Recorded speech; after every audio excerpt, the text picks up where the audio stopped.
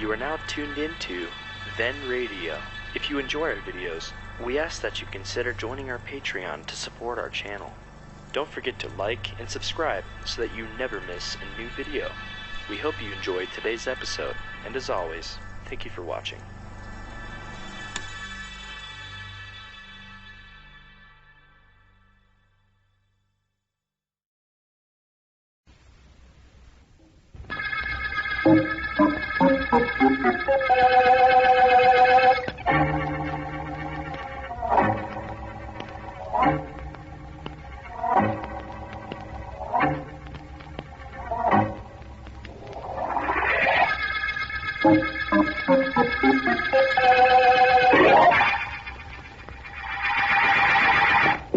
Well, Tom, might as well rest here for a little bit.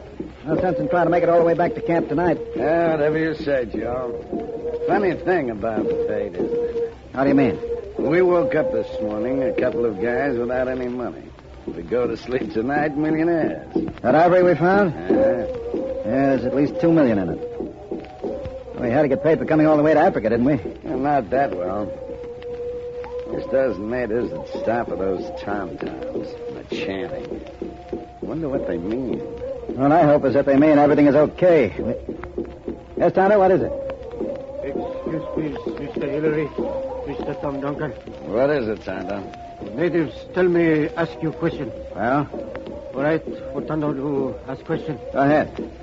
Natives say, please to leave ivory here where you find it. Say it belong here. Oh, they do, eh? You go back and tell them that the ivory belongs to whoever finds it. And we found it. Tell them to cut out those tom-toms. Please, Mr. Hillary, but tom-toms mean what they tell me to ask you to leave ivory here. Tell them to cut it out. Tondo, tell them. Only Tondo not sure other natives listen to him. Well, that's that. Yeah. Natives are superstitious. What natives aren't? Let's skip them for now. Let's talk about you and me. What about us? Well, just in case there's any doubt in your mind, Joe, let's understand this.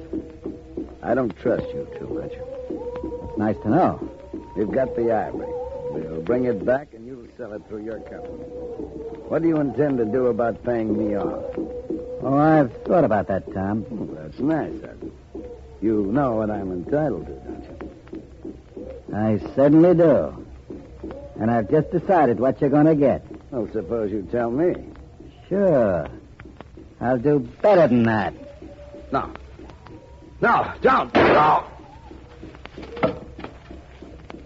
You wanted to know what I was going to do about paying you off? You found out, Tom. The hard way.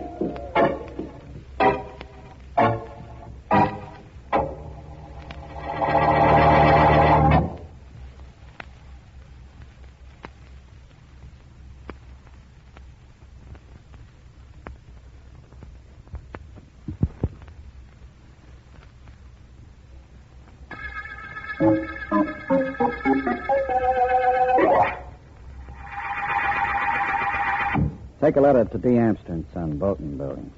You got that, Miss Benton? Yes, Mr. Hillary. Gentlemen, I just returned from Africa with a quantity of ivory, which I believe you will be interested. Mm-hmm. Quality is excellent. Samples are available immediately for your inspection. You will let me know when it will be convenient for... Come in. Tondo. Excuse, please, Mr. Hillary. Tondo. What are you doing in this country? I come take back ivory, Mr. Hillary. Ivory belong in my country. Get out of here.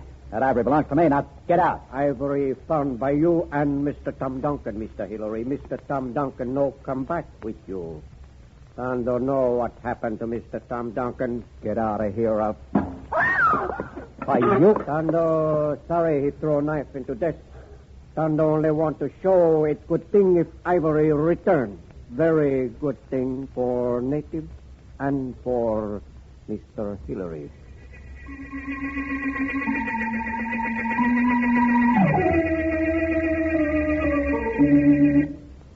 Please sit down, Mrs. Duncan. District Attorney Markham should be here at any moment now. Oh, you have spoken to him, Mr. Vance? Yes, right after you called me and said you'd be down here at my office. Markham said he'd be here, and I'm sure he will. Now that I've seen you, I'm not sure I want him here. tell. That's very flattering. I do better with a little encouragement. Let me understand something. Mm-hmm. You did want me to investigate your husband's death. That's true, isn't it? Oh, I can wait. Sorry I'm late. Hello, Vance. Oh, hello, Markham. Markham, this is Mrs. Tom Duncan. Her husband disappeared mysteriously while in Africa on an ivory hunt. Uh-huh. She thinks some investigating ought to be done. How do you do, Mrs. Duncan? At the moment, with two very attractive men, it seems as if I'm doing pretty well. Suppose we get down to facts, Mrs. Duncan. I suppose that might be an idea. Mr. Markham. Yes? As Vance told you, my husband was on an ivory hunting expedition in Africa. He didn't return. He went with a man named Joe Hillary, and Hillary claims Tom disappeared in the jungle and couldn't be found. Hillary's back in this country? Yes. I'll talk to him, Mrs. Duncan. But it seems to me that you've accepted rather casually the fact that your husband is dead. You're very observing. In view of that, Mrs. Duncan, why are you so interested in finding out who might have killed him, conceding that he was killed, as you obviously imagine? You want to know why I want to know who killed my husband? Yes. Well, Joe Hillary brought back a fortune in ivory. I think half of that ivory belongs to me. And I'm the kind of a person who doesn't get what I deserve. Only what I want.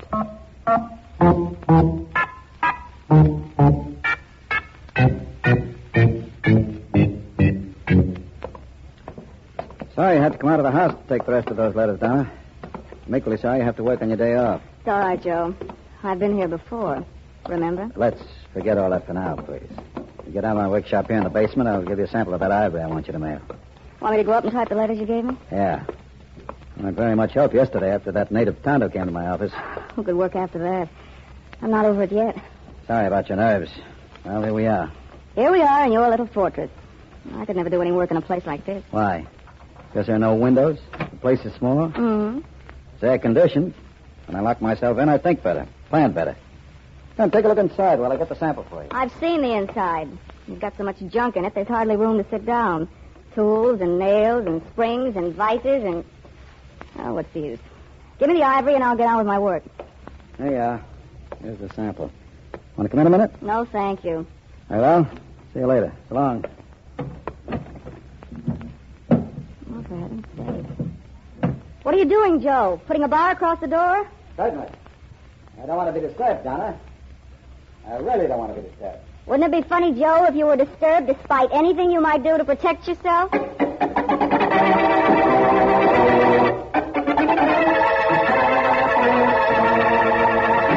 But I don't understand, Mr. Vance. You indicated when I was in your office that you would work on my husband's disappearance. Yes, I did, Mrs. Duncan, and I will. But there's no reason for my coming up to your apartment to make my plans. I'd like you to come. I want you to have a special interest in this case. Me. It would be much too disconcerting, I'm afraid. Oh, no. Please let me call you back when I find out something about your husband. Afraid there isn't anything else I can do. Goodbye, Vance. Happy hunting. Thank you. And the same to you. Goodbye. Well, I think I'd better go. Oh! Please, don't be afraid, Mrs. Tom Duncan. Tondo. How did you get in here? Through a window. Well, get right out through a window, whoever you are, and fast. Tondo, no get out. Tondo must talk to No, you. keep away from me. Keep away, I said. I told you to keep away. No gun, Mrs. Tom Duncan, no gun. No, that's what you think. Now, will you get out of here? Tondo must talk. Give me gun, quick. No. Give me gun. No, let go of my hand. Let go. Tondo, take gun. Somebody get hurt, maybe, Mrs. Tom Duncan. What do you want? Tondo work for Mr. Tom Duncan in own country. Help him and Mr. Hillary find Ivory. Tondo know what happened to Mr. Tom Duncan. Oh? Mr. Tom Duncan dead. Mr. Hillary kill him. I help you prove this to police. Unless Mr. Hillary return Ivory to me, I must bring Ivory back. Oh. So that's the idea, is it? And Joe did kill Tom. Sit down, Tondo. Sit down. Maybe we can work out something after all.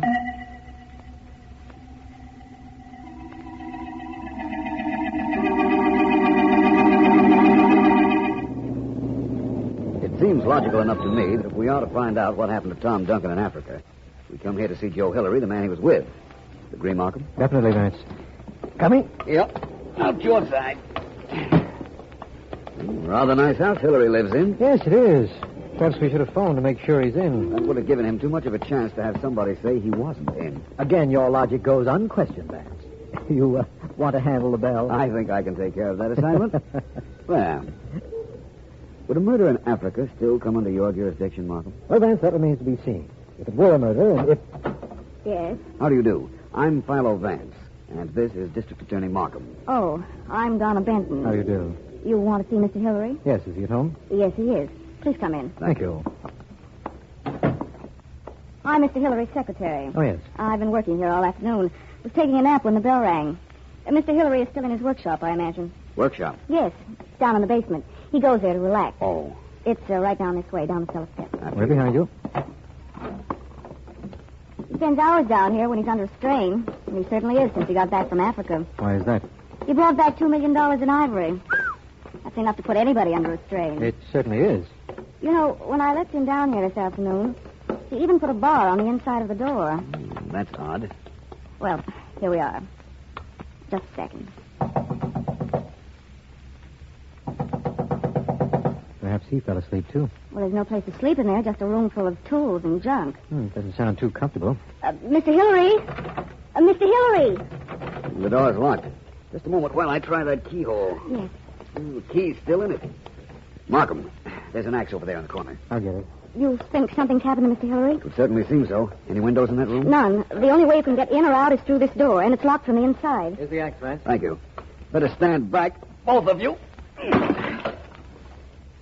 I hope nothing's happened to him. I hope you're right. There, you got through the panel, Vance. I'll reach in and turn the key. There. Yeah, now let's... the door still doesn't open. He barred the door from the inside. I heard him do it. Yes, sir. I can feel a bar. Wait just a second, and I'll get it off. If I can, but... reaching... let's go in, Vance. I'm with you. Pitch black in here. There's a light switch by the side of the door. You find it, Vance? Not yet, but I'm looking. Oh, where is... Oh, I've got it. There. Look at that, Vance. That body on the floor. On the floor with a knife in its back. Is that Mr. Hillary? Oh, yes. Yes, it is. Murdered in a locked room, locked and barred from the inside with no windows. Vance, this kind of a mystery should be enough for even you. Markham, right now, the only thing I can tell you is that it's too much for even me.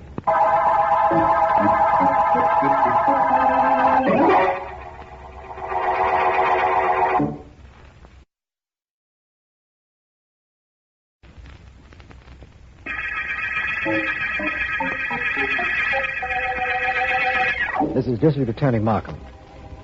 The Ivory murder case began in Africa, but culminated here in the killing of Joe Hillary, knifed to death in his small workshop under impossible conditions. We know that Tom Duncan, Hillary's partner in the ivory hunt, disappeared in Africa, and that Duncan's wife wasn't too concerned. But from Hillary's secretary, Donna Benton, we found out that Tondo, an African native, had threatened Hillary.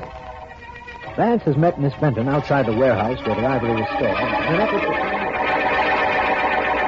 I imagine you were very fond of your employer, Miss Benton, and that his death must have come as a great shock to you. I'm very sorry to trouble you like this. It's all right, Mr. Vance. I don't see the purpose of coming down here to this warehouse, but if you do, I want to help. Thank you. The mystery of that locked room is too fantastic for solution at the moment. Perhaps I can get to the bottom of this case by finding the motive. I believe it to be the ivory that's stored here. Do you have the keys? Yes, I'm getting them. Here they are. I can see how $2 million in ivory might provide an excellent reason for killing your employer. I suppose that's so. Vance, there's a light on in here. There shouldn't be a light on. Somebody's been here. Somebody is here. You just knocked something over. Sounded like it came from that direction. Vance, look. That figure. Just going out the window. Stop him. I'll try. You! Stop! Stop or I'll shoot! Shoot, Vance, quickly. Did you hit him? I don't know. He was just getting out the window, and I'm not sure. Let's go after him. I'm afraid he has too much of a start on us. I'd better notify the police. They've got to find that man. Well, we won't find him. That man got too much of a jump on us. That is, if it was a man. If it was a man? Yes. Of course it was a man. We saw him go over the window ledge. He was wearing a turban. You saw that turban. That was Tondo Vance, the native I told you about. In that case, it shouldn't be difficult to pick him up. No, I guess not. However, it might have been a woman who wore that turban. But I tell you, Tondo wore one just like that when he came to Mr. Hillary's office. I know. All the more reason why somebody else might have worn one when they came down here.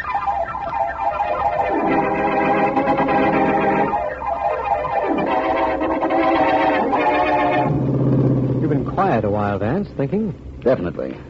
While we're en route to Mrs. Duncan's house, I can think of nothing better to do than try and figure out the mystery of the locked workshop where Hillary was killed. Now, you go right ahead. I won't disturb you. I bet you're glad I'm going with you, inasmuch as we're going to see Mrs. Duncan. Very glad. Markham, in fiction, there are several ways people have been killed in locked rooms. Certainly. The most commonplace one, of course, is where a thin pair of pliers is used to turn the key from the outside. Then there's the business of trapdoors, false windows, and so on. Uh-huh. Only none of them apply to this particular locked door situation. Wait a minute, Vance. Yeah? I think I have an idea. What is it? Now, this is going to be in your territory a little, but listen. Let's suppose that the knife was attached to one of the springs that were in that workshop. It was an iron pipe, let's say, so that it would be pointed in the right direction. Go on. Well, a wire held the spring back. The wire was brought around the floor and placed in a position where, when Hillary nudged it or kicked it or tripped over it, it would let the spring snap and hurl the knife into Hillary's back. Vance, it could have been done that way. You mean because of all the wire and springs lying around the room, it would be something Hillary wouldn't have seen? That's right. It's possible. That's it, Vance. It's the only possible explanation. It might have happened that way. I'll let you know after we see Mrs. Duncan. Good. You know, I rather like myself for that theory, Vance. I assure you that the affection is not misplaced. But what I want to know right now is whether Mrs. Duncan wore a turban and got herself shot at by me down at the warehouse. And if she did? You'll find out, my friend. And so will she. I'm fairly certain this case is coming to a very successful conclusion, Markham. We know how the murder was committed. All we have to do is find out who did it. I never agreed that we did know how the murder was committed. All I said was your theory was possible. Hello, Mrs. Duncan. Well, Vance. And Markham. What did you bring him for? Protection? Perhaps. May we come in? Why? Well, for one thing, so we can ask you why it is that your arm is bandaged. I sprained it. And you see, you can ask that just as well when you're standing outside. It isn't the answer he expected, I can tell you that. He's given me so many wrong answers. What could he expect? I'm sorry I can't invite you in, gentlemen. Unless, of course, this is a very official visit, in which case I have no alternative. It is official, but we have no warrant, if that's what you mean. Your arm interests me very much, Mrs. Duncan. Good day, gentlemen. Please call me if there's anything else I can do for you. Mrs. Tom Duncan. Mrs. Tom Duncan. Oh, I'm coming, Tondo. And I'll have that arm of yours fixed up in no time. Bullet wounds can be very dangerous. You fix for Tondo. Mhm. Tondo, remember this always. Oh, it's all right, Tondo. It's the least I can do for you after all you've tried to do for me.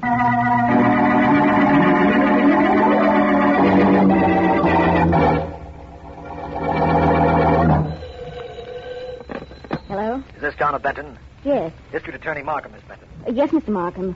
Have you found out anything yet? Vance and I think we have. Oh, what is it? Would it be convenient for you to be at Mr. Hillary's home this afternoon? Why, yes, I imagine so. Please be there, then. Of course. Philo Vance thinks there will be some people there you want to meet, and for that matter, so do I. What's the reason for this? I think we can prove how your employer was killed and who killed him. Pretty good reason, don't you think?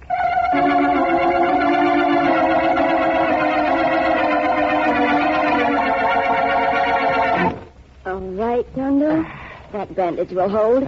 And after you put your coat on, nobody will notice it. Thank you, Mrs. Tom Duncan. Thank you. Now, I must go back and get Ivory. Well, there's really no hurry about that, is there, Tondo? I mean, you can wait a while, can't you? Tondo must bring Ivory back to own country. His reason Tondo come here. Tondo sorry he caused many people many trouble. Tondo should be sorry. Oh, Mr. Vance. That's right. While Markham and I were talking to you a little while ago, I took the liberty of snapping the lock on your door so I could come back. You not want him here? Tondo, take care of him, Mrs. Duncan. That would be a man-sized job even if we had two good arms, Tondo. No, just sit there till we hear what Vance has to say. It isn't very much. I just want both of you to come down to Joe Hillary's workshop in the basement of his house at 4 o'clock. Oh? You see, we've figured out, at least Mr. Markham has figured out how the murder was accomplished. We want you there. Why us? Oh, come now, Mrs. Duncan. I think we can prove who killed Hillary. So it's practically imperative for you two to be there.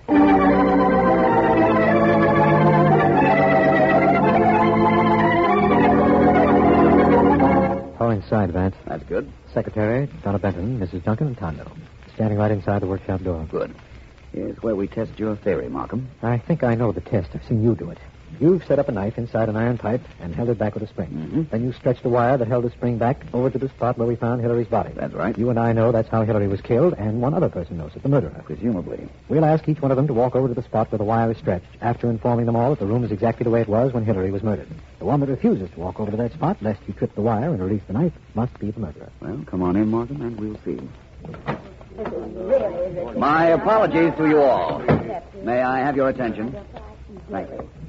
You're all entitled to know why you're here. Well, I should think so. There was a murder committed in this room. A murder committed presumably behind a locked and barred door. That's right. All right, Markham, take over. Right, Vance.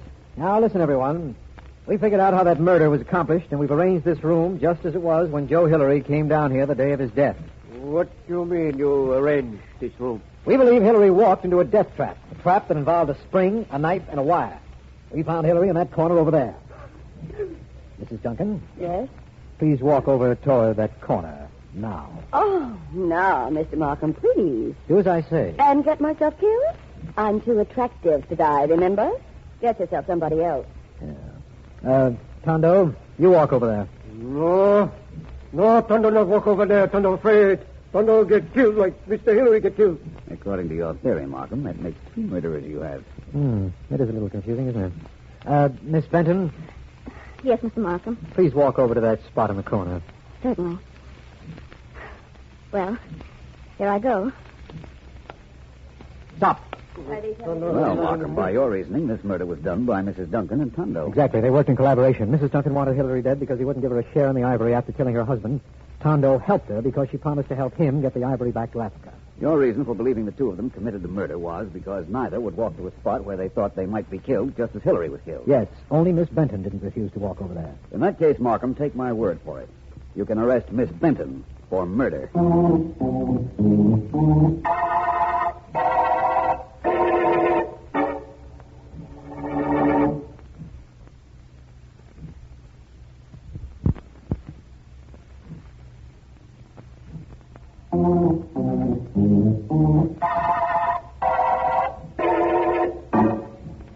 Why couldn't I have killed him? What was I supposed to do? Let him kick me around the rest of my life? now, really, Lie to me, Miss- promise me things. This is You know when he got that ivory plastic, he kicked You me anything out. like this, Markham? Sure, I killed Take her out, him. Daniels, will you? I'd do the same Come thing on now, again. Let me That's go. enough. Come on I'd now. kill him again. Oh, I was just tired. Oh. Vance, did you ever know a man as wrong as I was back in the Hillary house? Forget it, my friend. Your theory was excellent. Really, it was. Well, The murder might have been done the way you said. only it wasn't, and that doesn't make me feel any better. How was it done, Vance? First of all, let me tell you why I didn't think it was done your way. Yes. It took too much for granted. In order for your idea to work, Hillary would have had to be in one particular spot in that room. Well, suppose he never went to that spot. In that case, he'd still be alive. Only he'd have found the wire and have known who planted it. Oh, No, Markham, the murderer wouldn't have taken that chance. apparently not. But tell me then, why did Tondo and Mrs. Duncan refuse to walk toward that spot? Why shouldn't they refuse? You announced you were going to make them do just what Hillary did when he was killed. Isn't that enough to make any normal person refuse? Yes, it is. And Donna Benton, knowing exactly how she killed Hillary, would have no compunction about walking into any corner. That's right. Like to know how the murder was committed? I most certainly would. Hillary was alive, but unconscious when we started with the axe on his door. Uh-huh. Miss Benton's confession will tell how she drugged him before he went down. I'm sure of that. If you say so, all right. Hillary is alive. We broke down the door. Then what? Then Miss Benton ran over to where his body was, plunged a knife into it, while you and I were fumbling for the light switch. She saw the body in the dark? Yes, she could see the outline. That was all she needed. I imagine if we hadn't gotten there, she'd have called the police and would have done her little knife trick when they broke down the door. Well, all I can say is thanks, Vance. Thanks for figuring this out. I have to admit I imagined you would from the very beginning. All I can say is that I'm glad we're at the end of the Ivory murder case.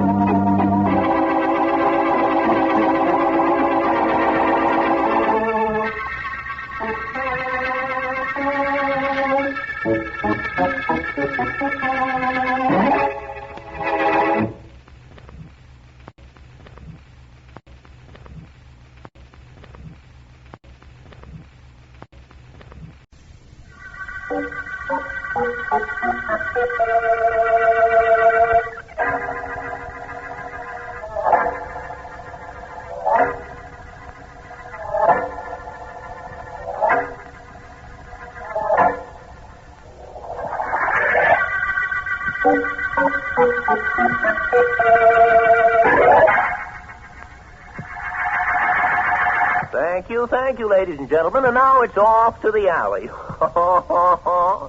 How's that, Mr. Payne? Mm-hmm. Anybody can do that. Let's hear something else. Well, look, Mr. Payne, I can imitate anybody. Anybody at all. You just say who you want, I can imitate him. I've been doing this kind of thing in nightclubs for years. Mm-hmm. How about that meek little fellow? What's his name? Oh, you mean the fellow who talks something like this?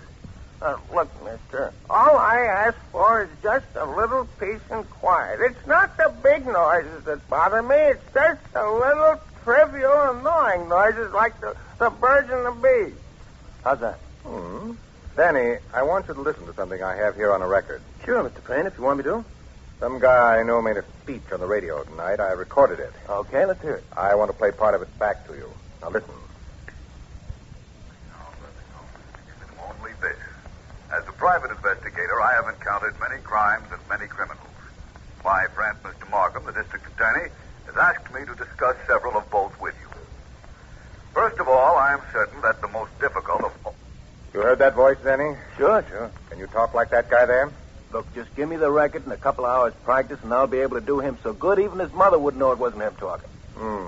How much do you make in that nightclub, Danny? For me? You don't see anyone else here, do you? Oh, I'm good for $250 right now. $300 sometimes. Tell you what I'll do. What's that? I'll give you $1,000 to talk like that guy on the record. $1,000? Just open my mouth? No, not exactly. You'll have to keep it closed about this for the rest of your life.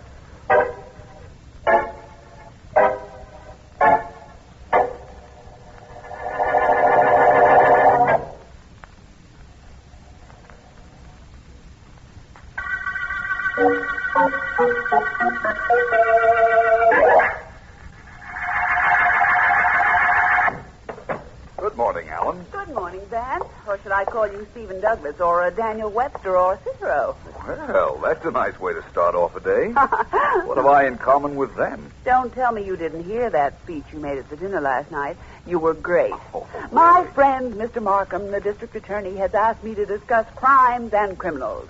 The most difficult crime, in my opinion, is the simple crime, because in its lack of incidentals... All right, Ellen. I made a speech last night. Sounded to me like it lasted 3 weeks. Oh, please. Actually, it wasn't bad, though. Well, that's nice to know.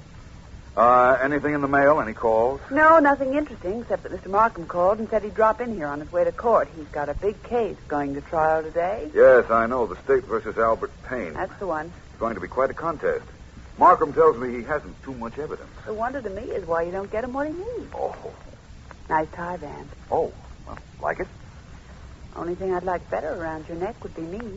Or am I too forward? Well, I wouldn't say that exactly, but you're in absolutely no danger of bumping into that desk behind you. Thank you, John Calhoun. Oh. Good morning, both of you. Hi. Well, hello, Markham. Come in. Just dropped in so you could wish me luck in the case today, Vance. Well, glad you did. I hope you don't have too much difficulty getting a conviction against Payne. Oh, you're a cinch. Hey, too bad you two aren't on the jury. Well, for $50, I could be tempted. Ellen. All right, but I'll tell you now, I'd be one of the best jurors money could buy. Ellen, if you... Seats, I know. You know, a good secretary always anticipates the wishes of her employer. No doubt. I wish I could be in court today, Markham, but I'll show up tomorrow. You ought to be under a full head of steam by then. I certainly hope so. As I understand it, Payne has created quite a defense for himself while he's been out on bail, but we'll worry about that when we come to it. That's a good attitude. Say, I don't think you know the sequel to the Ivory murder case, do you? Well, the one we worked on last week. Yes. Is there a sequel? Well, not exactly a sequel, but that African native was deported this morning. Oh? I certainly was going to make a beautiful mistake in that case if you hadn't interfered, Vance. You'd have found the real murderer eventually, Markham. Perhaps, but when you told me I was on the wrong track, I stopped my activities immediately. Only believe me, I didn't know any reason other than your request. It all turned out well, didn't it? It most certainly did. Well, then. And I guess I'd better get going to court. Thanks for everything, Vance. Keep your fingers crossed, and I'll get a conviction against Albert Payne before the week is over. I will, Markham. I'm sure you'll see to it that the pain is removed from the public.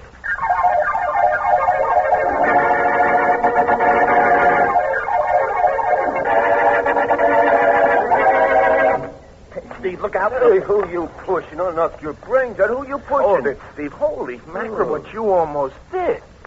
What did I almost do? You almost walked under that there ladder. Well, so what? So what? Yeah. Stevie, that's the worst thing you could do. Well, good thing Mr. Payne didn't know there was a ladder on the way. He never would have sent us. Never. Hey, the boss ain't superstitious, dope. He sent us to grab a guy. He wouldn't care if we had to walk under a black cat. He wants that guy grabbed, and we're the guys that can do it. Except if he's wearing a black hat. You know you can't never grab a guy wearing a black hat. It's unlucky. If we take any more time getting to that guy we're after, it'll be unhealthy for us. You got your gun? Yeah, sure. All right, now keep it handy. Might have to bang this guy on the beak with it in case he wants to argue. Hey, you know where to find this character, don't you? Sure, I got his address, the Harris apartment. And his name is written right here. Philo Vance.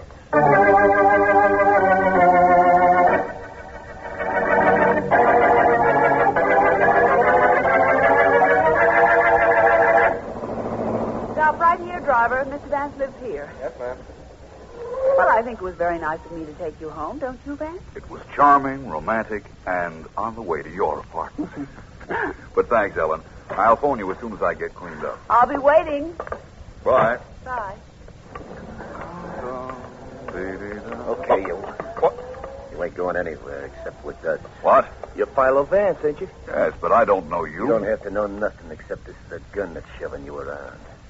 We got a car, Vance, and you're coming with us. Sorry, I have a previous engagement. Stevie, let the guy alone. He's poisoned. I just saw a star fall down. That's bad luck, Steve. If you think that's bad luck, what's your opinion of this? We can take him, Jerry. He's only one guy. Yeah, but he fights like he was nine. Clip him with that gun of yours like I told you. Sorry, but I don't like my... Oh!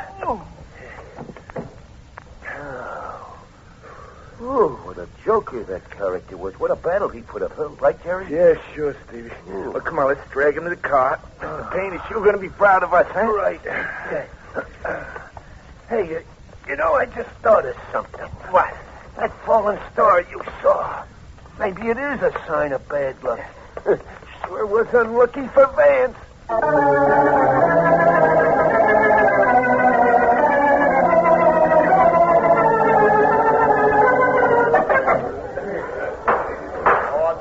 Order in this court.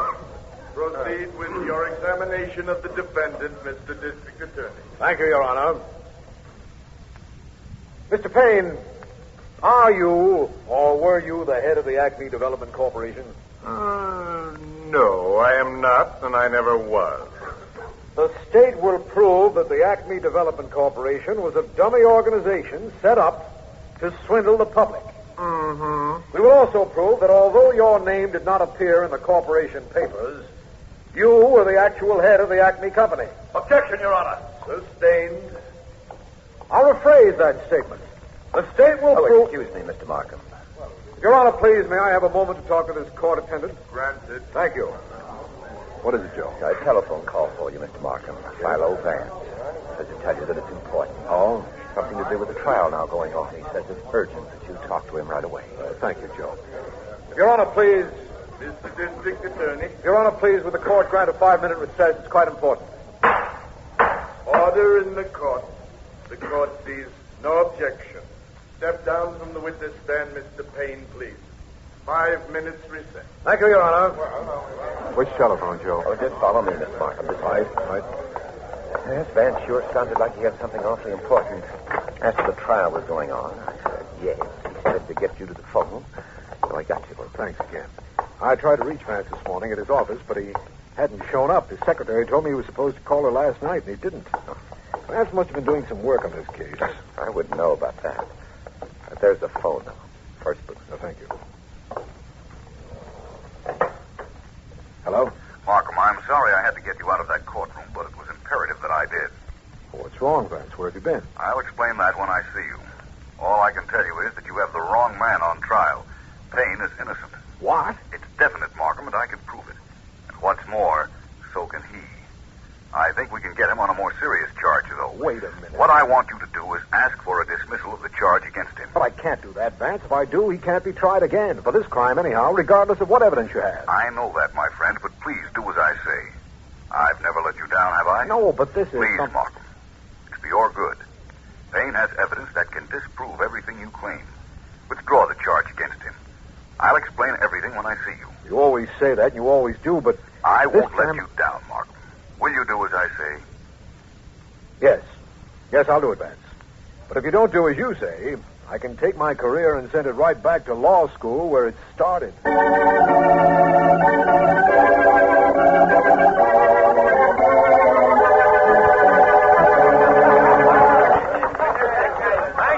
Thank you very much.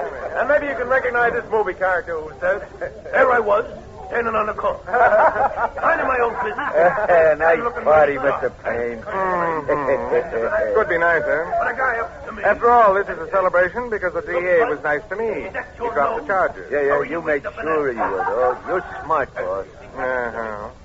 That kid doing the impersonations out on the floor helped. Yeah, how do you mean? Skip it. The only thing that... Hey, Jerry, where'd you get that eye? At the chin. Mr. Payne, that guy I had tied up, that Vance guy. What about him? I was taking him out in the car to knock him off, like you said. His hands was tied, but I let him smoke a cigarette, and I guess he burned the ropes or something. Next thing I knew, he jumped me and knocked me cold and beat it. Stevie, I told you that fallen star. Remember, I told you it was Shut a up. luck. Vance got away, huh? Yes, sir. Jerry, I'll take care of you later. Wait a minute. All right, everybody. Thanks for coming, but the party's over. I had a big day, and I've got to get to sleep. Well, Mr. Payne, thanks for everything. I guess I'll be going now. Wait a minute, Danny. Huh? You did a good job on those impersonations. I want to thank you. Oh, gee, you did fine with the dough, Mr. Payne. Not at all. Everybody's gone now, boss. The joint's cleaned out. Right, Steve? Sure is. All right, you two, grab this Danny guy. Hey, hey, what's the idea? I didn't do nothing. What do you want with me? I'm sorry, Danny, but with Vance alive, I can't let you be. Vance? Who's he? He's the one man who'll know you impersonated his voice. Yeah, but... He'll get you to talk. No, I no. can't let that happen. Hey, wait a minute, Mr. Payne. Wait a minute. Holy number, The boss is going to use a knife on this guy. Just keep holding him, Mr. man, you gotta believe it. I did it. Let him drop, boys. You know something, Jerry? What? This guy was a great impersonator even when he kicked off. He died just like Jimmy Keg.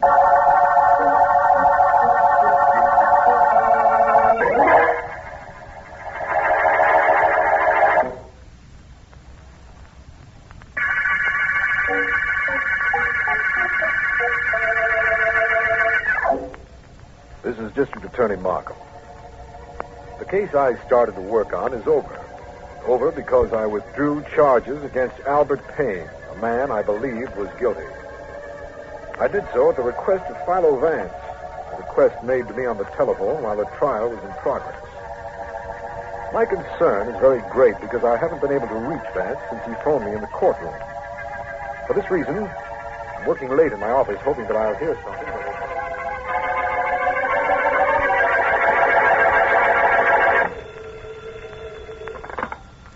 District Attorney Markham speaking. This is Ellen, Mr. Markham. Any word from Van? No, Ellen, not since he called me at the courtroom. You've heard nothing? No, not a word, and I'm awfully worried. He never showed up at the office today. At least we know he was all right about 2 p.m. when he telephoned me. That's something. Are you sure it was Vance?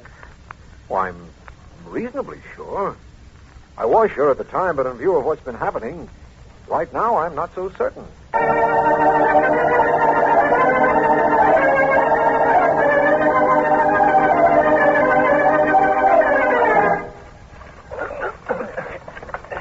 Jerry, are you shoving? Sure, I'm shoving. What do you think I'm doing? I'm shoving. Only it ain't easy to push this jalopy up a hill, you know. Just be happy you ain't in it. when it goes over that cliff. See how happy I am? All right. There we are. That ought to do it, Steve. Yeah. Ooh. Anybody ever finds a wreck of this jalopy down there, they can also get a good look at what was once a pretty good mimic. Danny Duncan. Now, Steve, look, I wonder how he liked being pushed up this hill. Now, look, stop talking like that about a dead guy, Steve. That's unlucky. You and you're unlucky. Everything's unlucky. All right, come on, let's get this heap over the cliff now. All ready? Yeah, sure. Here we go. Push. There she goes.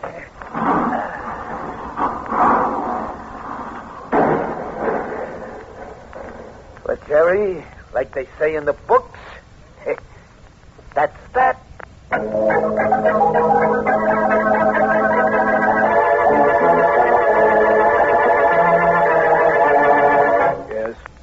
Yes, I have the details. A crash was heard, investigated, and you found a battered jalopy at the bottom of the cliff. In it was a man who had been knifed to death. It was Danny Duncan, a nightclub entertainer. That's it, D.A. We'll call you back if there's anything else. I'll do that. Thanks for calling. Hello, Markham. Thanks. Am I glad to see you? Where have you been? What's happened? I've been knocked out, dragged out, and taken for a ride, Markham. But I'm here now. Yes. Sit down, man. Sit down. And very anxious to get to the bottom of all this. What was that call you made to me at the courtroom this afternoon? Call I made. Certainly. You telephoned me to ask for a dismissal of charges against Albert Payne. And I did. Markham, I never called you. What? No. Now, don't tell me that. I recognize your voice. Now, Vance, listen to me. You definitely... I definitely what? I know what's happened now. I just got a report of the murder of a nightclub entertainer, Danny Duncan. A very well-known mimic. Yes. That's it, then. It was Duncan who called me and pretended to be you. You were kidnapped to prevent your coming on the scene and spoiling Payne's plan to have me drop the case against him. Well, certainly looks like we've been outsmarted, doesn't it? I could have sworn that was you on the telephone. And you've done similar things before, Vance. Called me and asked me to lay off something until you could give me conclusive evidence. I know. And apparently Payne knew that, too. But in order for his plan to be foolproof, Markham, he had to kill Danny Duncan. Well, the next time he goes to trial, I personally guarantee it will be for murder.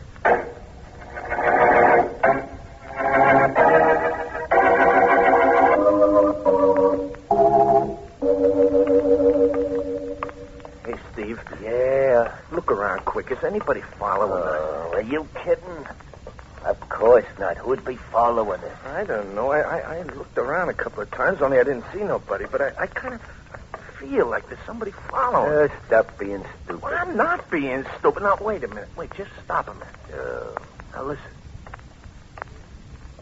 Hey, you hear that? You hear that, Steve? So it's somebody else on the street. Yeah, but there ain't nobody on the street. Nobody but us. Hey, maybe it's that Danny Duncan come back. Steve. Get your hands off me. What's the matter with you? Nobody's there. Are you getting yellow or something? Yeah, but Steve. Oh, come on. Steve, come I'm on. afraid. I'm awful afraid.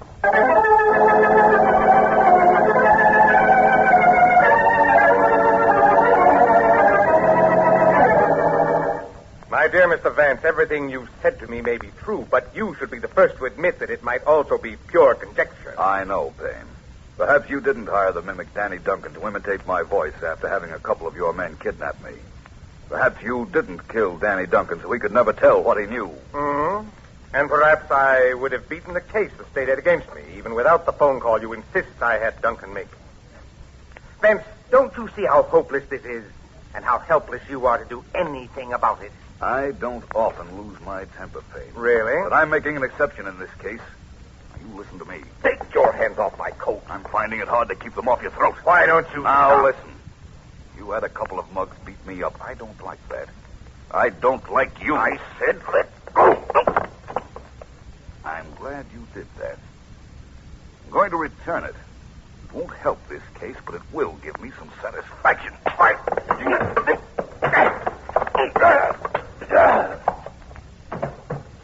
You don't think I have anything on you, do you, Payne? Come on, get up and talk. That's right. I don't think you have a thing on me. I bet my life you don't. Don't look now, Payne. But that's exactly what you're betting.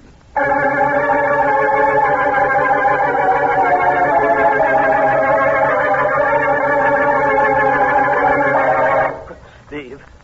Steve. Hey, Steve.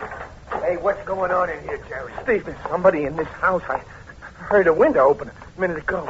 I heard it, I tell you, Steve. It's Danny Duncan. Like I said, he's come back. Will you shut up and go back to sleep? I can't. An hour ago, you heard footsteps. Danny Duncan is dead. You know that. Sure, I know it. That's why he's come back, Steve. Because he's dead and we helped kill him. We were holding him when Mr. Payne stabbed him. Now, look, stupid. Danny Duncan is gone. But, Steve... Yeah, but I'm here. If you bother me again, I'm going to come in and work over you myself. Now, go to sleep. Steve, don't go. Stay here with me, Steve.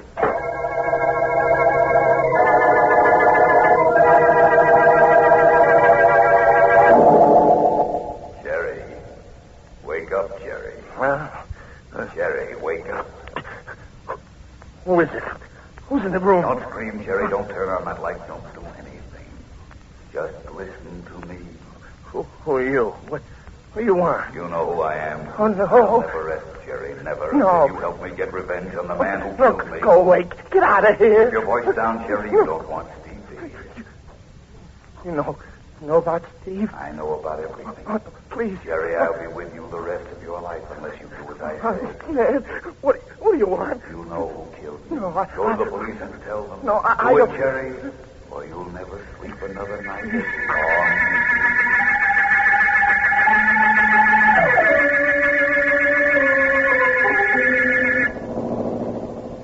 You asked me to keep my fingers crossed, Markham. Now it's your turn. It's hard driving the car that way, but I'll do it. You haven't any further to drive, my friend. This is Payne's house. Oh. Come on in with me. Okay. If I'm right about everything up to here, this case should be over soon. Well, that's the best news I've had all day, except for one thing. Payne is an extortionist and steps into larceny very often. But I didn't have too much evidence against him, although he, of course, didn't know that. Anyhow, now I don't feel quite so badly. Good. I feel partially responsible. What? Inside the house, Vance. Those shots came from inside. Let's go. Try the door, Markham. It's open. This way. They came from this door here. Right. Come in, gentlemen. What long as I live? It wasn't very long. I guess... What's going on here, Payne? Pretty obvious, isn't it, Markham? This man broke in here with a gun. He's still holding it. Fired at me. I got my gun and shot him. What brings you here? And what's with your friend Vance? I think this is it for you, Payne. Mm-hmm. What makes you say that, Vance? Jerry came here to tell you he was going to the police because he believed it was the only way he could keep Danny Duncan's spirit away from him. Danny Duncan? Who's that? Oh, no, Danny, I did what you said. I told Mr. Payne I was going to the police. I wanted to warn him. Well, you really killed Jerry this time, didn't you, Payne? Couldn't Did I? let him finish what he was saying, could you? You know my story, Vance. He broke in here. I shot him in self-defense. It wasn't self-defense just now, Payne. You murdered him right in front of us. Your story won't stand up now. You won't stand up very long either, Markham. Oh, wait. I grabbed his arm and deflected the gun, Markham. Get away from me. There. That's better. Now, both of you stay right where you are. Don't take a step. Vance, don't. Why not? I'm coming to get you, Payne. Don't take another step, Vance. Don't do it. All right, I warned you. It only holds 6 shots, you know, Payne. Now I'll take that. Good boy. Keep away, Markham. This is for me.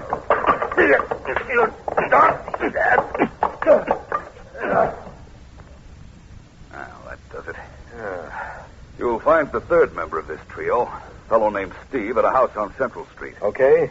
You have a real case against Payne now, Markham. You'll never beat this one. That is, if you don't telephone me during his trial. I'll never do that again, Markham. No more telephone calls.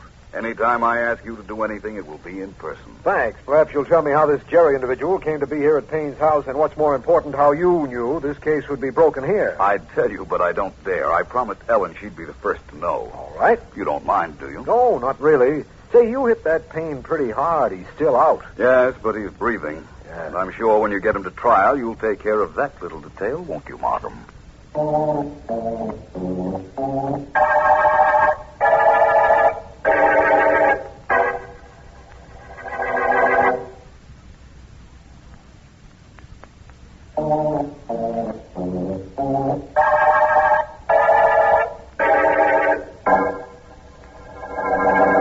The only thing thing I don't understand, Vance, is what made that Jerry character go after Payne. I knew he would, Ellen. I knew he was superstitious.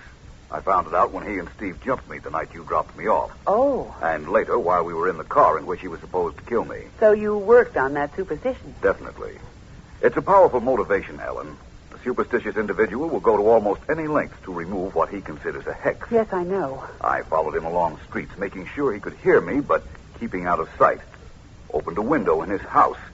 Even sneaked a public address system into his bedroom to plant the idea that I was Danny Duncan's ghost. Pretty good planting, I'd say, inasmuch as it sent him after Payne. That's what I did it for. He got to Payne's to warn him he was going to the police before Markham and I had a chance to get there.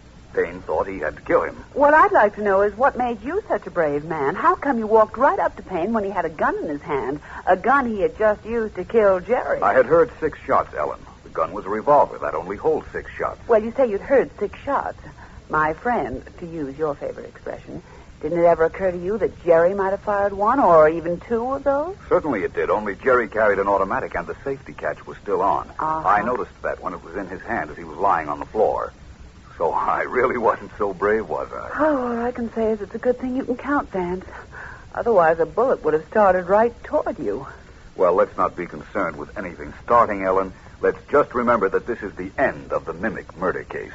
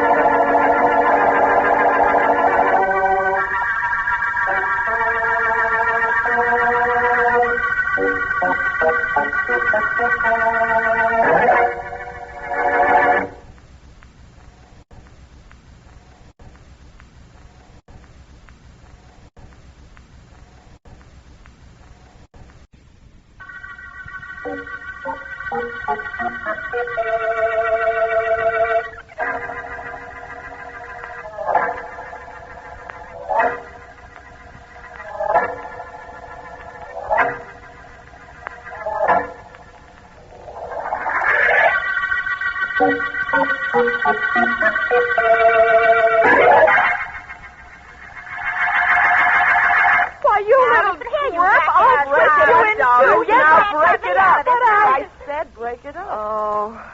Joan gets excited, doesn't she, Grace? Oh, why don't you both stop? I won't have you two fighting, do you understand? Yeah. Only why you brought her in with us, I'll never know. There must be so many things you'll never know, dearie. Why, pick on little old me. There she goes again, starting in. Oh, for heaven's that sake. phony accent and that phony blonde hair. Oh, the girl carries on. Now, that's enough. Oh, both of you listen to me. Oh, she's such a... Doris. Yeah? You know, I like the way you've been operating. Why, thanks. You look good. You talk good. And you've managed to crash a lot of society parties that paid off. Well, we've been able to fence the stuff you've lifted, Doris, but what do we get for it? Only half of what it's worth. Well, what? So let's skip that kind of petty stuff. Well, what do we do instead? Now, I've got something big on the fire. Very big. That's the reason you imported this? I sure wish she'd leave poor little old me alone. Now, Doris, I've told you... I'm sorry, Grace, but look, let me do one more job, will you? What's that? There's a blonde mink coat belonging to a Mrs. Williams that I want for myself. It'll be a cinch to grab, and I want it. Mrs. Marilyn Williams? That's right. Oh, you can never get into her house. Why, it's guarded better than Fort Knox. Oh, I've got a way. All right to try it? Okay. Go ahead. Sure. Go ahead. Maybe you'll get caught, and then Grace and I wouldn't be bothered with you all. Oh, that did it. Grace, what's she doing here? Who is she, and what do we need this baby-faced dame for? Tell her, Gracie.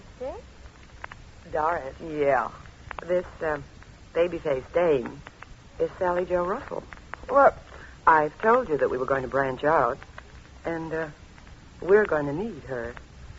I brought her here because she's wanted. Not by me. No. No, not by you. By the police. For murder.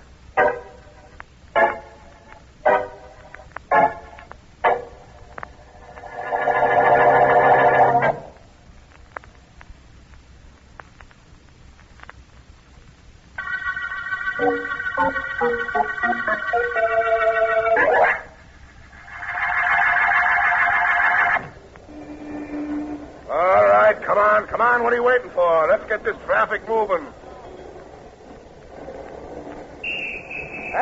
Get that car moving. No parking on this street. Hey, lady! Look out!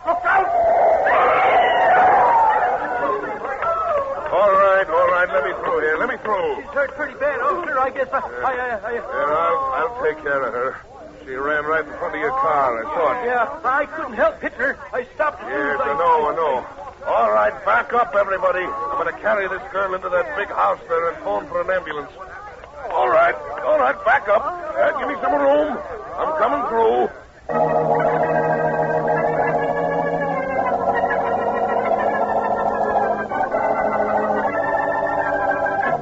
Yes, I know. You know, do you? That's fine, you know. What's that supposed to do, make me happy?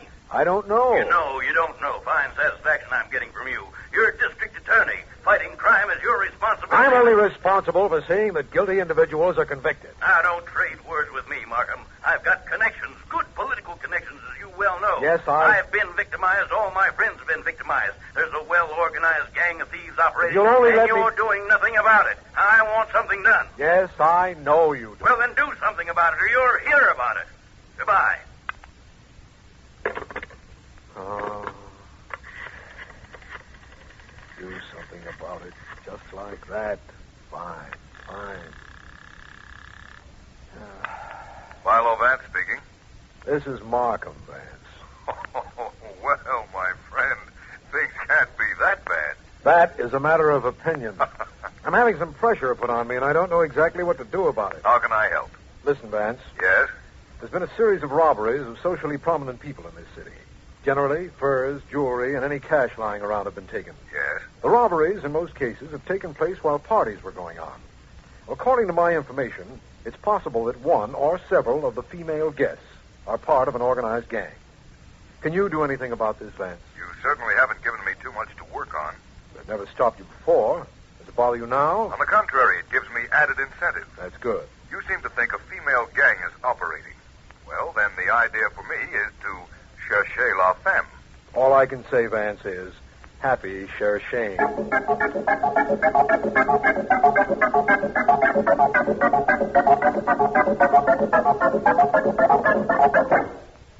Like this coat, Grace? Yeah. Get a look at the bag.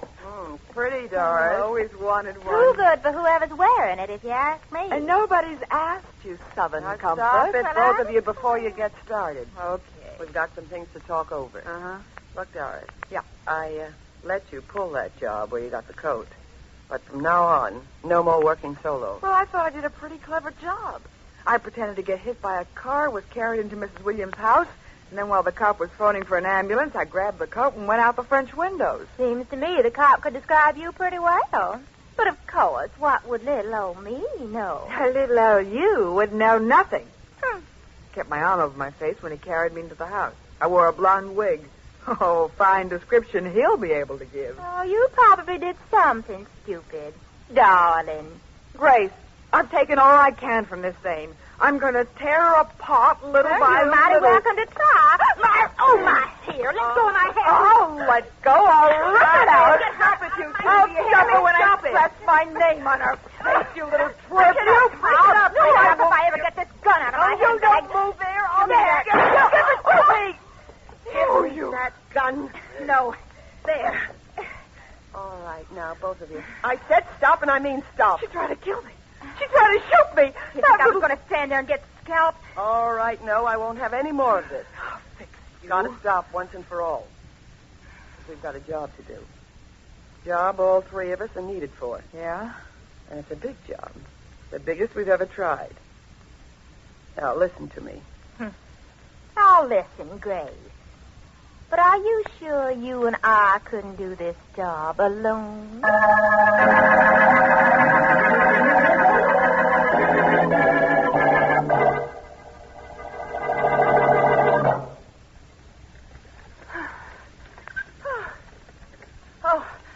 How many more times do I have to push these pedals? Please continue, Mrs. Williams. It is excellent for the figure.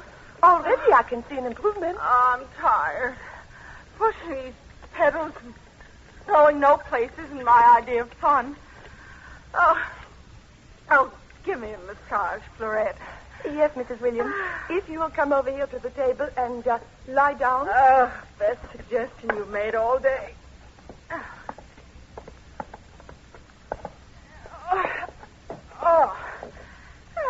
There. How's that? Oh, that is fine. Now I cover you with this sheet, and I work on your shoulder first. Hand me that box of chocolates, Florette. Oh, but Mrs. Williams, your figure. Oh, I've got to give you something to work off, don't I? Oh, chocolates, please. Well, here you are. Thank you.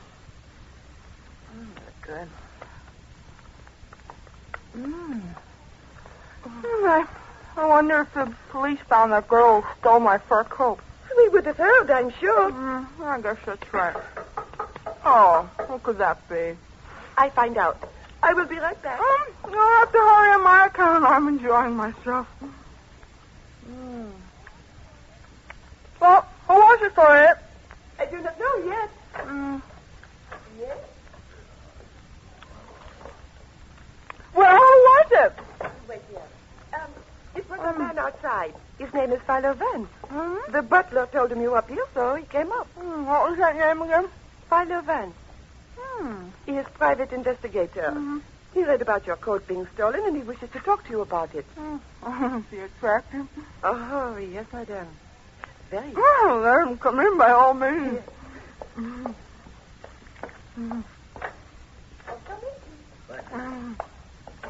Hello, Mrs. Williams. I'm Philo Vance. How do you do, Mr. Vance? Chocolate? No, thank you. You don't mind if I have... Oh, go right ahead. Thank you. Mrs. Williams, your fur coat was stolen. A woman faked an accident, was carried in here, and she took the coat and disappeared while the policeman was calling for an ambulance. You read about it in newspapers? Yes. Will you tell me what the woman looked like? I haven't the slightest idea. I was sure.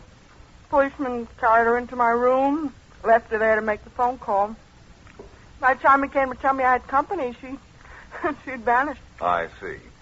I thought perhaps you might be of some help, but apparently I was wrong. Oh, I'm sorry. Oh, can I get you something to make up for it? No, thank you very much. I have my massages at the club. Vance, there is something I didn't tell the police that maybe you'd like to know. Yes? No, a woman, whoever she was, took a pair of stockings that belonged to me in addition to the coat. She left a souvenir, one torn stocking of her own. She left one stocking here? That's right. Well, I'll have Florette get it for you if you like. Yes, indeed. Ripped, but it might mean something to you. It certainly might, Mrs. Williams. When she left her one stocking, our thief made her one mistake.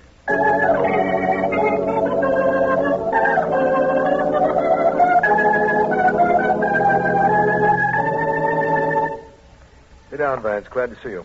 Thank you, Mark. I dropped in to report a little progress in the case you asked me to work on. How little? Very at the moment. But look at this stocking. Here. Looks just like a stocking to me. It's ripped, but what's it supposed to tell me? I'll tell you what it tells me. It will help me describe the girl who stole Mrs. Williams' fur coat and who might well be part of the gang that you're looking for. Please go ahead and do your describing. The girl is slender, tall, particularly fastidious about her clothes, has a disciplined mind, and is a brunette, I believe. You know that from this stocking, Vance? It's true. Notice the length of the stocking, Markham, and the size. Yes. It's marked 11. That's very large. Indicates the wearer had a large foot. Hence, I believe she's tall. Now, what's this about being fastidious in her dress? She took the time to steal a pair of stockings from Mrs. Williams' room, even though she was in a hurry to get out, because she didn't want to be seen on the street with a ripped stocking. Uh-huh. And why is she a brunette? Because the policeman who picked her up said she was a blonde. The woman was careful to shield her face. The blonde hair was obviously used as a decoy. I agree with everything so far. But you claim she has a well-disciplined mind. Yes. How can you possibly say that? The fact that she left only the ripped stocking at Mrs. Williams' house. Markham, she took with her the other stocking she was wearing. What good will one stocking do her? And how does that explain that she had an orderly and well-trained mind? I'll let you know as soon as I know whether I'm right or not. At the moment, I'm going to see whether or not I can find her. And only one thing disturbs me about that. And that is? I haven't the slightest idea where to look.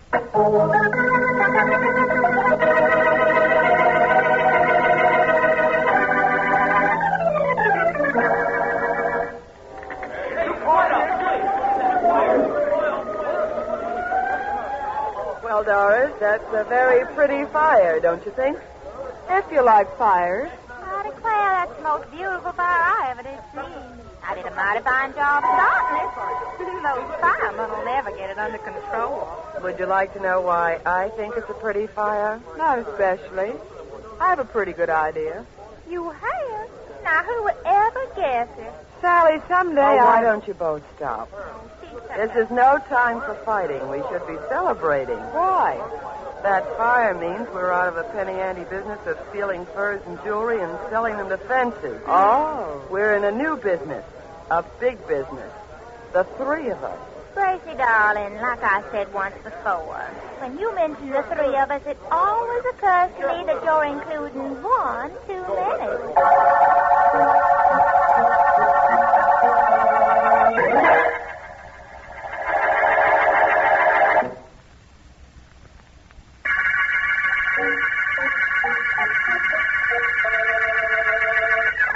This is District Attorney Markham.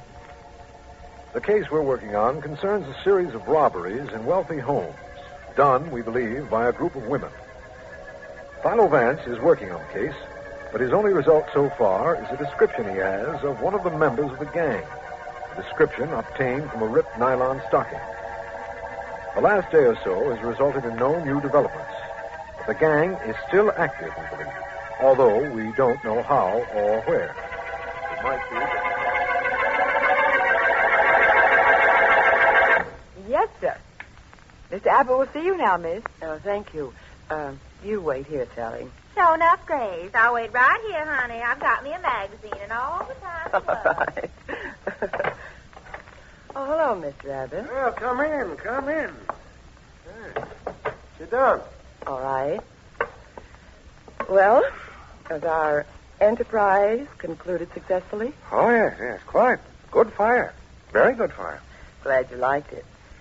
Now, there remains only one little detail. The matter of... Just a moment, please. Yes? Will you want anything more tonight, Mr. Abbott? I know. You can leave now if you like. Thank you. Good night. Good night. My secretary. So I imagine. Mr. Abbott. Yes? I was about to say that there remained only one detail of that little job we did for you. Oh, so? You gave us a deposit. We set the fire. You collect the insurance. Now we want our money. $20,000 was the balance. Was it? Oh, now don't get cute. Well, is there something you think you might do about it if I refuse to pay you the rest of the money? Don't forget, you committed the crime. You arranged for me to do it. Yes, I wonder how you'd ever prove that. Good day, Miss Dilling. Wait a minute. I said good day. Just wait one moment, would you, please, Mr. Abbott? What do you want me to wait for? You'll find out. Sally, Yes? come in here a minute, will you? Oh, I sure enough will. What is it, honey? Sally, Yes?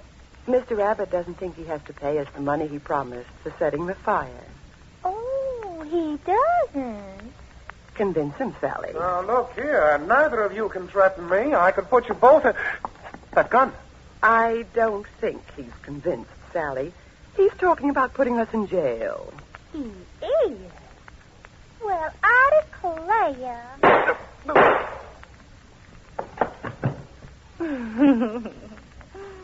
Wasn't he the silliest man?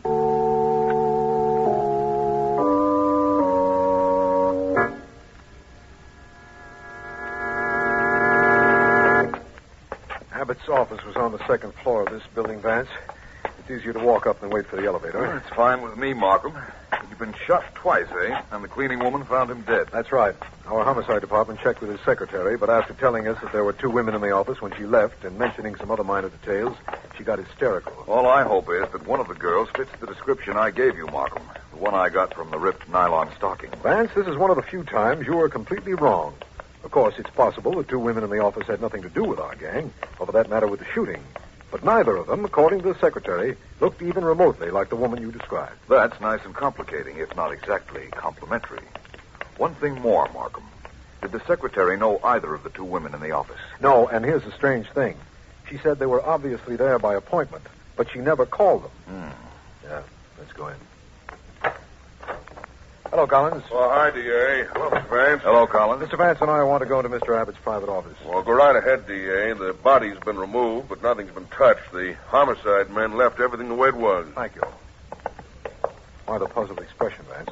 The women were here by appointment, but the secretary didn't make the appointment. That means something? It might. I want to take a look in Abbott's desk. Oh, here it is. What are you looking for? A book with telephone numbers in it. Private phone numbers, if there is such a thing. And there certainly should be. There generally is. Yes, here we are. It's the book, but it seems to be blank. Wait a minute. As you were going through those pages, I thought I saw some writing toward the middle of the book. Go back a bit, will you, Vance? Yes, sir. Hope you're right. Might be a very important thing if you were. There, Vance. Right there on that page. Oh, yes. 5 phone numbers. No names or addresses, just 5 numbers. Well, what do we do now? Now we do 2 things, Markham. We call every one of those numbers, and we hope one of them will lead us to those 2 women.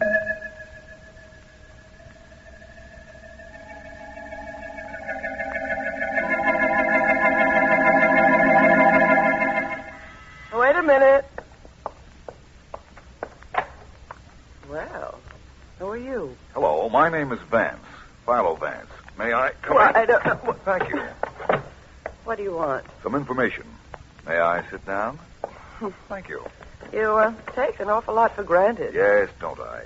Your name is Grace Dilling, isn't it? I found your phone number. You think there's a reward for returning it? The only reward I expect is satisfaction. I think... Who was it at the door? Oh, company. Come in, please. My name is Vance. I'm glad to see you. Very glad. Tall, dark, slender, very well dressed. Well, what's with this individual, Grace? What does he want? I don't know, but I'm going to find out fast. Now, look, you forced yourself in here. Force yourself to leave, will you? Where is that dame? I'll kill her. Grace, is that Dora staying in there with you? Oh, Sally! I don't care. We've got company. Oh, I don't care who we got. If she's in there, I'm going to give her a talk. Going over, she'll never... Well, forevermore. How are you all, sir? Well, that was a quick transition, if ever I saw one. Look, Vance, don't make me get tough. Oh? This is my house. You've got no right here. I could throw you out and be perfectly justified. You know that, don't you? I also know you're big enough to do it. Oh, I'd hate to think you meant anything personal in that remark. Your hat's right there on the table, Vance. Goodbye.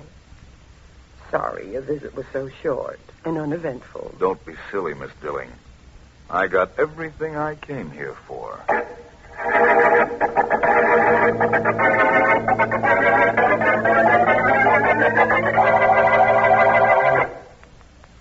How are you making out with that window, Vance? I can handle it, I think.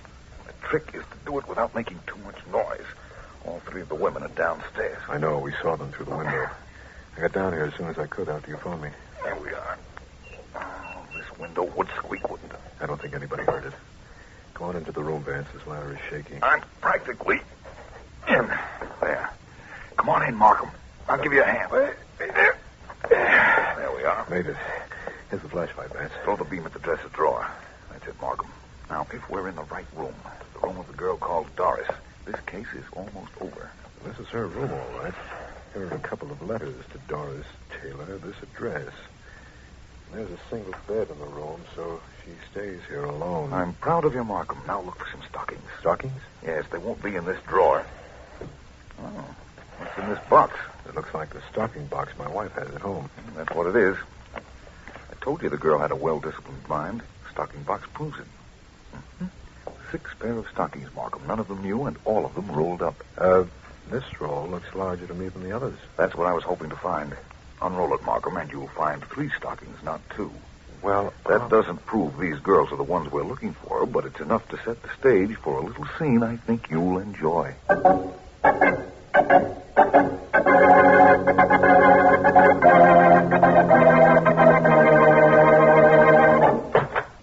Doris, you no good double-crossing dame. This is the time you get it. Get out of my room, Sally. I'll get out, but you'll stay in here permanently. Look at this note. Look at it. What's that in your other hand? It's a knife, sweetheart, and it's going to be all yours in a minute. What? So you were going to tip the cops off to me, were you? You were going to tell them I killed Abbott. What are you talking about? Stop playing innocent. A kid brought this note back, said somebody in this house gave it to him to take to headquarters. He described You're you. crazy. Kid said he lost the car fare you gave him and came back for more. I saw the note was addressed to the cops, so I opened it and read it. I never wrote any letter. This is a trick. That's your story. Grace isn't here to protect you now. This is the last stop for you, kid. You get off right here. You get away from me. Don't come near me with that knife. You'd rat on the whole setup, would you? Tell them all about you and me and Grace and the jobs we pulled. Then try and cop a plea so they'd go easy on you. I didn't, I tell you. Sure, that's what you say. Okay. I'll play your way. Go ahead. Break up the house. Keep throwing lamps. I'll remember to dump. You can't walk back much further, Doris. This is something I wanted to do for a long time. Oh, my hair. You let go of my hair. Kill me, would you? I'll show you who'll kill. No, you won't, you little... Stop these Stop two ladies. it, you... All right, break it up. Get away. Come on, let's go. Break it up, Markham. All right, both of you, hold it. Stop it. Well, Markham, here are 2/3 of the gang. When Grace comes back, we'll pick her up, and then I'll tell you how a stocking gave this young lady away. Or, in other words, how the hose turned on her.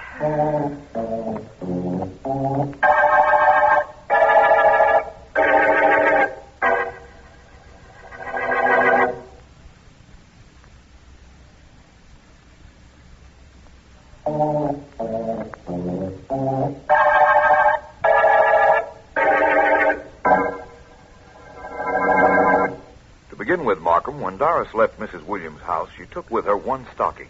You want to know why? I certainly do. That's the general idea of this, isn't it? After all, the case is over. I have my confessions. Grace and her gang not only killed Abbott, but were responsible for all those society robberies. Now, tell me about this Doris. You remember I said she had a well-disciplined mind. Yes. She was in a hurry at Mrs. Williams' house, but she remembered to take the 1 good stocking with her. Why? That's where I came in on that. Why, remember? Because she had another pair. The same shade and quality at her house. Most women buy 2 pairs of stockings of the same shade and quality, so that if anything happens to 1 stocking, they have a pair and a replacement for that pair. Follow? Yes, I do now. Doris thought of that even when she was in a hurry to leave the Williams house with Mrs. Williams' fur coat. Right. Now we get on a little further. Mm-hmm. We found 5 numbers in Abbott's book. You called all 5, found a legitimate connection between Abbott and 4 of the numbers. So I went to call on the name and address of the 5th. I know you did, but what happened there that let you set the trap? I found there was a big feud going on between Doris and Sally. I knew Doris wasn't at Abbott's office. The secretary didn't describe her, remember? So I thought of the note idea, hired a neighborhood boy, and told him what story to tell Sally when he brought the note back to the house. Who wrote that note? My secretary, Ellen. Got a big kick out of it, too. Well, I guess there's nothing more to tell you, Markham, except that finding that 3rd nylon in Doris' stocking box after you and I climbed in the window confirmed my theories. And we were there later when Sally brought in Ellen's note. That's right. You actually broke the case after we got to the top of the ladder. Yes, after we got to the top of the ladder, we came to the end of the nylon murder case.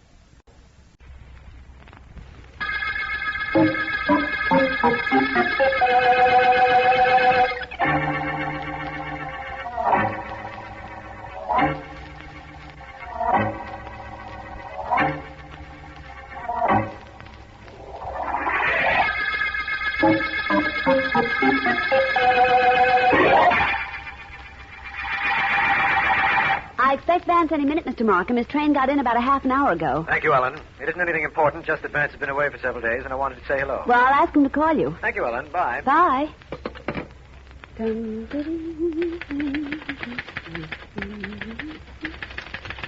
Oh, dear. Let's see. Now, notes on the Nylon murder case. It was merely a matter of... Hello there, Ellen. Vance! Well, fine reception. A man's been away for 3 days, and all his favorite secretary can say to him is Vance. Well, give a gal time. And remember, I didn't just say Vance. I said Vance. If you're such a good private investigator, you should know what it means when I put my voice in capital letters. I accept your apology.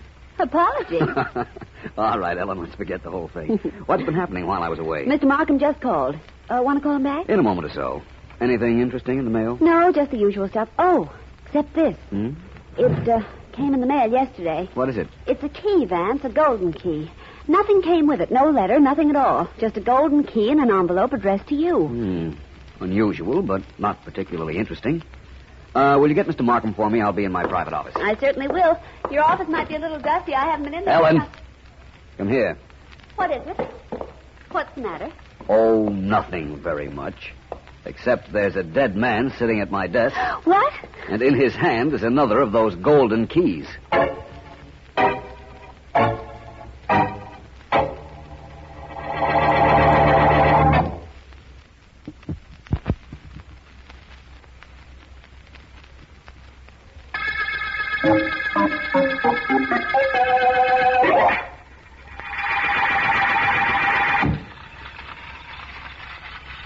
Through the tunnel. Yeah.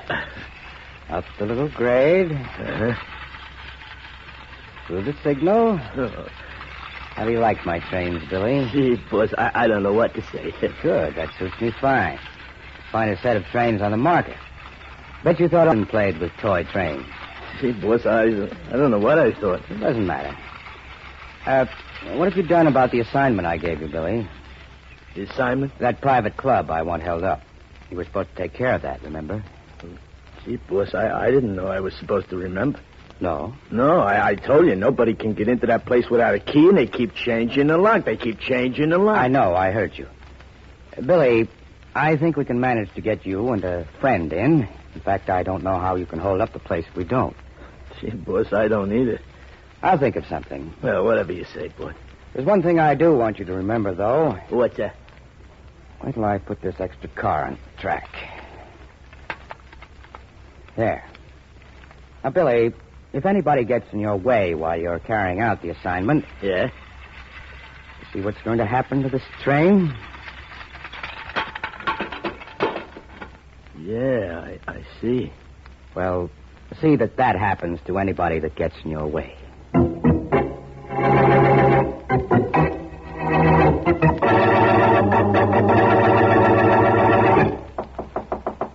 Come in, Miss Frayne.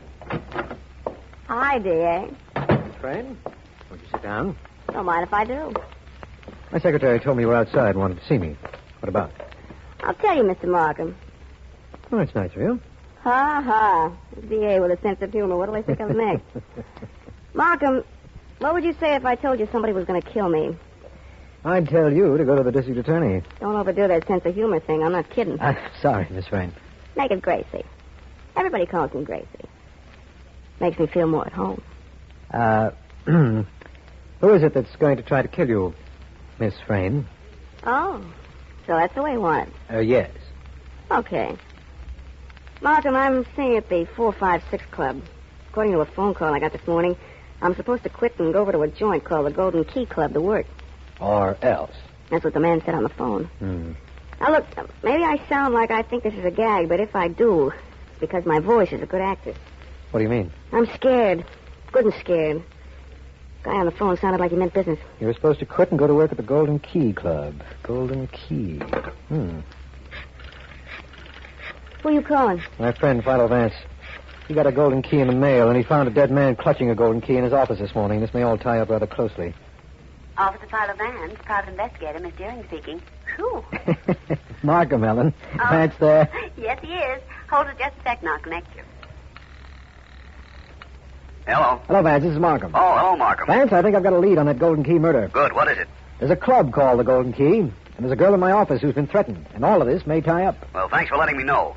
Have you found out who the man in my office was? Oh, yes, I was meaning to call you. His name was Prescott, Joseph Prescott. Uh-huh. Very rich, semi-retired, and no enemies so far as we've uncovered to date. Mm-hmm. Well, Vance, what are you going to do about the Golden Key Club? I'm going to take Ellen and go there, of course. The club called the Golden Key is probably the real key to this case.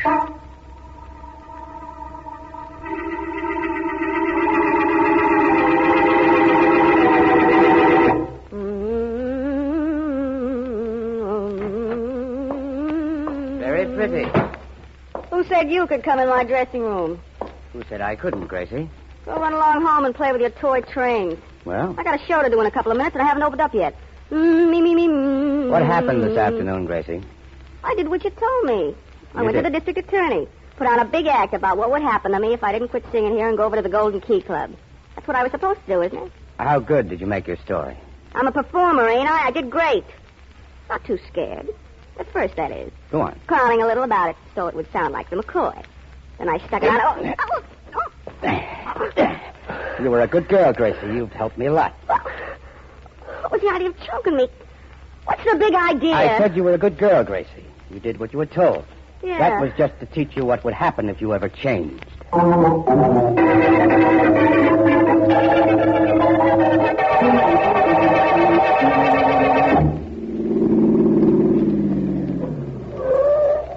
Here you are, driver. Keep the change. Thank you.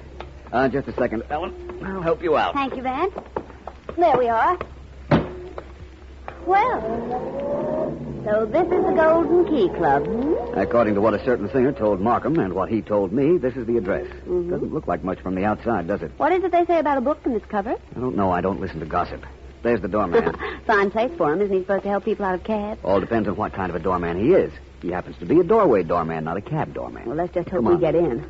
We have our golden key, remember? The one that was sent me through the mails. That guy in your office had a key, too, and look what happened to him. Hello, my friend. Is this the Golden Key Club? Could be. Informative, isn't he? I have a golden key that was sent me. I presume that entitles me to admission. Let's see the key. Oh, here you are. Never been here before, have you? If we had, do you think we'd come again? Ellen. Well- No, my friend, we haven't. This key was mailed me. We mail keys to a couple of prospects every week. People we think might like the club. Yeah, I'll change it for one that'll open the both doors. There you are. Thanks. Just open the street door, walk in. There's another door inside. Same key opens it. Thank you. Come on, Ellen. Just a minute, Vance. Hmm? I don't like the looks of a character coming this way. Golden Key Club, huh? Well, this looks like a real nice place. I think I'll go in here. Hold the door open, buddy. He means you, Vance. I know. Come on, Wait a come minute, on. you. This is a private club. You can't go in here. You got the wrong uniform to be ordering people around. You ain't no cop, you know. On your way, Crumb. I said I was going in with these people. Nobody's going to stop me. Nobody but me. You. Oh. That takes care of the doorman. Okay, buddy, let's go in.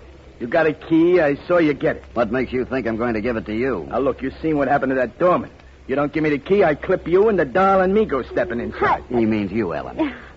Well, at least I'm a doll. If I were you, friend, I think I'd keep walking. Okay, you don't take me in with you, I take the key away from you. Oh, yeah?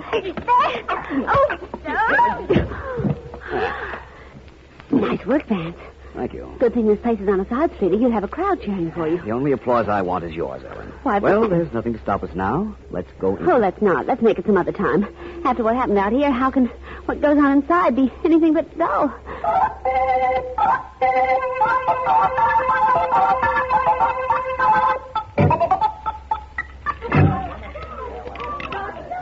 $24 black, $24 black. Make your bets, please. Make your bets. How's it going, Tommy? Oh, good, Mr. Maley. Golden Key is sure doing business tonight. I know, but how are we doing? About even. some of the suckers are getting lucky. Well, stop. Everybody got their bets down. Let's go, please. All right, Tommy, watch it. And keep watching it. Leave it to me.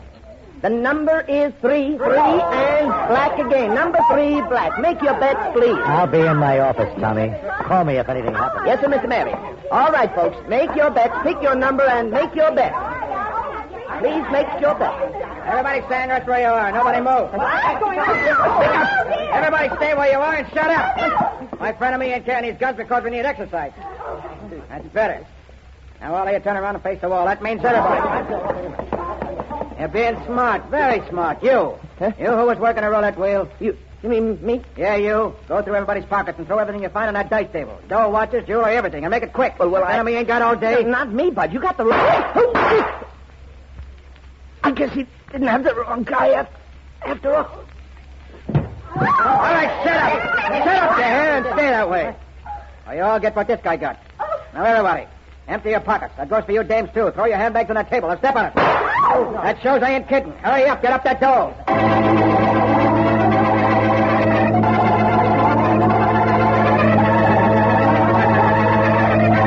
Yes, Markham, I understand. Shortly after I was at the Golden Key Club, there was a holdup and a man was killed. An employee of the club, Vance.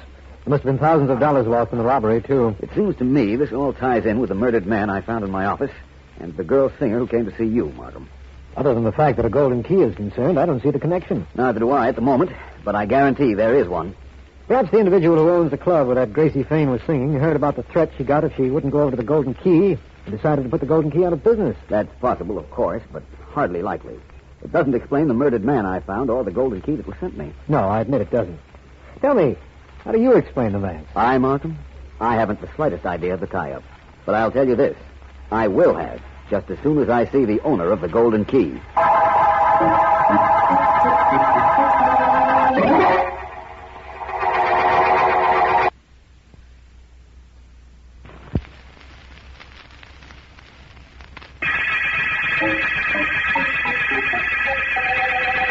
This is District Attorney Markham. The Golden Key murder case opened in Philo Vance's office with the finding of the body of a man, the Golden Key clutched in his hand. A girl singer told me about a club called the Golden Key and a threat she had received. And only a few hours ago, 2 unknown men held up the club and robbed everyone present after shooting an employee. Vance has gone to see the owner of the Golden Key Club, a man known to us as Al Maley, and is probably... Is this an official interrogation, Vance? That remains to be seen, Maley. What I want from you is some information. What kind of information? The district attorney seems to think that your efforts to get a singer named Gracie Frame to work at the Golden Key might be the reason your club was held up. My efforts to get who? A singer named Gracie Frame. Didn't you threaten her if she wouldn't come to work for you? I never even heard of her. That makes a difference in Markham's theory, if you're telling the truth. Why, of course I am. You do have somebody who dislikes you, don't you? Doesn't everybody? I'm not talking to everybody at now, the look, moment. Look, Vance, I run a gambling joint. That isn't exactly legal. I made a couple of enemies. One of them a character named David Wagner. Know him?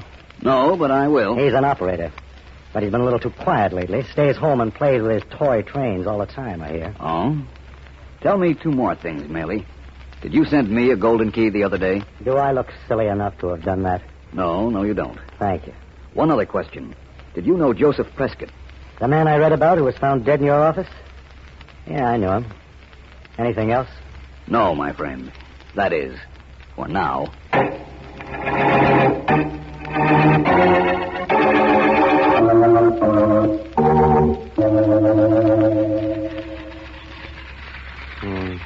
Pretty, aren't they?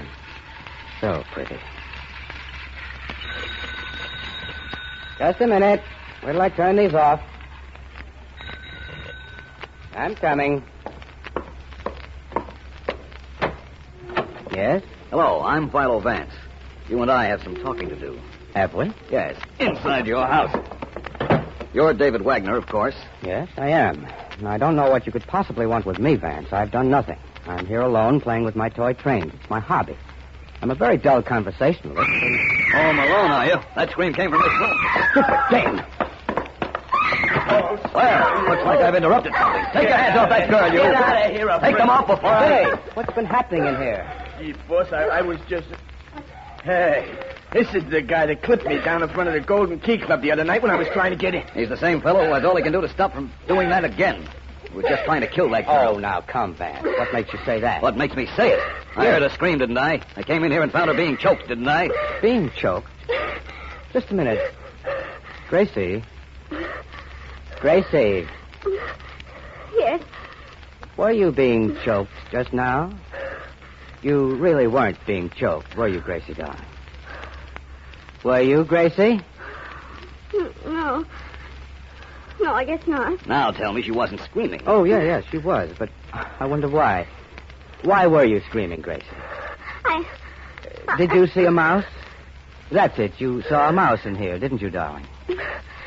Yes. That's what it was.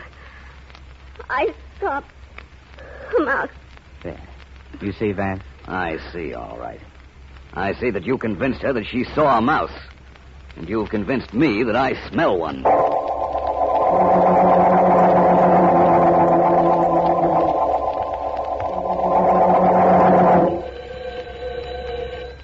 Officer Philo Vance. Never mind whole routine, Ellen. This is Markham. Hi, D.A., and thanks for interrupting. No trouble at all, Ellen. Is Vance there? No, he isn't. He called a little while ago and told me that he had just left a pretty smooth article named David Wagner. Wagner? Who's he? Well, all Vance said was that he was smooth, he played with electric trains, and that he is the vital man in this Golden Key murder case. Well, that's something. Where's Vance now? He went back to the Golden Key Club, but he wants you to stay away, and that includes me, too. He said he's phoned here in half an hour with some very special instructions. Let me know what they are, will you? Mm-hmm. That is, if they concern me. Sure thing, and they'll concern you all right. Vance sounded as if he knew something. If he knew something, Ellen, that's all I want to know.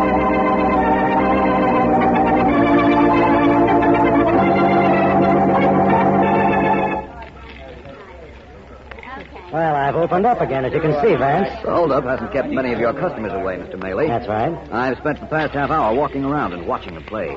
Very interesting. Did you try any of the games? Oh, I took a chance at Shemada Fair. And how'd you make out? I won $4. Remind me to fire the dealer. He's probably so remorseful he'll quit. Mr. Maley, where's your doorman?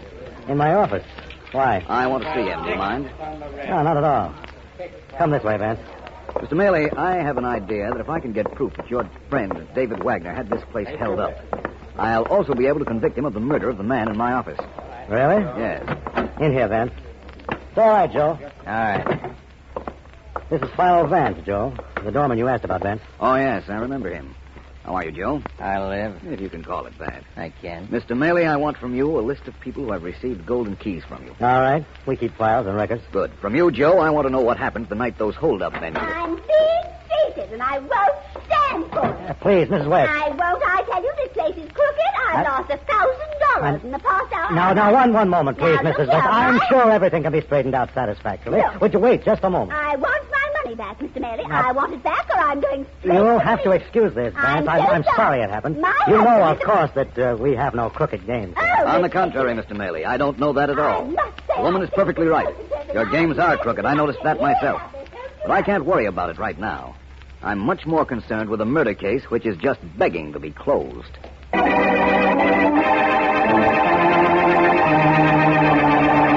You're sure you've got the right David Wagner? Yes, certainly. Mr. Vance gave me the number himself.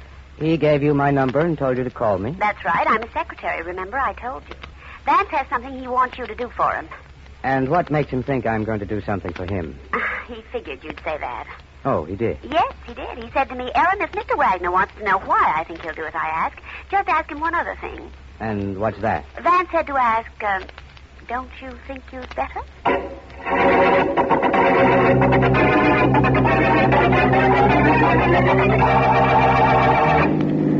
This is it, Markham. At least I think it is. The answer to the Golden Key mystery? That's right. When we get where we're going, I'll give you the answer and the proof. Where are we going? To a parking space near that bridge. We're going to watch a meeting. Between whom? David Wagner and Al Maley. One of whom is guilty. That's right. But it's proof that I want. Oh, by the way, did I ever explain what happened with that blonde singer in Wagner's apartment? How you interrupted her being choked? Yes. Not completely. I'll tell you now why she was being choked. Billy, David Wagner's little helper, took that chore upon himself when Miss Crane decided she wanted to tell you that her little speech in your office wasn't exactly factual. You mean when she said she'd been threatened? Yes. Then Wagner did send her. Then he's Wait just a minute now, Markham. Look over there in that other car that stopped. See those two men? Wagner and Maley? Yes. Let's go. Markham, in the robbery at the Golden Key Club, a lot of jewels were taken. You were good enough to show me the list. It was published in the newspapers. So it was. I know that whoever plotted that robbery is behind the other murder. And I know that whoever plotted that robbery realized the benefits, the money and the jewels. One of those men in that car has part of the loot. If you say so. I also say this case is about over. Hello, Wagner. Oh, Vance. Fancy meeting you here. You brought the district attorney for company. Yes. Hello, Maley. Hi, Vance. Mr. Markham. Hello. I understand one of you two gentlemen has some jewelry that doesn't belong to you. Is that right? Hold it, Markham. All right, Wagner, hand it over. Come on. Okay, if you say so. So it's Wagner we want, eh? You are, Vance. Thank you for this lovely necklace, Mr. Wagner. You're welcome. Recognize it, Markham? From its description, it's part of the loot taken in the Golden Key Club holdup. And David Wagner here had it. That means only one thing to me. That he's responsible for the holdup and the two murders. It shouldn't mean that at all, Markham. What it should mean is that the gentleman next to him, Al Maley, is the man responsible. He's the man for you to arrest for robbery and murder.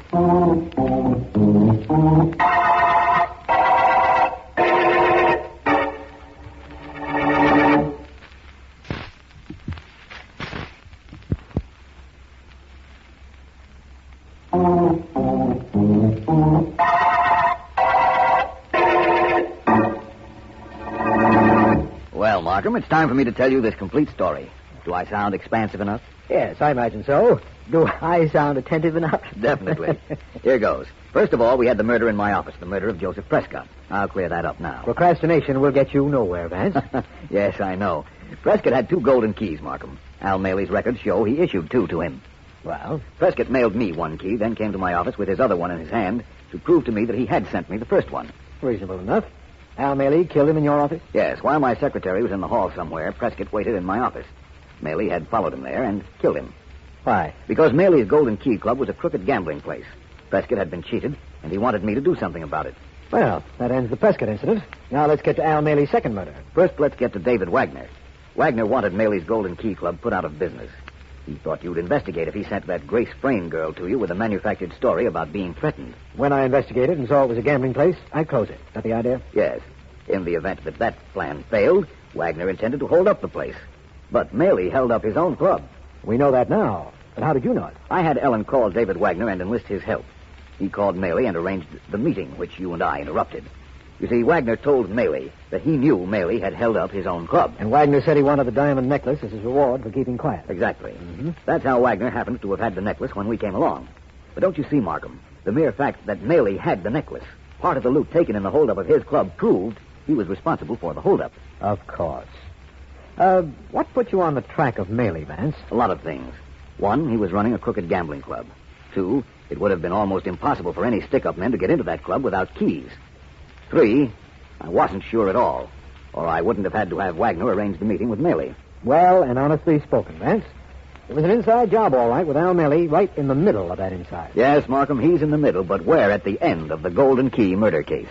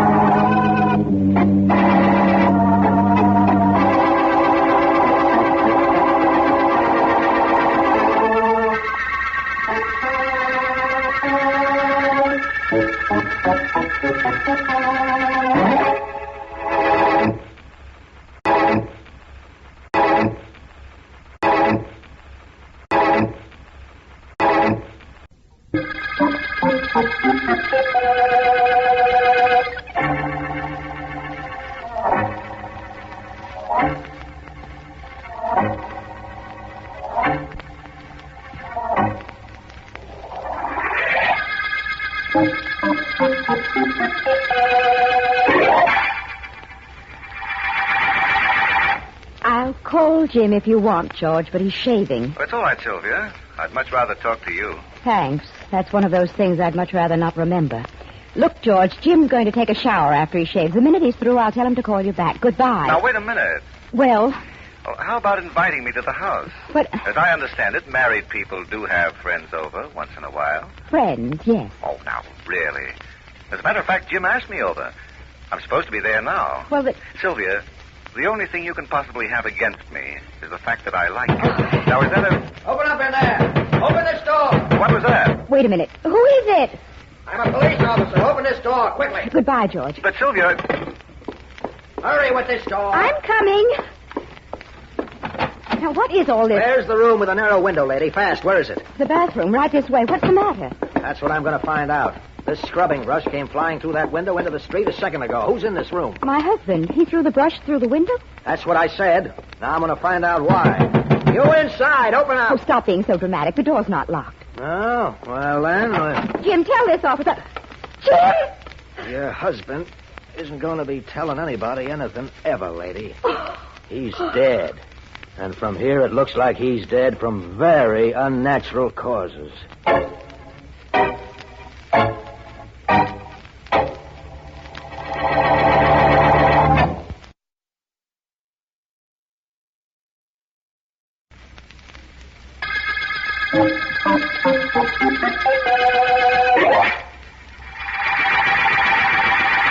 I tell you why I asked you to come to my office, Vance. I think you'll like the reason. I don't like murder, Markham.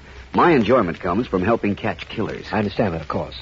Vance, a man named Jim Raines was found dead this afternoon in his bathroom. He'd been poisoned. Oh? It was a slow-acting poison. It took effect several hours after it was given him. Not too unusual a situation up until now, Markham. No, that's true, but listen to this. The bathroom door was unlocked. As Raines felt himself dying, or anyhow, this is what we imagine happened, he seized a scrubbing brush and tossed it through the window. A police officer was passing, went into the house, and found the body on the bathroom floor. Anybody in the house? The victim's wife, Sylvia. Why didn't he call out or open the door to call his wife? That is why I phoned you. I see. I don't know the answer to that unless he suspected his wife had poisoned him and knew she wouldn't help him. That's possible. Certainly is. I think I'll find out a few things about the late Jim Raines before I see her, though. I'm sure the victim broke that window so that we could see through his reason and find his murderer.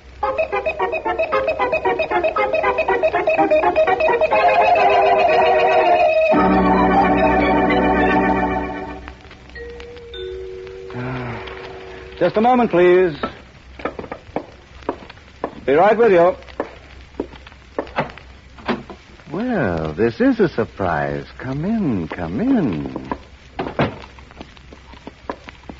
Please sit down, Mrs. Raines. May I say that black is a very becoming color?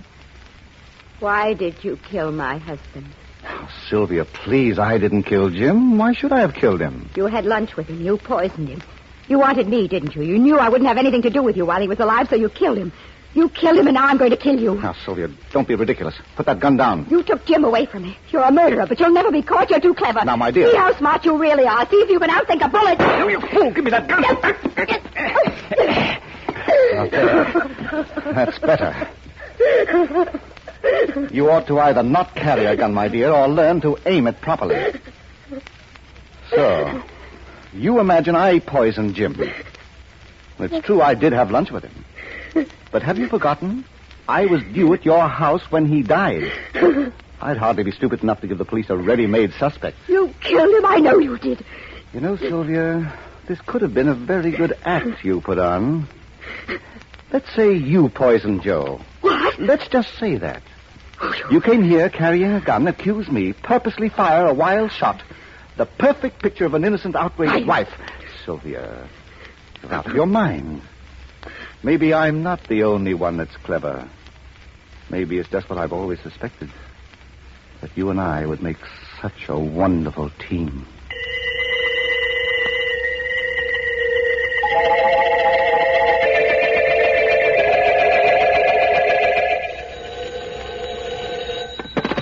District Attorney Markham speaking. Markham, this is Vance. Yes, Vance. Anything yet on the Jim Raines murder? I've made some progress. Raines was in the numbers racket. Did you know that? The homicide department undoubtedly knew advance, but I haven't received a report yet. This case is only a few hours old, you know. I realize that. I also realize that Raines operated in opposition to a man named Eddie Cayley, and Cayley wasn't too happy about the whole thing. Well, Vance, we have the wife as a suspect, of course, but you haven't been to see her. No, not yet. Now that you've uncovered Cayley, I imagine you, merely to be consistent, won't go to see him either. I'll see him, but not right now. Now I think it's time you and I went to see Mrs. Raines. If I'm going to see suspects, I must remember my etiquette. You know, Markham, ladies first.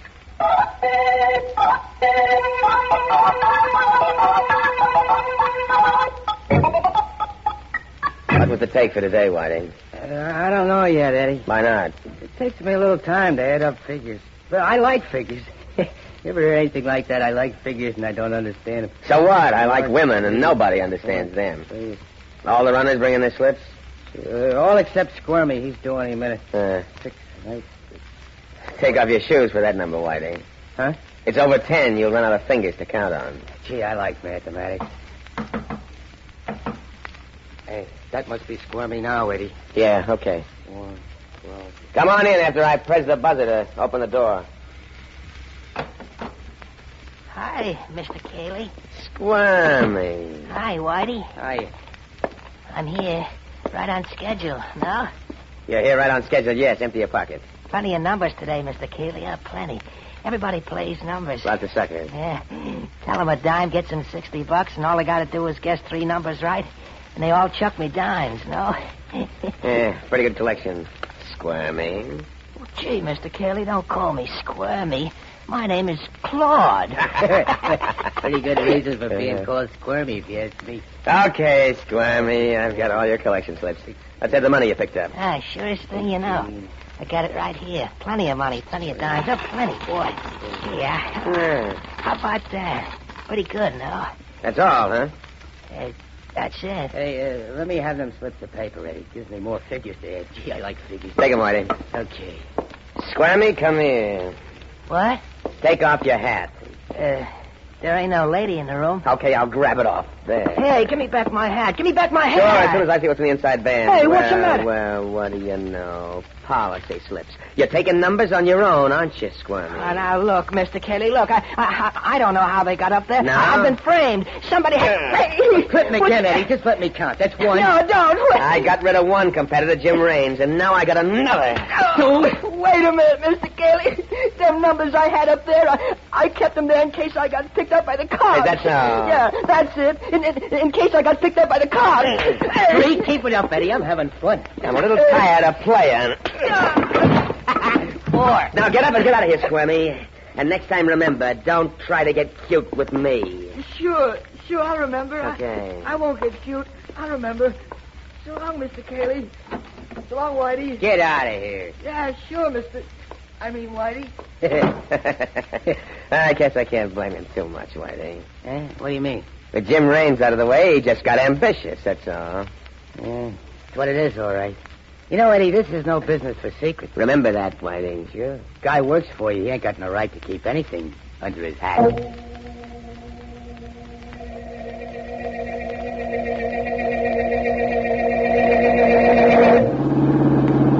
I think we're heading in the right direction, Markham. In the car or in the case, Vance? Both. We're on the way to see Mrs. Raines, armed with several pertinent bits of information. That her husband was in the numbers racket, that he had a tough competitor named Eddie Cayley, and what else? That he was quite a bit older than his wife. We have a foundation, of course, Vance. But the puzzling features of this case are still unexplained. Why did Raines throw a brush through the window when he could have opened the door? And who fed him poison? Yes. Well, I imagine we'll have the answers to those questions very soon. After you, Markham. Right. Markham, what has the homicide department reported since our talk a little while ago? Anything at all? Nothing of interest. They traced Raines' movements during the day and found he had lunch with a George Morrow. Very respectable individual, as I understand it, and a good friend of the dead man. But they did have lunch together, which makes Morrow a potential suspect in case we run out of those we already have. If you say so. The bell, Vance? If you say so. There we are. Let me see now. Raines has been dead how long up to now? Exactly 4.5 hours. Right. That means that... Yes? Well, I'm District Attorney Markham, Mrs. Raines. This is Philo Vance. We'd like to come in if you don't mind. Oh, by all means. How can I help you? We're not sure. Mrs. Raines, your husband has been dead only a little over 4 hours. I notice a black coat and hat here in the hall, and you're wearing a black dress. Isn't that customary when one is in mourning? Yes, it is. You had all these clothes before your husband's death? Every well-dressed woman has at least one black dress, Mr. Vance. And the coat? I just happened to have a black coat. I understand. Mrs. Raines, what we'd like to find out is this. Why would your husband throw a brush through the bathroom window to attract attention when he could have attracted attention so much more easily by opening the bathroom door and calling? I don't know. You were home at the time. I was on the telephone talking to a friend of Jim's, a man named George Morrow. He was telling me that Jim expected him at the house, and just then the policeman pounded on the door. Do you mind if I see the bathroom? No, why should I? This way. Come along, Markham. Right. Jim was shaving. He was going to take a shower after he'd finished. I could hear the shower running while I was on the telephone. Who shut off the water? I don't know. I don't think it was running when the policeman and I found Jim's body. I'm sure it wasn't. You were hysterical from shock. A tale such as that might have slipped your mind. The water had been turned off. Well, what's so important about that? I'll let you know in a moment. I want to turn on that shower. Well, go ahead.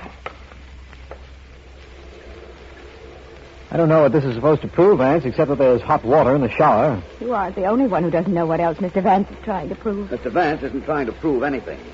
Mr. Vance has already proven it. What?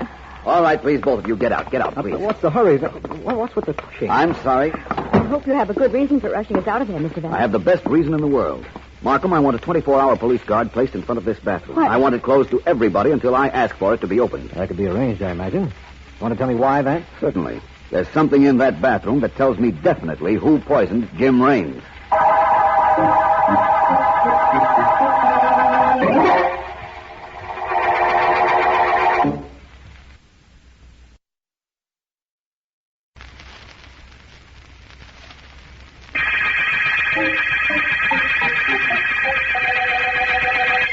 This is District Attorney Markham.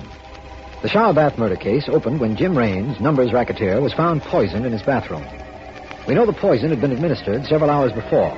We know that Raines' wife was younger than he and attractive. That the dead man's racket rival was Eddie Cayley, and that he had a friend named George Morrow. That's all we know. But Philo Vance insists he knows who killed Raines after he, Vance, turned on the shower in the bathroom. It is sometime later in my... Still not talking, Vance? What's the point of telling you, Markham? You need evidence that will stand up in court. I don't have it. Will you get it? That's the question. I'm going to try. Well, you've been... I know what you're going to say, that I've been reasonably successful in getting proof for you before. But each case is different, Markham. Precedent hasn't any importance because there never has been a case like this. Could you tell me why Jim Raines threw that brush instead of opening the door? Yes, I can, but I won't. I know why he did it. I know everything about this case now. All I have to do is take the mystery of that shower and use it to make a murderer come clean.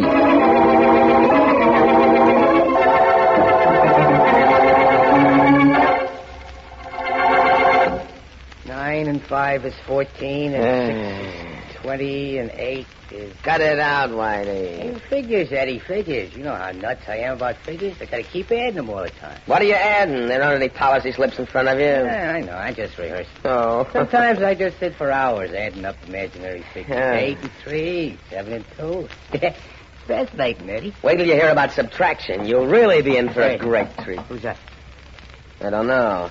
It's somebody who doesn't know the code knock. Now, wait here, Whitey. I'm going to find out. Who is it? I'm George Morrow. I'm looking for Eddie Cayley. What are you looking for him for? I'll tell him. Hit the buzzer, Whitey. We'll let this guy in. I'm Cayley. Oh? Come on in. What's on your mind, Morrow? Cayley, I've got a little information for you. Yeah? You're not taking over Jim Raines' numbers business. No. That's right. No. Hey, I dig this guy, Eddie. He's the fella talking to Jim Raines' wife on the telephone when Raines kicks off in the bathroom. Yeah, that's right. I knew Raines' racket. I was all set to take it over when I heard that you've moved over to Raines' side of town. So what? Move back, Cayley. Quick. That's all. How is it? Will you listen to me? No, take your hands off me. No, take them off. Tomorrow, I don't think I like being shoved around. When you know for sure, tell me. Go ahead, boys. Take care of him. That way I get to do some counting. Okay, here we go. Come on. Whitey, I think I'll leave you helping this guy. Okay, boy. Well, that's that. Sure. Nice work with that blackjack, Whitey. It wasn't really nothing, boys. 1, 2, 3, and boom. I don't think you'll bother us again in a hurry. You said it. One good thing he did, though. What's that? He told me he knew about Raines, was all set to take over Raines' racket. The cops will be glad to hear about that, and they're going to hear about it if they get too close to us. He had an awful good motive for murder, Whitey. Awful good.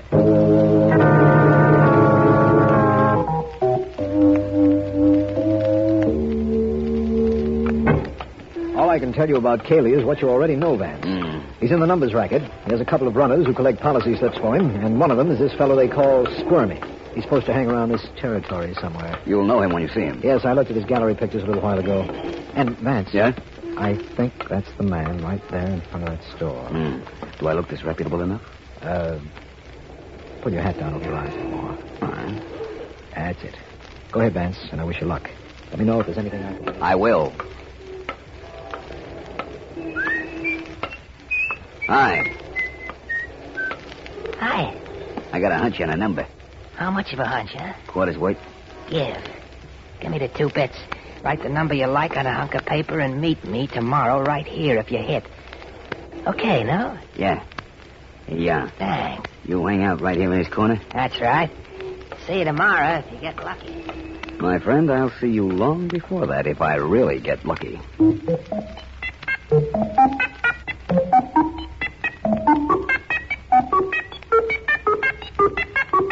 Look, George, I don't want to talk to you now or ever. Oh, but and nothing you can do or say can make me change my mind. I wouldn't say nothing, Sylvia, if I were you. What do you mean? I was just up to see a fellow named Eddie Cayley.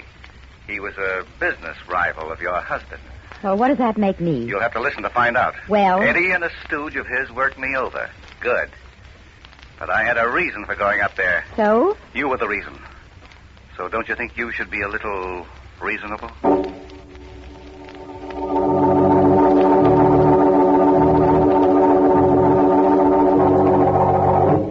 Honest, Mr. Cayley. Yeah? Here's my hat. Nothing in it. See? You sure? Yeah. All the policy slips just like I collected them. That's a good boy. Yeah, sure, thanks. And all the money I got. Hey, you got a lot of them, Eddie. I'm having a swell time adding up these numbers. Well, enjoy yourself, Whitey. Yeah. Say, I wonder why the other runners haven't come in. It's time for them to be here, isn't it? If you say it's time, Mr. Cayley, it sure is time. No? Thank you, Claude. Gee, thank you. Hey, that's our knock. Must be one of the boys now, Eddie. Want to let him in? Certainly. Hey, that ain't one of our boys. I'm not one of anybody's boys. I'm Philo Vance. How did you know the knock we used? Sensible question. That seems to indicate that you are the head man. You are Cayley. That's right. You want to know about the knock? Yeah. Well, I was watching down the hall when Squirmy here knocked at the door. Oh, gee, Mr. Cayley, I didn't know. Honest, I didn't. Shut up. Oh, shut up? Okay. Now he'll call me Squirmy. Will you cut that out? You were watching, Vance, and listening. I stand corrected. Well, Cayley, you want to know why I'm here. Keep talking. That's simple. You're in the numbers racket. So was Jim Raines. That's a very definite connection between you two. Now, wait a minute, Vance. I know who you are. You're no cop, and that means I'm not ratting on anybody. But George Morrow wanted in on Raines's racket. He told me that himself. If you're looking for Raines's killer, you don't have to look any further than him. Thank you.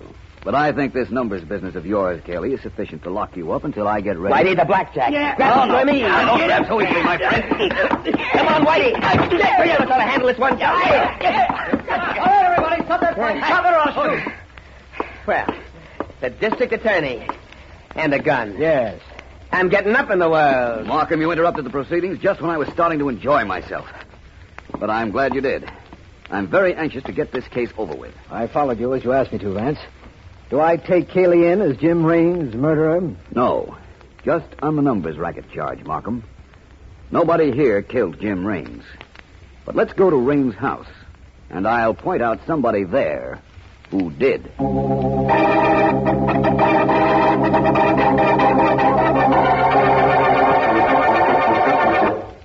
Sylvia, I don't know why Philo Vance told me to come over here, but I'm glad he did. Oh. It gives me a chance to tell you something in person.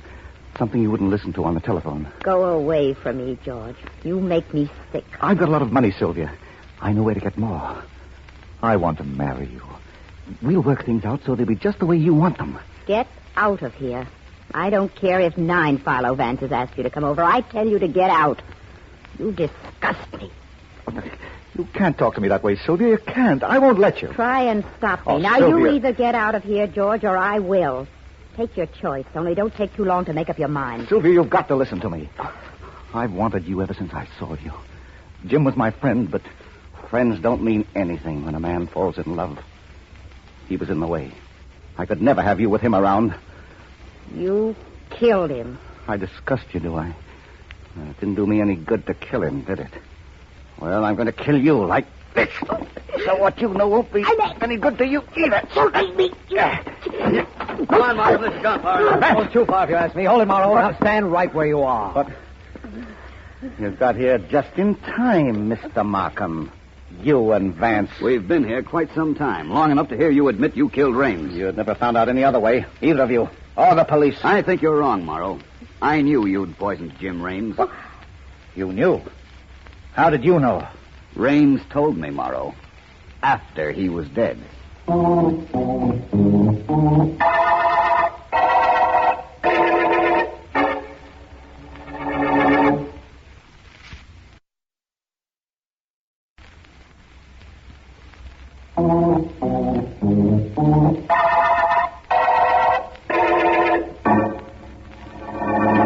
Before we go into the Raines bathroom, Markham, you realize why we went up to Eddie Cayley's headquarters. Break up his policy operation. Exactly. Then, too, I needed a little time to contact Morrow, have him go over to see Mrs. Raines. And I had to be sure Mrs. Raines knew the part I rehearsed her in. I understand all that, but there's something I don't understand. Jim Raines was in that bathroom. He had finished shaving and was about to take a shower. He felt himself dying, and instead of opening the door and calling for help, he tossed a brush through the bathroom window. How are you going to explain that? I will, I promise you. And I'll begin by telling you that he thought George Morrow was in the living room. Remember, Raines' wife told us that when she was on the phone with Morrow, Morrow mentioned he was due at the Raines house, and that was the reason for his phone call. Yes, that's right. Very well. Raines died thinking that Morrow might be in his apartment. Uh-huh. That's why he threw the brush through the window instead of opening the door. He didn't want Morrow to come in and find his body. Why not? And what did you mean by saying Raines told you who killed him? I'll show you. Come into the bathroom. All right. I'm here, and waiting to be shown. I closed the door. And turn on the hot water in the shower. Turn on... This was the situation Raines was in, identically. Take a look at that bathroom door, Markham. What do you see? I see a mirror. That's not unusual. Watch the mirror. Yes? What's happening? It's clouding up. The steam from the hot water is covering... Vance! There's writing on that mirror. Read it, Markham. It's just becoming legible. George Morrow poisoned me. Then there's the beginning of Jim Raines' signature. Vance, this is fantastic. Is it? I think not. Raines wrote that when he realized what had happened to him. And he knew Morrow had poisoned him.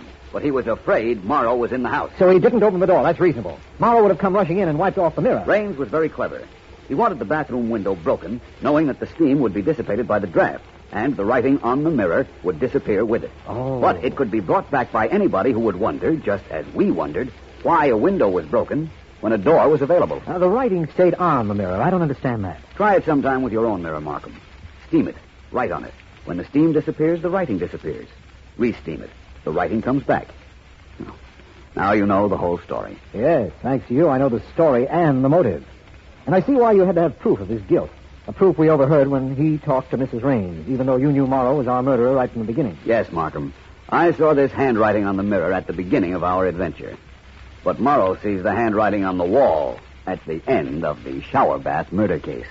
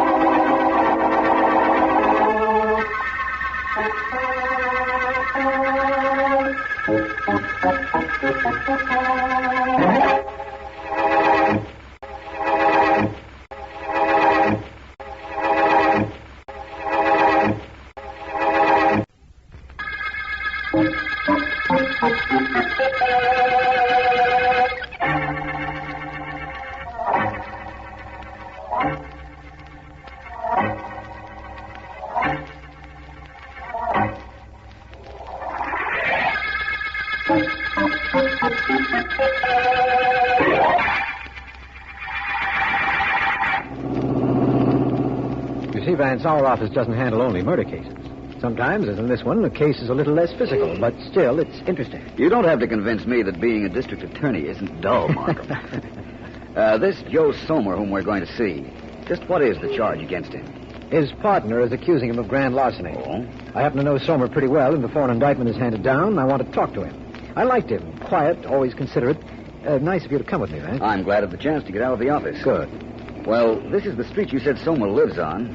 This house should be that one. There's a crowd around that house, Vance. Something's happened. No doubt about that, my friend. Let's find out what. Oh, there's a police officer over there, Markham. Yes. Let's find out about this. I'm with you, Vance. Hey, stop shoving, will you? Pardon me. Sorry.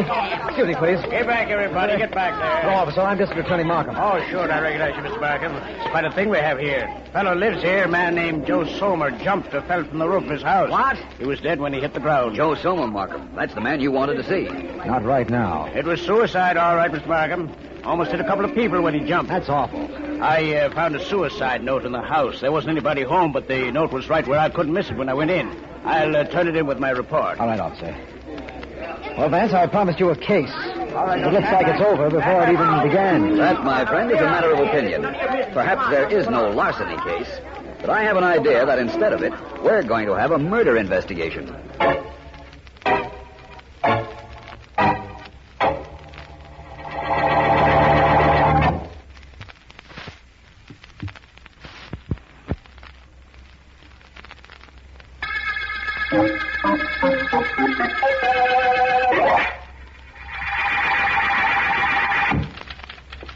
Hi, Miss Henderson. DA in his office? Yes, he is, Sergeant. He's on the telephone, though. Well, that's okay. He'll want to see me.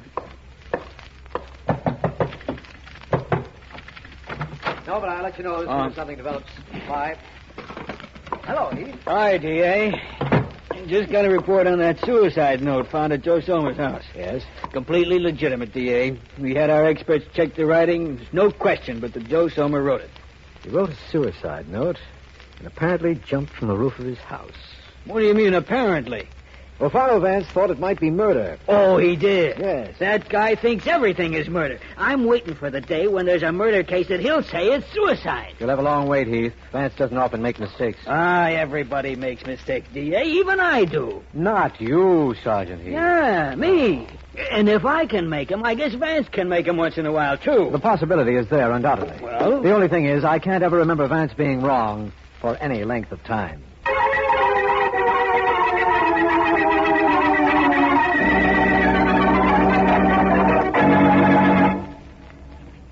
I don't imagine I'll be too long, Mrs. Somer.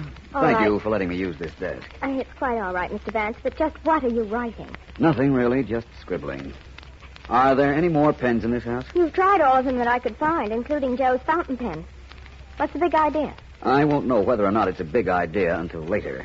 Right now, Oh, there's someone at the door. Excuse me. Oh, go right ahead, Mrs. Somer. Please don't let me disturb you. Any more than you have, you mean?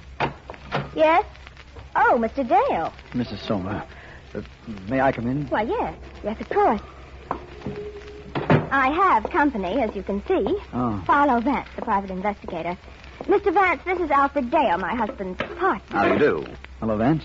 It took Joe's death to get you over to our house, didn't it, Mr. Dale? Well, Too bad you didn't find time to come here while he was still alive. Mrs. Somer, I assure you... Excuse me, please. Mrs. Somer, I'm finished with those pens. All right. Now, can you tell me what your husband was doing on the roof? I'm trying to find out if he deliberately went up there to commit suicide or if he got the idea while he was on the roof. He left a note, the papers say. Doesn't that indicate he went up there to jump? Not necessarily. And I believe I was asking Mrs. Somer. Oh, sorry. When I left the house yesterday morning, Vance, I asked Joe to fix the radio aerial on the roof. That might have given him the idea. Yes, it might. May I go up and see the roof? If you like. Wait till I throw a coat over my shoulders and I'll go up with you. Might just as well see the place where poor Joe jumped. Like to come up, Mr. Dale? All right. This way, gentlemen. Up these steps to the second floor, then we go up through the attic to the roof. Lead on. There's a light at the top of these steps. I'll turn it on. You gentlemen might have a little trouble in the attic. There's no light there, and I'm afraid there are a lot of trunks lying around. There are in practically every attic. Go right ahead, gentlemen. I'll turn on this light. After you, Dale. Certainly. Very well. You know, there's something about this procession reminds me of the 3 little Indians. Isn't that 10 little Indians? Not after 7 of them were killed. You're perfectly right, of course. Careful now, it's pretty dark up here. Indeed it is. Just walk straight ahead, Mr. Dale. There are a few steps leading up to the roof. You know, there are times when I... Oh! Sorry, I must have kicked one of your trunks. It can stand it. Find the steps all right, Mr. Dale? Yes, right there.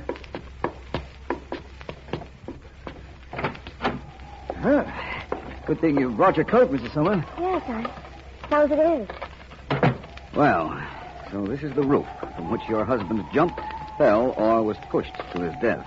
Pushed? My husband killed himself there. There, see, there's the aerial I told you about. Look over here on the other side of it. You see where there's new wire around the insulator? Yes, I do. Apparently, your theory was right, Mrs. Sommer. I imagine so. Well, what else do we do now that we're up here? Not a thing. We've done everything I wanted to do. But what's more important, I've found out everything I wanted to know.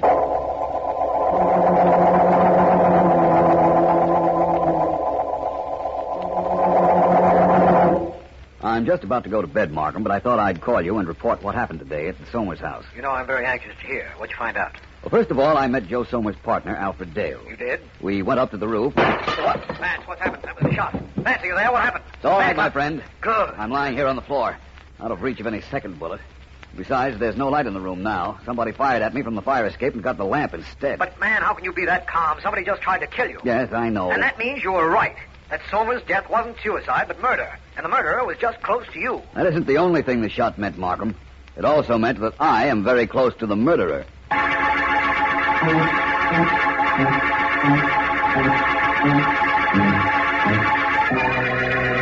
You're a smart dame, you are. Your husband knocks himself off, and what do? You come running to me. Tony. What is this, a playground? Tony. Tony. What do you expect from me? Oh, Tony. Think I'm going to knock myself out crying? I get smart. You're cute and I like you, but keep away from me for a while. But I don't understand why. You don't understand why. I'll tell you why. You inherit a lot of dough. That special clause about suicide in your husband's insurance takes care of you. Me, I'm a mug. All right, so you go for me. So the cops find out. So what'd they say? What can they say? What can they say? They can say, I knocked off your old man so I could get you in that dough. But Tony... But Tony, you can butt Tony me for now. So, there I finally got you two together. All right, now, Lila, take it easy. So this is the dame that took my place. I was hoping I'd find her here. I'm going to turn her inside out. I'm going to... Out. Now, you heard me. I said out. Oh, no, you don't. I don't get rid of easy. Nobody's moving in till I get ready to move out, and I'm not ready yet. No, get out of here, Lila. Why? Because you slapped me? Come on. You slapped me before and I stayed. What do you... Yeah. Stop pushing me. When I say out, I mean out. Tony, you'll be awfully sorry about this. Sure. I'll make you Ow. remember it. Tony, let me in. Let me in. I'm sorry, sweetie. Oh. I guess Lila's got a temper. You guess she is. You're a pretty good guesser. I'd hate to think what that girl would have done to me if you hadn't stopped her. Right now I'm thinking about what she's going to do to me because I did.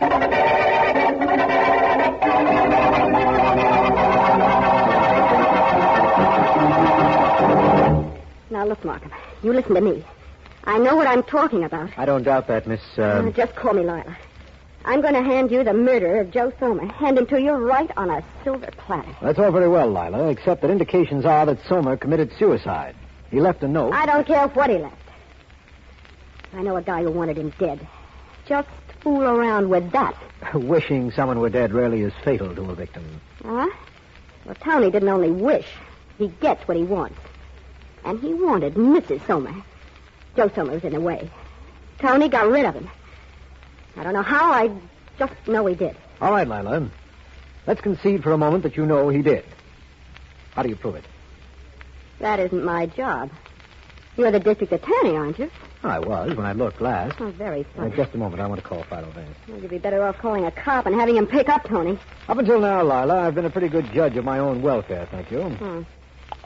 Hello, Vance speaking. Markham Vance, listen, there seems to be more and more confirmation of your murder theory about Joe Somer. Well, I'm glad to hear it, Markham. Actually, and originally, it wasn't a theory, merely an idea, despite that suicide note. Which has never been explained. But which will be. Good. Now, what's the extra confirmation you called me about? Well, there's a girl in my office. Markham. A girl named Lila, who is the ex-girlfriend of a racketeer named Tony Lester. She's been superseded by... guess who? Mrs. Somer. Oh, now, Vance. Well, it had to be Mrs. Somer, or it wouldn't have had any connection with this case.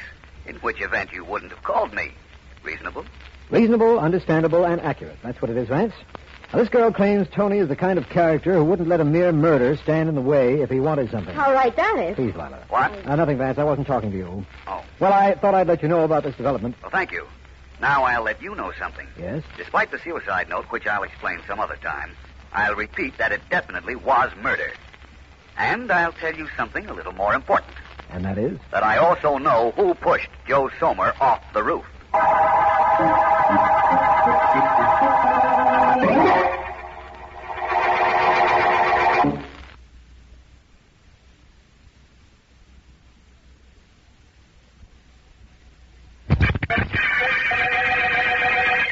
This is District Attorney Markham.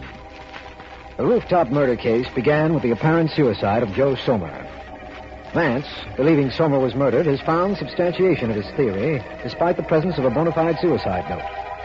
Inasmuch as Vance insists it is a murder, I know we have three suspects. Tony Lester, a racketeer, Alfred Dale, Somer's partner, and Somer's widow. To continue our investigations, I have met Vance in the office shared by Somer and Dale.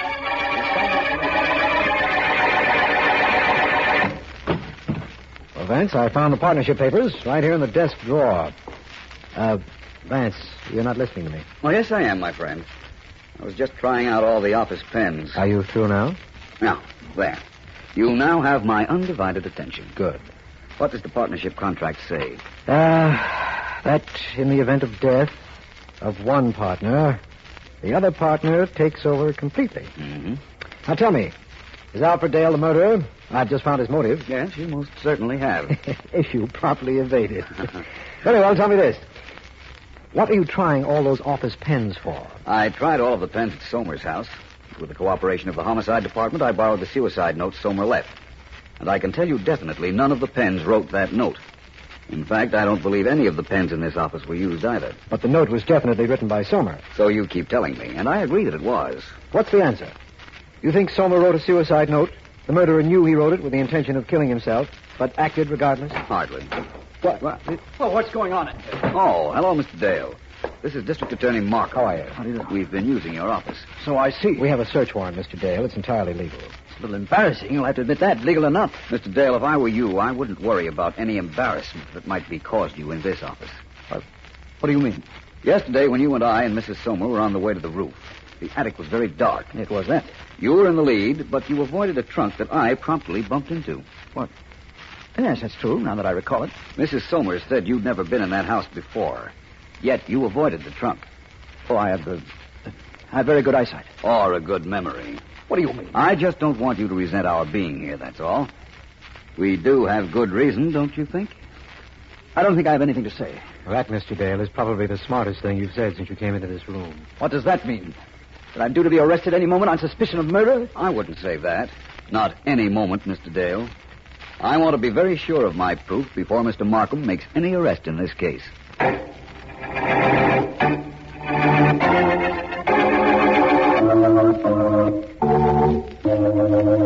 but Tony, I'm sorry. You'll never know how sorry I am. I went to the district attorney. She's sorry. She rats on me. Now she's sorry. Look, I'm getting tired of kicking you out of my apartment. Now beat it, Lila. Oh, let me stay, Tony. I won't be any trouble. Just let me hang around. Out. Ah, you're expecting that summer dame. She's going to be here. Shut up, you. Don't you talk about her. Don't even say her name. Oh, I'm not good enough to say her name, huh? I'll say it. I'll scream it so that everybody can hear it. Shut up, I said. All right, get out. Get out fast before I change my mind and start tossing you out. When are you going? Tony, darling. Tony, darling, you make me sick. How did I ever go for a dame like you anyhow? Sometimes I think I'm... Oh. Okay, Lester, open it up in there. Who is it? Sergeant Heath, homicide. Open up. Oh, you really did it to me, didn't you, Lila? I gotta get out of here. I can't stand a pinch right now. Tony, I left the door unlocked when I came in. Oh, you dope, you. Okay, Lester, hold it. You're not going anywhere. According to you. According to me, I'm leaving right this minute. Hold it, I said. Okay. Thanks for the warning shot. I can take a hint, Heath. You want me to go with you? I go. Tony, don't. Come to think of it, even you'll be better company than this.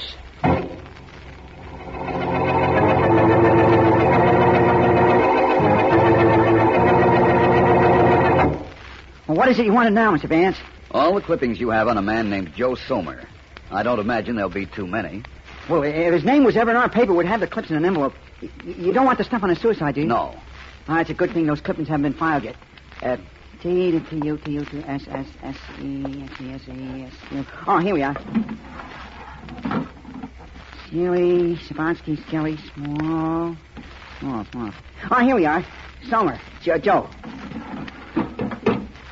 Here's his envelope, Mr. Vance. He feels kind of thin. Well, I expected that. Now to see what's in it. Mm-hmm. 2 clippings, one dated 5 years ago. A little item about the marriage of Joe Somer and Dorothy Blaine. The other... Interesting, huh? Very. This first clipping is even more revealing, however, in the light of the second one. Listen to this first one. Introduced only 3 months ago at a beach club, Dorothy Blaine and Joe Somer culminated a whirlwind romance in marriage at the home of so-and-so last night. Couple left for a honeymoon in Bermuda. Well, that's not too unusual. In view of this, it is. Listen, here's the second clipping. Joe Somer, local businessman and partner in the firm of Somer and Dale, was taken to Mercy Hospital this morning, suffering from a nervous collapse. Yeah? According to Alfred Dale, only his fortunate earlier arrival at the office prevented his partner's suicide. That means something, huh? It does to me. And it's going to mean a whole lot more to Alfred Dale.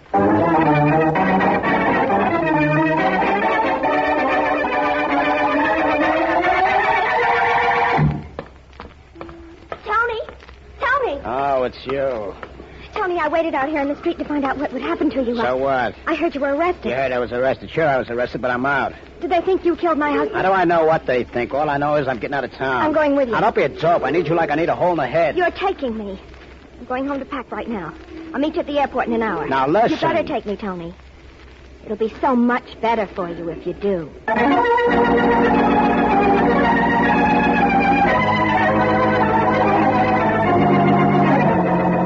Look, I'm a busy man, Vance. I can't be running around town just because you call me and want me to be somewhere. You won't be bothered very much longer, Mr. Dale. That's good. I wonder why Mrs. Somer doesn't answer her bell. You'd better try it again. Did it ever occur to you that perhaps she isn't home? Did it ever occur to you that this house might be watched? And if she weren't home, that man across the street, who happens to be Sergeant Heath of the Homicide Department, would have told me. But still, Mr. Vance. Yes, and Mr. Dale, your husband's partner. You two remember each other, of course. Naturally. We're coming in, Mrs. Somer. Yes, of course. I really don't know what I'm doing here, Mrs. Somer. I don't either. What is it you want, Vance? We want to go into the living room, for one thing. We'll talk out here if you don't mind. Oh, but I do. Well, what's that I see in the living room? A trunk. Going somewhere, Mrs. Somer? come in, gentlemen. Yes, I was going somewhere. I was leaving town.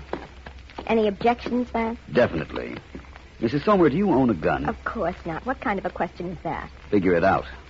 You see, the person who killed your husband fired a shot at me the other night. You're convinced that someone killed my husband? Yes. That he didn't commit suicide? That's right. Dale, do you own a gun? Why, Oh, come now. It'll probably be on record if you do. All right, Vance. I own a gun. And I carry it. I'll take it if you don't mind. Here you are. Thank you. Pardon my back a moment, Mrs. Somer. Sure. Mm-hmm. Mm-hmm. Vance, what are you trying to do? Stop right there, Dale. I want you to remember something for me. Just 1 second while I lay your gun down on the table. Now. Now what? Mr. Dale, do you recall that about 6 or 7 years ago your partner tried to commit suicide? Yes, I do. You left a suicide note at that time. What happened to it? Why, I don't know. I do. It's the same suicide note the police found in this house just after Mr. Somer was pushed off the roof. It had to be. There wasn't a pen in this house or in your office that matched the pen or ink used in that letter. The police found the first suicide note, planted here to indicate Somer really did it the second time. What are you trying to prove? And if it's the fact that I murdered my husband, let me inform you that I never even knew him when he tried to kill himself the first time. That's correct. You didn't. Oh, I see what you're driving at. That's good. I took the note 6 years ago, kept it, killed Somer the other day, and left the note here, and you thought I was in this house before when you discovered I didn't trip over the trunk in the darkened attic. Is that what I'm driving at? Well, it must be. But I won't stand for it, Vance. I won't be framed for murder. Stop right where you are, Dale. Do yourself a favor. Don't make me force you to stay. Mrs. Somer. Yes? You killed your husband, of course. So you say. So I say, and so I can prove. And you know I'm not bluffing, don't you? You knew you gave yourself away up on the roof the other day. That's the reason you tried to kill me in my apartment. Yes. I know you're not bluffing. I realize what I did. And I realize that I've got to kill you now. You realize that, too, don't you? Vance, she's picked up my gun. She won't use it. Oh, no? Now, Mrs. Somer... I won't use it, huh, Vance? That's what you think. Vance, my gun is loaded. He knows. And he must know that I'm going to shoot both of you now. The gun won't fire, Mrs. Somer. I took out the bullets when I turned my back on you a moment ago. Now I'll take that gun away. Thank you. That will be all, Mrs. Somer.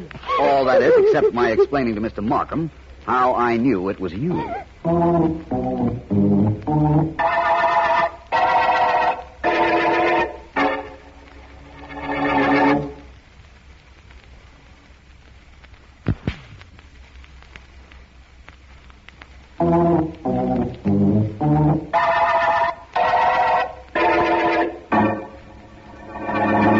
Well, Vance, I guess there isn't anything more to tell in this case except the most important thing of all. How did you know it was Mrs. Somer? First of all, we know from her confession that she found her husband's old suicide note. Vance, please, how did you know she was the murderer? Well, Markham, she claimed she was not at home when her husband allegedly jumped to his death. Yes? She said he went up to the roof to fix a radio aerial. And that's what gave him the idea to come down, write the suicide note, then go back and jump. That was her story. She said she hadn't been on the roof after her husband was killed until she went up with Dale and me. Yet she knew the aerial was broken. Well, she could have known that without going up there, Markham. A wire dangling, bad reception if her radio set were in good order, a number of ways. There was one thing she couldn't know, though. What was that? How it had been fixed. She walked right over to the spot where a new wire had been wound around the insulator. Yes? Now, the only way she could have known that was if she had been there when her husband was fixing it. Or, of course, immediately after, which wasn't likely. It couldn't have been immediately after, Vance. She had to leave the house after pushing him off the roof. She probably left by a back exit, went shopping, and returned in time to hear the bad news. Undoubtedly. When she walked to the aerial, she knew she'd made a mistake. But she wasn't sure that I knew what she had done. Oh? She tried to kill me so as to be on the safe side. But then, when I let her alone for a while, she thought perhaps I hadn't noticed her error, and she didn't try to kill me again. Yes. I let her alone, as you must realize, because I wanted to be absolutely sure about her. I know that. Her motive was money. Money and her love for Tony Lester. Vance, one thing has always puzzled me about this case. You never knew Joe Somer. All you saw was his covered body the day we went up to his house. Yet, you didn't believe it was suicide even then. Why? Something you said, Markham. Something I said. Something you and the police officer said, rather. You told me how considerate a man Joe Somer was as we were driving over to see him. Yes, that's right. The policeman said that Somer narrowly escaped hitting some people who were walking in front of his house when he jumped. Oh, I see what you mean. A considerate man would have made sure he wasn't going to injure anyone else, even though he had decided to do away with himself. That's right. Of course, I wasn't sure, but subsequent events convinced me I was right. All I can say is that fortunately for us, we had you to get to the bottom of this murder. Thank you, but that's completely unimportant. The only thing that matters is that when we reached the bottom of the murder, we reached the end of the Rooftop murder case.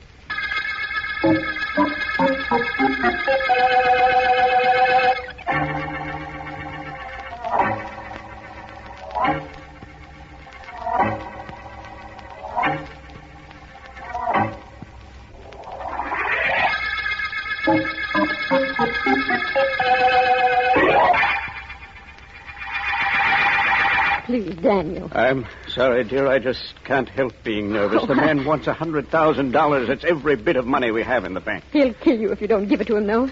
He said he would. Oh, give him the money, Daniel. You know what happened to George Morris. I won't do it. Oh, I told him I wouldn't do it on the telephone this afternoon. But I told him I wouldn't go to the police.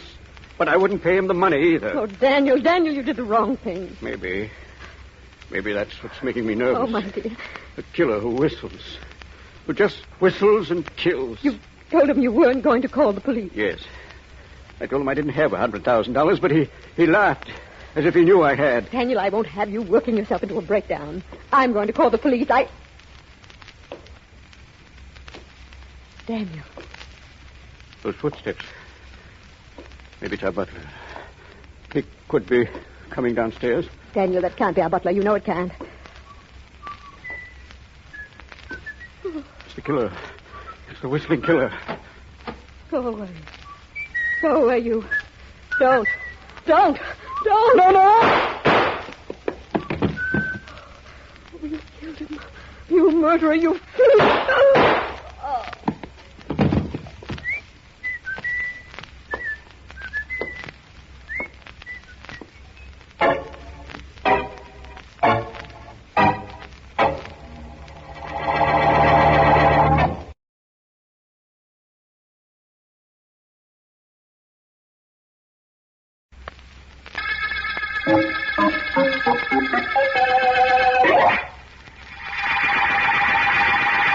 I tell you, Vance, you've got to do something. This isn't any scientific murder series. There aren't any clues. All we know is that 3 people were murdered by the whistling killer. I know, Markham. Believe me, I understand the complications. Undoubtedly, all 3 victims, Morrissey and Mr. and Mrs. Daniel Stewart, had been threatened and refused to pay. Why didn't they call me? What good is being a district attorney if people won't call on you for help? By the same token, what good is being a private investigator if there's nothing to work on? Vance, I never heard you talk that way. But what else can I do? There isn't a single place for me to begin working. What do we know? Tell me, what do we know? Well, we know the Stewart's butler heard someone whistle, then shots. He was on the 3rd floor, and by the time he came down to the library, Mr. Stewart was dead, and Mrs. Stewart lived only long enough to say that the killer wanted $100,000. Where does anybody go from there? What do I do? Investigate the butler? No, he's been with the Stewarts for years, absolutely beyond reproach. The butler's out, Vance. I know he's out, but who's in? What do we do for suspects? How do I find a killer nobody living has ever seen? I don't know, Vance. All I know is that if there's anyone in the world who can do it, that person is you.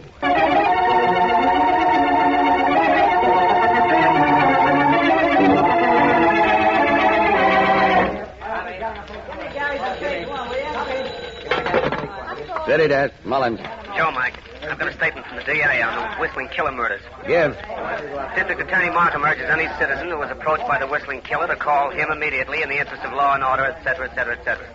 The DA asks we put it in a box on page 1. I'll take it up to the city editor. Nothing more to the statement? That's it.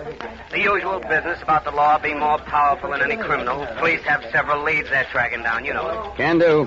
Maybe the item will give the DA something to work on. I guarantee he doesn't have a thing on that whistling killer right now.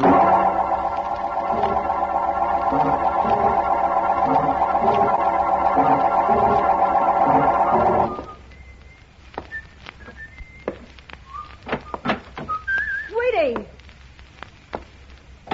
Oh, sweetie, I've been waiting for you. Oh, honey, it's good to see you. Sit down. Here, sit here in your favorite chair. That's it now. Come on now, honey, put your feet up. Right here on the stool. That's better, isn't it? Are you hungry, darling? Uh-huh. Well, I'm going to fix you something super special. Here, let me open up your collar, huh? Is that better? Now, you sit right there and don't you move. I know you worked very hard last night. I've been reading all about it in the newspapers. Say, you killed 3 people already. The whole town's looking for you. Nobody knows who you are, but every cop's on the muscle. Don't that scare you? Don't it make you nervous? Don't... Hey, how do you like that? He's fast asleep, just like a baby.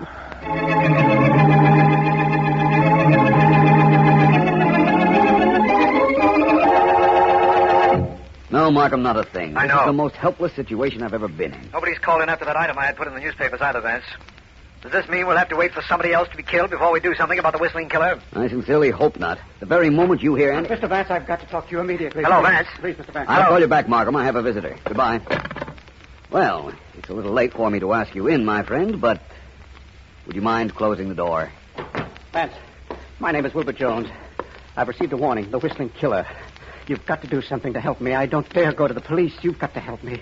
Somebody has to help me. Take it easy, please, Mr. Jones. I was just talking to the district attorney. We knew the Whistling Killer would look for another victim. He hasn't been successful in getting any money so far. He's killed 3 people, and I'm going to be the 4th unless you do something to prevent it. He warned me against going to the police. He said he'd kill me if I did. I don't dare go near the district attorney.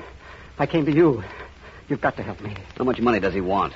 $150,000. Every cent I have in the world. I won't give it to him. I can't. It's taken me years to save it. What right is he to demand I give it to him?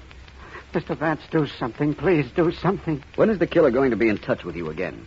I don't know. He didn't say. He's too smart. He won't take a chance on calling and having the phone call traced. He'll come up to me on the street, maybe when I'm alone. He'll kill me. He'll kill me sure, Vance. I don't think he will, Mr. Jones. Something you've told me has given me the first clue I've had on this case.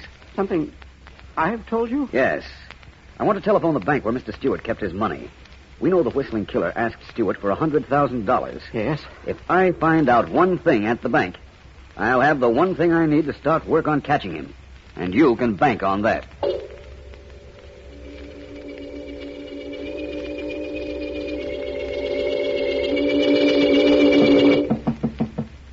Yes, come in. Hello, Dad. Oh, hello, son. Hi. Well, come on, sit down. Thanks. But I have no time, Dad. I'll guess what I came in for. Well, I don't have to guess. How much do you want this time? $100, Dad. Oh. A big night tonight. But, Jimmy, you're spending a lot of money lately. Why not? Who taught me to spend money but my ever-loving father? Well, that's not the point. All your fault, Dad. You brought me up wrong. Well, 100, Dad? Now, look here, son.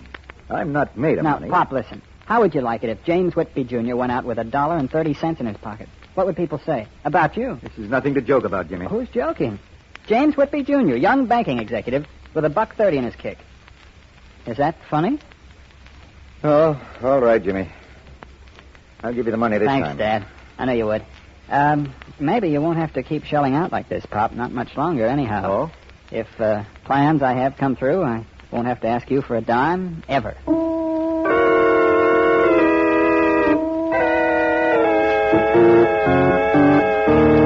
Come on, Markham, give. Now, Joe. Our readers want to know what progress the police have made on the Whistling Killer case. There's nothing I can tell you, Joe. Not a thing. When interviewed in his office, the district attorney asserted that the police are running down several clues and an early arrest is anticipated. Want that? No, I don't. Well, then you'd better get... Joe, can I tell you something off the record? That's against my better judgment, but go ahead. Philo Vance called me on the telephone a little while ago. Vance? Yes. He said he had found a connection between Daniel Stewart, the man who was killed with his wife, and another man who shall be nameless, who came to him after being threatened by the Whistling Killer. Oh, you mean there is a break coming up in this case? If you don't print that. You know Vance, Joe. You know all he needs is one little opening, and he'll crack this thing wide open. That's right. Just between you and me, an early arrest is anticipated. At least by me.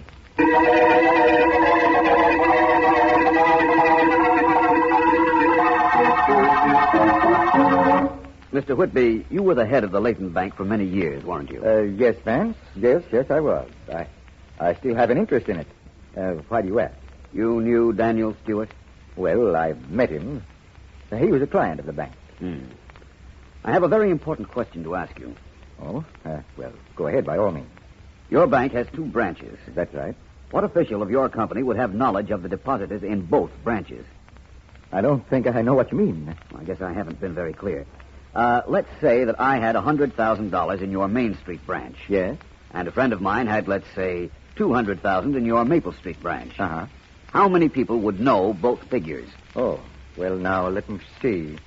Oh, I imagine none of the tellers would know about both branches. I know that. The vice president in charge of accounts would have supervision over both branches. And who is he? My son. Anyone else, Mr. Whitby? Now, let me think. There's... Get down! Down on the floor! Did you get him, Mr. Whitby? No, I didn't. Well, come on. Let's get after whoever fired those shots. All right, I'm with you. You couldn't have gotten very far. We'll get out this door and... no. It's locked. Whoever did it was pretty cute. Locked the door from the outside. Mr. Whitby, have you received any communication from the Whistling Killer? Well, have you? Yes, I have. That's what I thought. I'm on the right track, anyhow. Only one thing puzzles me right now. Well, what is that, Vance? In all probability, that was the whistling killer who fired those shots. But I wonder why he didn't whistle.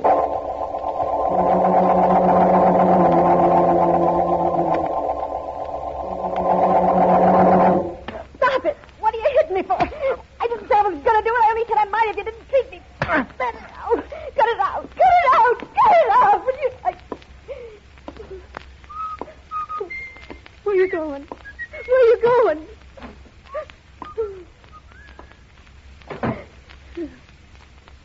Clip me, will you? What for? What did I do? Nothing, that's what. Well, now I'm really going to give you something to clip me about. Who do you think you are, anyway? You clipped me for nothing. Well, you're never going to do that again, I can tell you. District Attorney Markham speaking. I've got something to spell to you. Who is this? This is a dame who's calling up to do you a great big favor. Yes? Malcolm, you're trying to find out who the whistling killer is, aren't you? We most certainly are. Do you know? Who is it? It's a guy who's going to be awful sorry that he... He what? Hello? He what? Hello, what's the trouble? Hello, are you still there? Hello? What were you trying to say just a moment ago? I didn't get you. Hello? Hello? Hello, what's happened? Hello? Hello, are you there?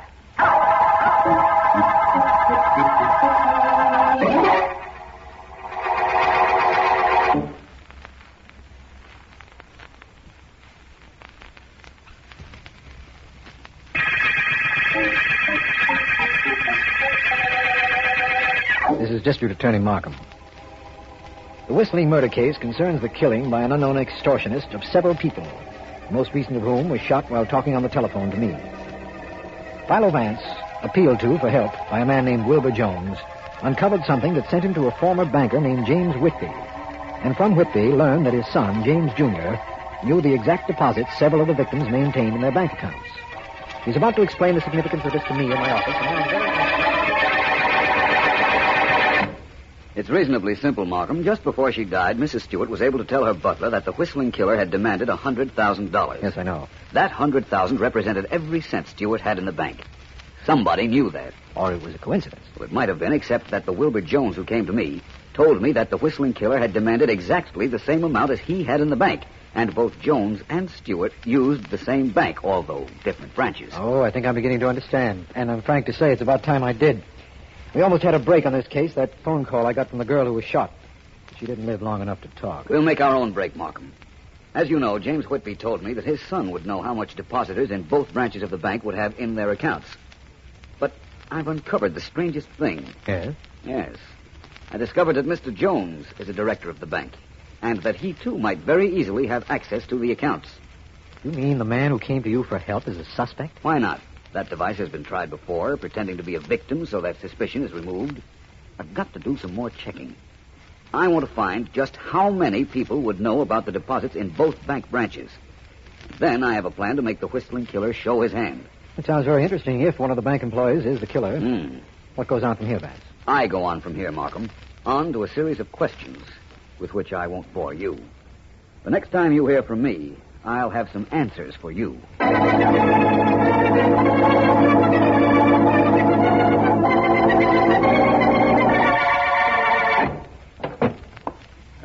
Yes, sir? Mr. Jones in. Who shall I say is calling, please? James Whitby, Jr. One moment, please. Hello, hello.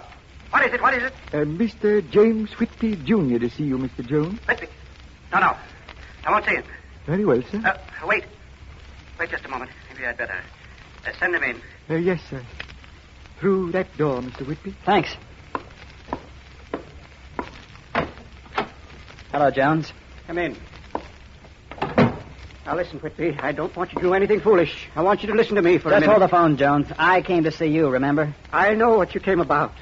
But you've got to give me time. Let's start from the beginning. Well? I walked in here for one reason, Jones, because I want you to lay off my father. What? That's it. Lay off my dad. What are you talking about? He told me a shot was fired at him when he was talking to Philo Vance yesterday. I know that. The whistling killer fired that shot. Is that what you think? Yes, and you're the whistling killer. What? I figured it all out.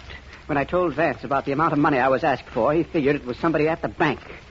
You know how much everybody has deposited. You've got to be the killer. I'll leave me alone or I'll call for help. That's a good act you're doing. But you have as much opportunity to look at our accounts as I have. You know the amount each depositor has. But I'll give you a break, Jones. You lay off my father, and I won't tell anybody what I know. What you know? Just what is it you know? That you're the whistling killer, of course.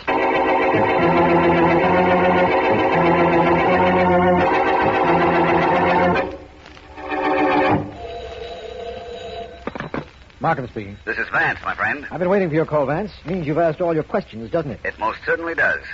Are there any newspaper men in your office at the moment? There generally are, a few within call. Why? I want you to make an announcement to them, Markham. Here's what I want you to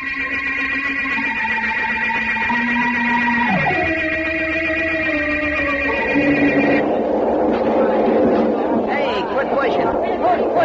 What's the matter? You think you own the whole train? Shut up and get lost. Guy can't come home from work and suddenly read his paper without getting into an argument. Well, just give me a little room to read my paper. It won't be no argument. Okay, so you got room. So shut up. Go ahead, read. Big front page story. Yeah? What about? Oh, read it yourself. You kept shoving to get yourself room to read. Somebody's pushing me to the other side. What's on the front page? First I get shoved around. Now I got to read to the guy. It's about the whistling killer. Hey.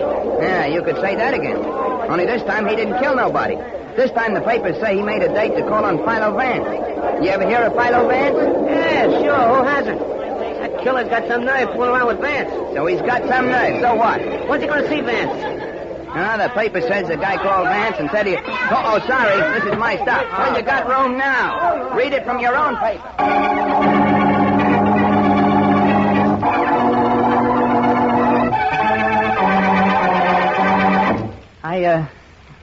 I could use another C-note, Dad. What? Yeah. Another 100. Another 100? Look here, boy. I gave you $100 the other night. I guess you did, but it's gone. I meant to ask you for it today down at the bank, but you left before I had a chance. Well, you might as well know this. I'm not giving you any more money, Jimmy. But, Dad... I don't have it. Come on now, Dad. Let's stop with that talk. You got plenty of dough. You got stocks, bonds... I don't have any more. You don't? What happened? The wrong stocks went up. The wrong ones went down. Oh, what's the difference? You got plenty of cash. Come on, Pop, 100. That's all I need, 100. No. And that's definite. Pop, you wouldn't want me... Who's there? Philo Vance. Philo Vance. What does he want here? Open the door and see. What's the matter, Jim? What are you afraid of? Nothing. Nothing. I'll open it. Hold it, Vance. I'm on the way. Well? You're young Whitby? Well? That's my son, Vance. He doesn't seem particularly pleased to see me. How are you, Mr. Whitby? I'm pretty well, thank you. Oh, what do you want here, Vance? I merely want to invite you over to my office, young man. What for? To meet the whistling killer. What? What are you talking about? Just that. The whistling killer is calling on me. Your son won't be alone. Mr. Wilbur Jones will be there, and District Attorney Markham. Well, what do you want with me? I'm not going there. I won't go. I think you can convince him differently, can't you, Mr. Whitby? Well... My office in an hour. Perhaps you ought to bring your son, Mr. Whitby. Just to make sure he gets there, of course. I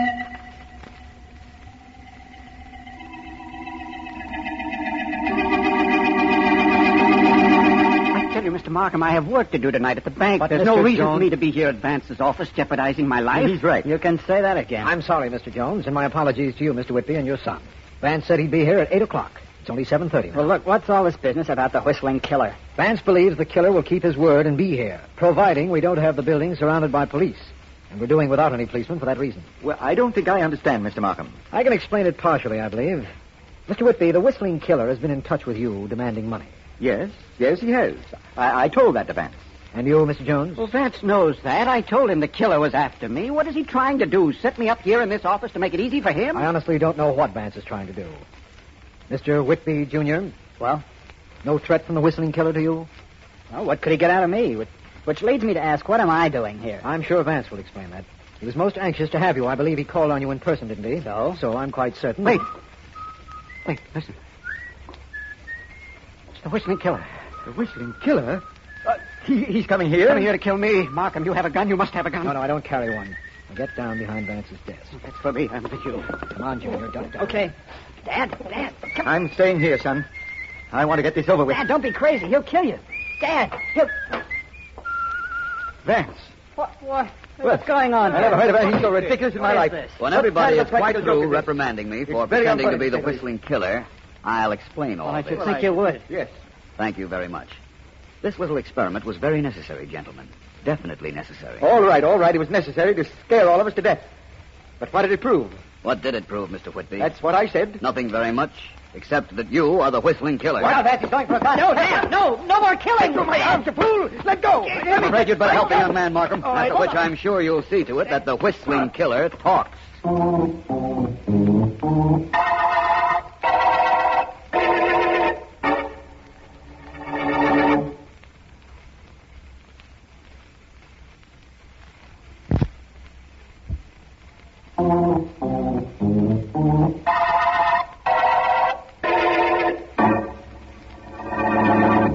All right. What's the point of my denying it?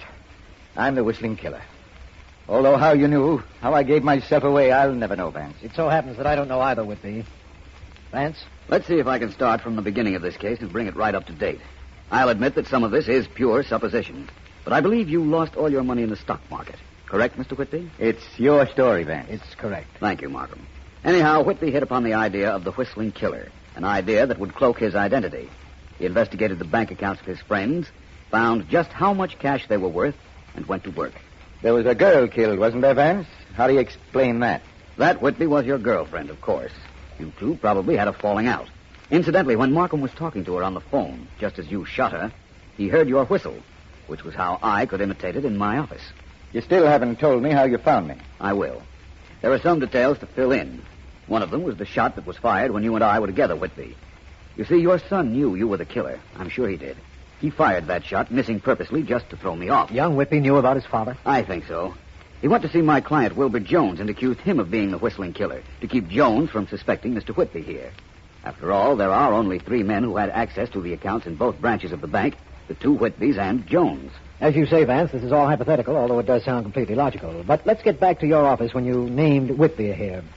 How would you do that? When I, impersonating the whistling killer, came to the door, Markham, you and young Whitby and Jones were behind my desk. Only Whitby here was in the open, with a much-feared killer closing in. Why would he stay out in the clear? No reason, Vance. One reason.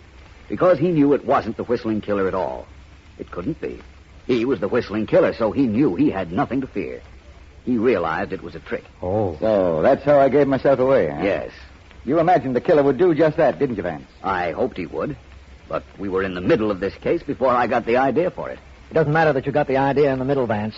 It only matters that we've reached the end of the whistling murder case.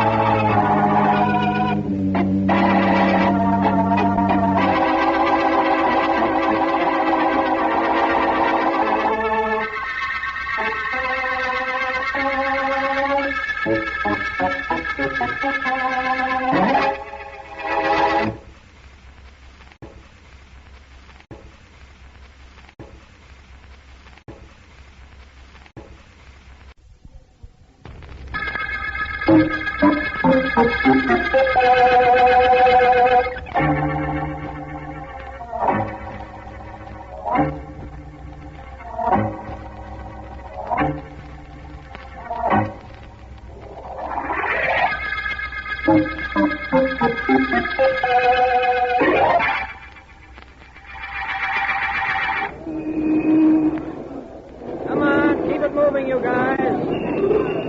What are you doing? Setting up a roadblock? Get those cars going. Hey, lady, what are you doing? You'll get yourself killed running through that traffic. Please come with me now. Something terrible's happened. Sorry. Where? Now, what is it that's so terrible, Chickadee? Manicures in the barber shop right over there. Man came in for manicure about 20 minutes ago. Oh, is that so awful, little one? Well, he seemed to be in pain. When I was almost finished, he seemed to be trying to stay conscious, but he kept telling me to hurry. Well? A minute ago, he keeled over in the chair. I think he's dying. And what makes you think so, may I ask? I noticed blood in his coat. He was bleeding to death. Said he'd been shot. That's why I ran over to get you. He was dying, and he insisted on getting a manicure? We'll see what this is all about. Is this the shop? Yeah. All right now. Where's this fella who's supposed to be dying? He isn't supposed to be dying anymore, officer. He's dead.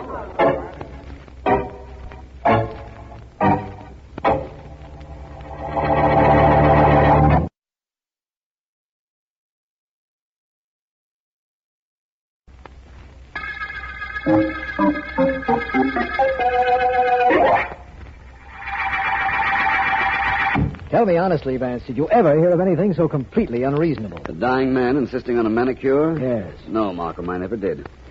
But I'm glad you called me in on the case. I had to call you in. Despite the fact that I'm district attorney and have a very capable police force functioning, I'm sure this case will be a test for even your talents. You know who the dead man was? Yes, a scientist named Edgar Wilson. But we have no idea who shot him, or why, or for that matter, where. I understand that you don't know, but what theories have you, Markham? Theories? What theories could anybody have? Sergeant Heath has a fantastically fictional idea that there was a code message on the man's fingernails, and he wanted that message covered by liquid polish when he felt himself dying. That would be something new, wouldn't it? I suppose. What ideas do you have? Well, I... Hello, D.A. Sergeant Heath. You don't look very happy. I wonder why. All right, Vance. Heath? What's the trouble, Heath? Trouble? Oh, I got no trouble. I just got a murdered guy who wanted a manicure on my hands, that's all. Seems to me he wanted the manicure on his hands. What? I'm sorry. Please. What about your theory that there was a code message written on the fingernails? What have you done about that? I had the laboratory put some polish remover on the guy's nails. Polish came off all right, but there was nothing written on them. But isn't it possible that whatever was written came off when the polish remover was applied? Hey, I never thought of that. Holy cow, if that's what happened, I'm the prize bonehead in the department. Right, I ought to kick myself all over. Don't do it on account of the polish remover here. Huh? I'm pretty sure there was nothing on the victim's nails. That makes me feel better. Hey, how do you know there was nothing on them? I don't know. I just don't believe there was. And I have good reason. As usual. The DA here is president of your fan club, Vance, but I'm not even a member. I want to know the reason why that guy got a manicure as he was dying, if it wasn't to cover up something. I might be able to tell you that, Heath. I have an idea I'll be able to tell you the secret of Edgar Wilson's fingernails just as soon as I have his killer under my thumb.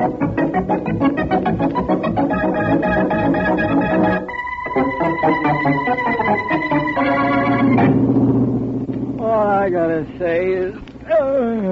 That's all you ever gotta say. What makes you so sleepy? Who knows? It's a wonder to me you didn't fall asleep when you shot that scientist guy, Edgar Wilson, this morning. Who said I was awake? Ah, you dope. If I was awake, I'd have plugged him so good he wouldn't have moved. This way, he lived long enough to make it to some barber shop, the papers say. Well, he didn't talk, so we got nothing to worry about. All I got... hey, you got me doing it. Stop cutting in on my racket. Ah, you. How much further we got to go? This is it. The first shack off the road down there. You see it? I guess that means yes. Our orders are to go in and look around for a bottle marked Experiment X. Experiment eggs? X, you dope, like in ecstasy. Hey, I seen that picture with that gal, what's the name? Some name for a girl. Come on, Sleepy, out. And cut that out. You're making me sleepy. So what is that, Pat? Any chance of that being anybody in the shack? You know better than that. The guys we work for know what the score is. They said Wilson would be alone when we got there to plug him. He was. They said there would be nobody in this shack. There won't be nobody. That's okay with me. I ain't in the mood for company. See if the door's locked. It is. Come on, let's bust it in. You do it. I'll stay here and watch. Come on, Sleepy. I'll need help. Okay. Now. Once more. Must we? Okay, let's do it. Hold it a second, Sleepy. A pleasure. Just till I get this flashlight out of my pocket. There we are. Now for a look around. Hey, there's A row of bottles over on that shelf. Yeah, so I see. Well, all we got to do is find one marked Experiment X. Like an ecstasy. Sure was a great picture. On that I agree. There was one scene in it where Sleepy, there's the bottle we want. Right here on the second shelf. You see it? Yeah. Experiment X. Let's grab it and get out of here so we can collect our dough. Hey, you grab it. I'd have to reach up a little. Okay, here we go. Come to Papa, little Bob.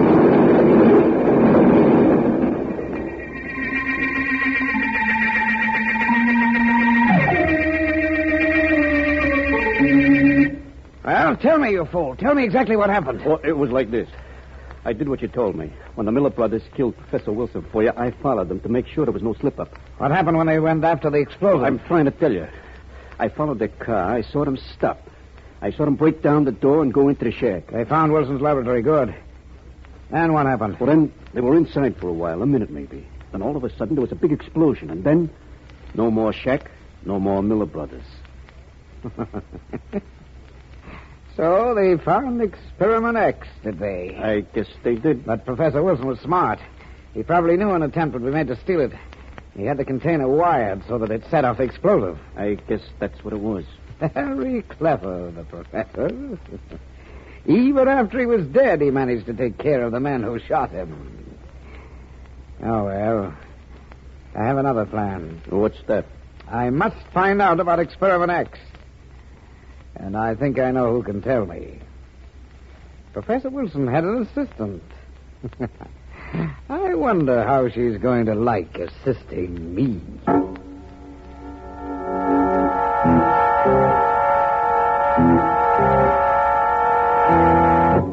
No, I'm sorry, Sergeant Heath. But can't There's you... nothing I can tell you that I haven't already told you about my employer. Oh, now look, Miss Rainey. Professor Wilson must have been working on something extra special. Something that somebody didn't want him to finish, so they killed him. If he was, I didn't know about it. Now, please, Sergeant Heath, it's late and I've got to leave here. I have my coat on and my hat on and I'm expected home. If I think of anything that can help you, I'll phone you. Okay. Goodbye. Well, that's that.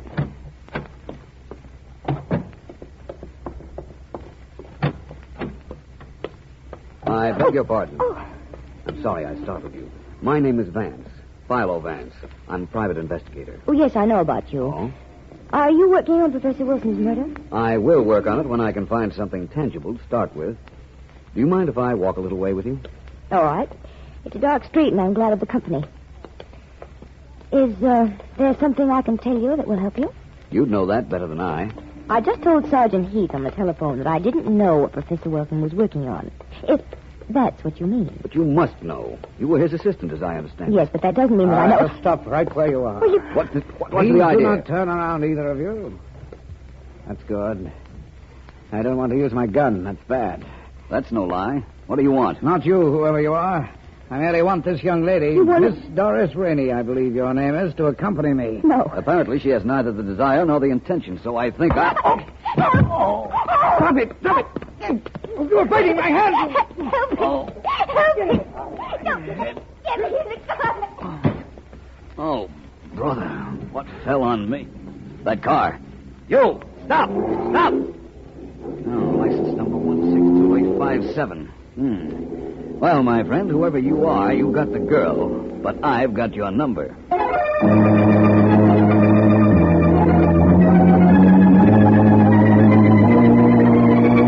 Yes, Vance, I'm having the license number you gave me checked right now. You're sure you're not hurt badly? I have a slight headache, but I'll be all right, and I guarantee I'll be a bigger headache to whoever hit me on the head. Sergeant Heath is checking the number. He'll buzz me in a minute.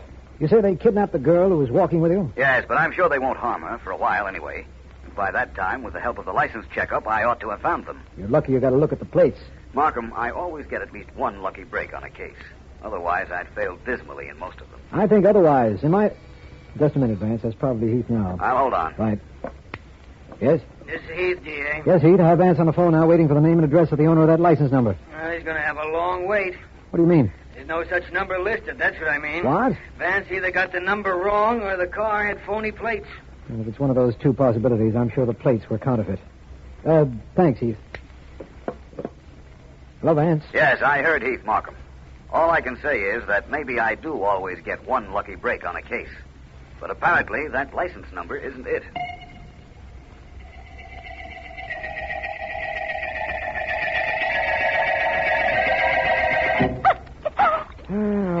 I'm losing patience with you, Miss Rainey. Apparently twisting your arm does no good. Oh, if I ever get off this chair, You will do nothing. You're tied securely, and I will untie you only when I am good and ready. Yeah, it's very annoying, very unmusical, and cannot help you in the least little bit. This house of mine is far out in the country. Nobody can hear you. Now, will you tell me what I want to know? How can I tell you if I don't know? Again, the same speech, always the same speech. You know about Experiment X. You worked with Wilson. You were with him in everything he did. No. You know about Experiment X. No. You'll tell me. You'll tell me, do you hear? You will tell me. Leave me alone. Please leave me alone. I don't know anything about the experiment, except that Professor Wilson was working on it. This much I know, too. He wouldn't talk when I sent 2 men to persuade him. They shot him. I knew about his shack in the mountains. My men went there, but they were killed in an explosion. But Wilson had another laboratory.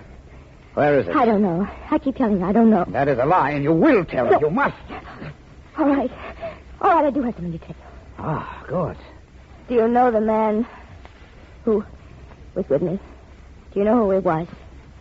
I'm not interested. You will be. He was Philo Vance. Did you ever hear of Philo Vance? Oh, that was Philo Vance, huh? What about it? He never saw my face. And if he did see the license plates in my car, it'll do him no good, for I changed 2 of the numbers myself. You changed? No matter who he is, he can never find me. We'll see. Miss Rainey, I lose patience again talking to you. Wilson was working on an explosive he called Experiment X. It was a liquid. That much we know.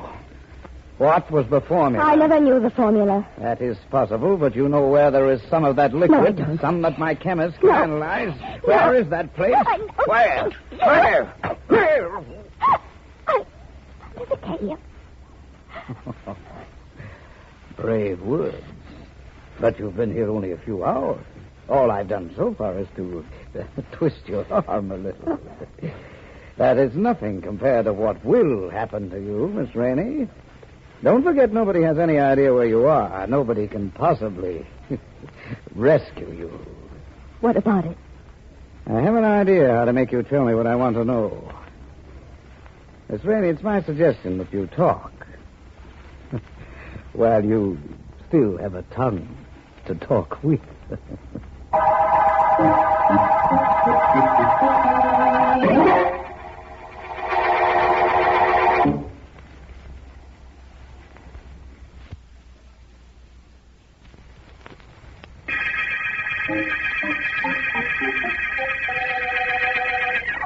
This is District Attorney Markham.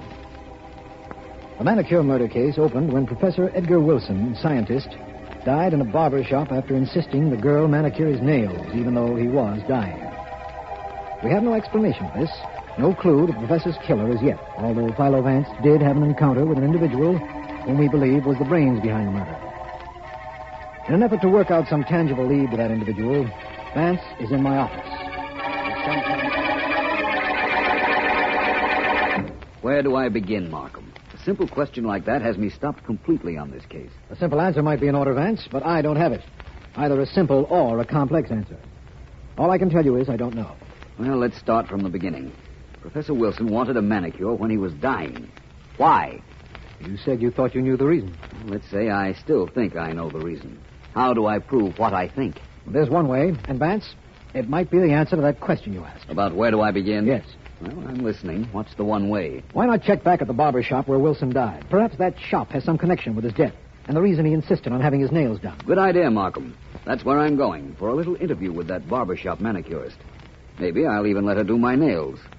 Maybe having her hold my hand will help me make heads or tails out of this case.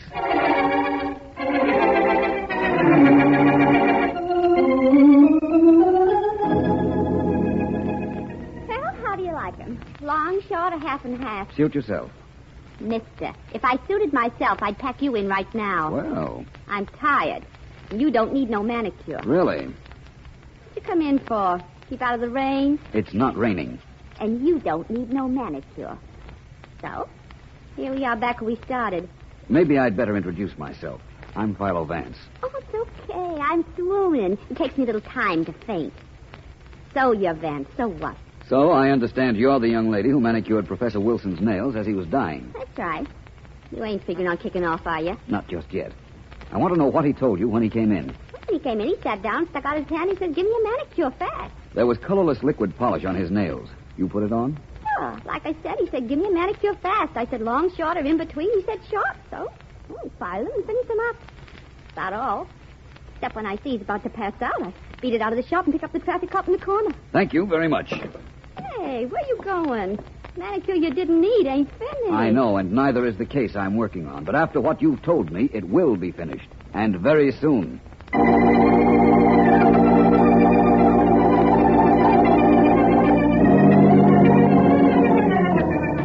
Hello, D.A. Come in, Heath. Come in. Or am I a little late with my invitation? What's the difference? Better late than never, I always say. I always say something about an early bird. I can't remember right now what the rest of it is. What's on your mind, Heath? All right if I sit down. Apparently. What's that paper in your hand? This? Oh, it's a teletype report on an explosion out in the suburbs. 2 men were killed when a shack blew up. We checked on the car they were driving. We think we know who they were. Yes? Yeah, Miller brothers, Sleepy and Joe. Hired killers. We can't figure... Excuse me, Heath. Yeah. This is Attorney Markham speaking. Vance, Markham. Hello there. Markham, I just left the barber shop where Professor Wilson had his nails manicured. Yes? You remember I thought I knew why he had them done as he was dying? You had an idea about it, yes. It's now a conviction. I want you to find out for me if the professor was working on some new invention that was in a liquid form. A new process, an explosive, something along those lines. I don't know how I can, Vance. As you know, Wilson's girl assistant was kidnapped, and he left no records. Wait a minute. Yes? There were 2 men, hired killers, who met their death in an explosion in a shack in the suburbs, Sergeant Heath just told me. You think that might tie up with our case? It might, and it's worth a gamble. Right. We've got to work fast now, or that girl assistant might be killed by whoever is responsible for Wilson's death. He won't believe she doesn't know what the professor was working on. What do we do about it? We'll take one long shot, Markham. I'll need your help. All right. Did you know Professor Wilson had an assistant named Dr. Blake? No, I didn't. Well, he didn't have. But I don't believe anybody knows that. Or the fact that I'm going to be in touch with Dr. Blake, who is going to make a killer take his medicine.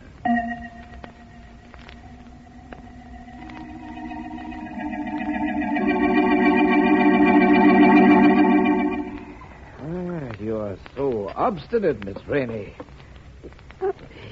So very obstinate. Please, can I have some water?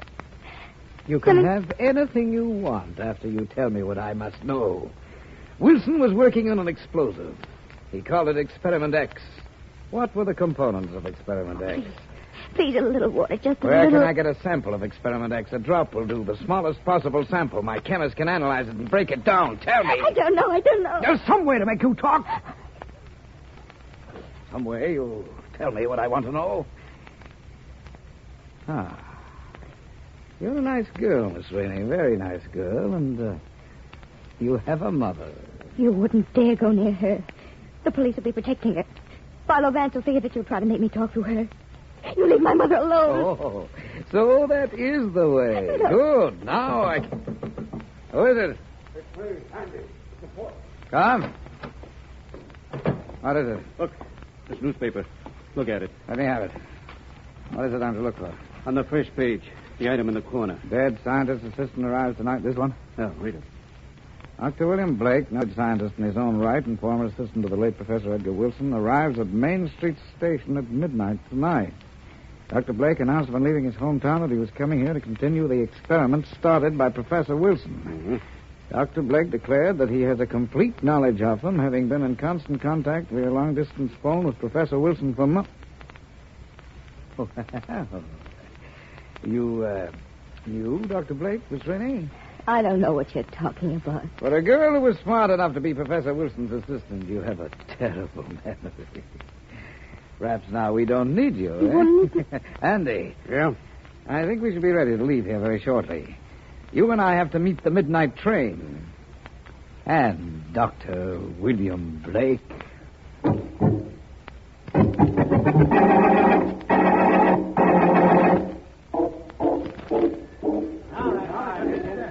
Here he comes, fellas. I got your cameras ready.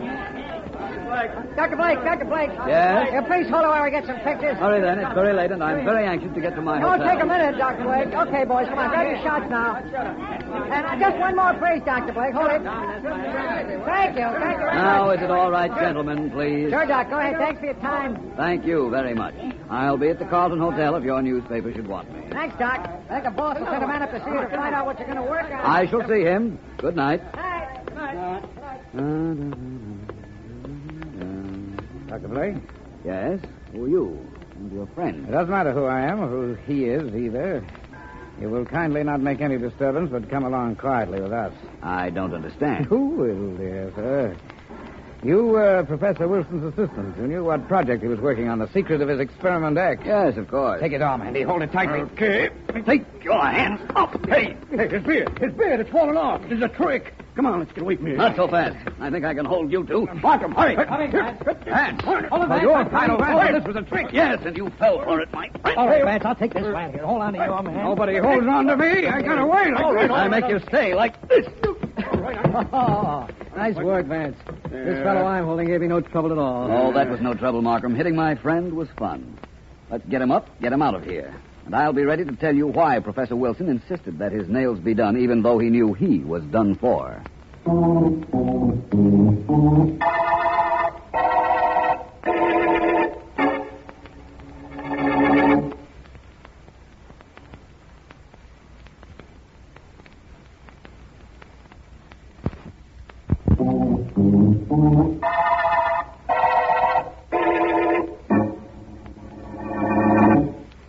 Markham, my friend, I'm beginning to believe you're a very persuasive young man.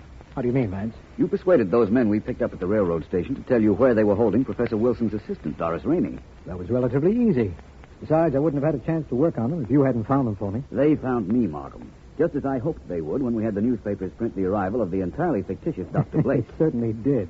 You know, of course, if my beard hadn't come loose, I'd have gone along with them. Yes, and I would have followed you as per our plan. Yes. Vance, you said that I was persuasive. That's right. Could I persuade you to get around to telling me why Professor Wilson wanted his nails manicured? Certainly.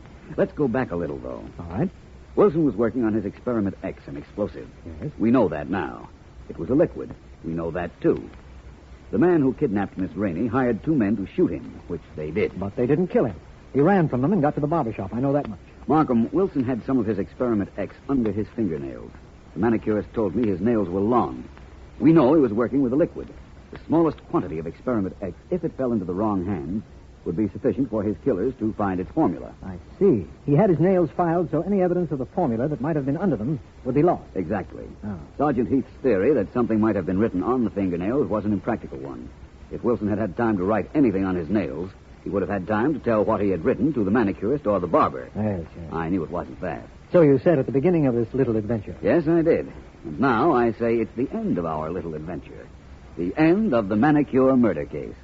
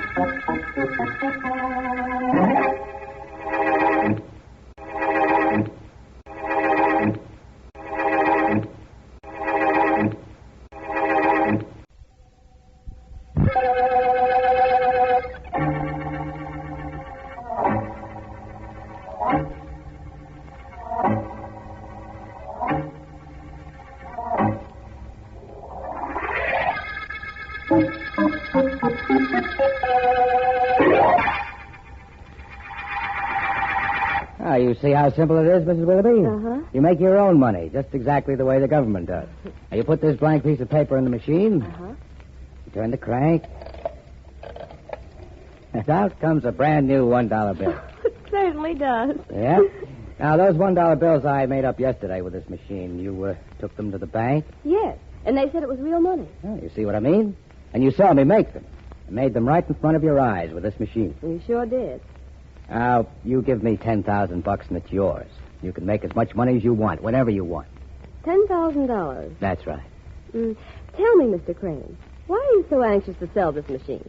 All you would have to do is turn the crank and out would come real bills. Lady, I've got a lot of machines. I want to sell them and quit. That's simple, isn't it? Mm-hmm. You got plenty of dough, but there's enough larceny in What you. did you say? Don't let it bother you, lady. There's larceny in everybody. Proof that it's in you is that you asked me to come back today. Mr. Crane, I'll give you $10,000 for your machine. Good. Providing I'm sure that the paper you insert in the machine is actually the one that comes out as a dollar bill. Oh. That ought to be simple. Yeah. I'll put my initials on the blank paper. If my initials appear on the bill when it comes out, I'll buy the machine. Now, wait, I've got a pen and ink right here. All right, now hand me one of your blank pieces of paper. All right. There you are. Thank you. My initials, E.W. There we are. All right, Mr. Crane. Okay. I'll take the paper, put it in the machine. Take out a brand new dollar bill. There you are. Take a look at it, Mrs. Willoughby. A brand new buck with the initials E.W. on it, just as you put them on the blank piece of paper a second ago. It's the same piece of paper, and those are my initials, all right. Like I said. Now, what about the $10,000? What's to stop me from turning that crank handle 10,000 times, getting your $10,000, and paying you with that? Nothing. Except I don't deliver you the paper you need till I get your money. I have it here in my safe. I'll get it. Mm-hmm. And I've got the paper all cut out to dollar bill size right here, too. You get the money, Mrs. Willoughby. And from now on, you can manufacture your own. The best kind. Handmade.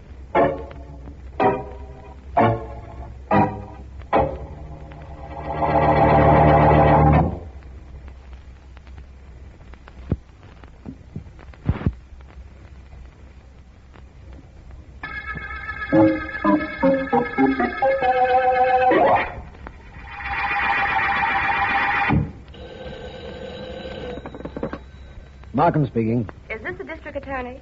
Yes, it is. Well, it better be. And you'd better do something about me. I'd like very much to. Don't be cute. I'm Emily Willoughby, and I've been swindled. I'm the district attorney, and I'm very sorry. Mrs. Willoughby, tell me exactly what happened, and I'll do what I can.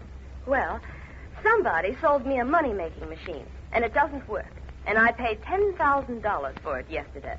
Aren't you calling me 24 hours too late? Well, never mind when I'm calling you.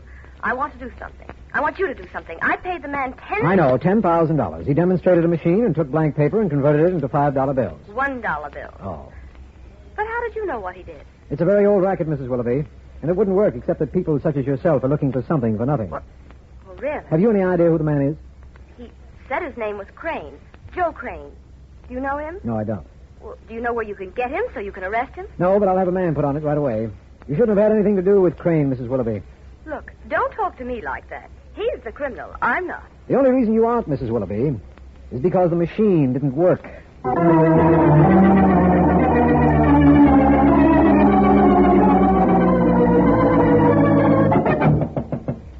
on in. The door ain't locked. Hi, Joe. Oh, hiya, Sniffy. How's chicks? So. What's with you? Okay. Get the money? What money? Oh, gonna be like that, eh? Joe, I'll give you a money-making machine and a gimmick that makes it foolproof. You had a sucker. Give me my cut of the dough you got, or the machine. I couldn't get rid of it. The sucker got smart. Yeah, so I'll take the machine. Well... Where is it? I can get a front man, get rid of it easy. Come on, let's have it, and I'll blow. I don't have it here. Oh, so that's the way it is, huh? Come on, train, stop stalling.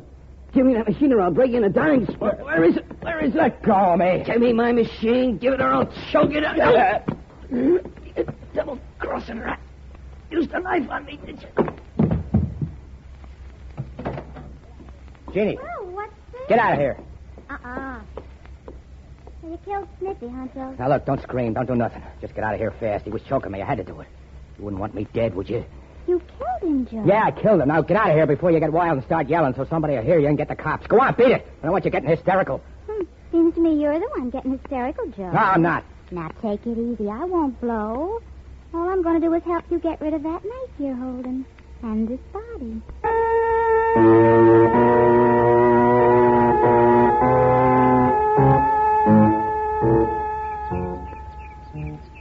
Well, Vance, there's the body, lying just where a farmer found it. It obviously had been knifed somewhere else and thrown from a car. Do you know who the victim is, Markham? Sergeant Heath identified him. A larcenous individual named Sniffy Edwards. I don't suppose this is any case that will intrigue you, but you were in my office when the call came. And I insisted on going with you. I know. Notice anything peculiar about Sniffy, Markham?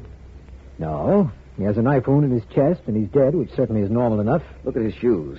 The soles are very thick. Well, yes, I suppose they are. But this isn't a case for you, Vance.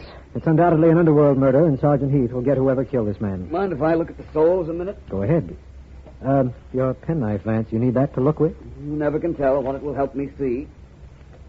What you're doing is a little illegal, Vance. Oh, my friend, is there such a thing as a little illegal? I stand corrected. You find anything? Yes. There was a piece of paper in the sole of the shoe. Take a look. It's a diagram of some kind of machine. Yeah. An arrow indicates where blank paper is inserted. Another arrow where money comes...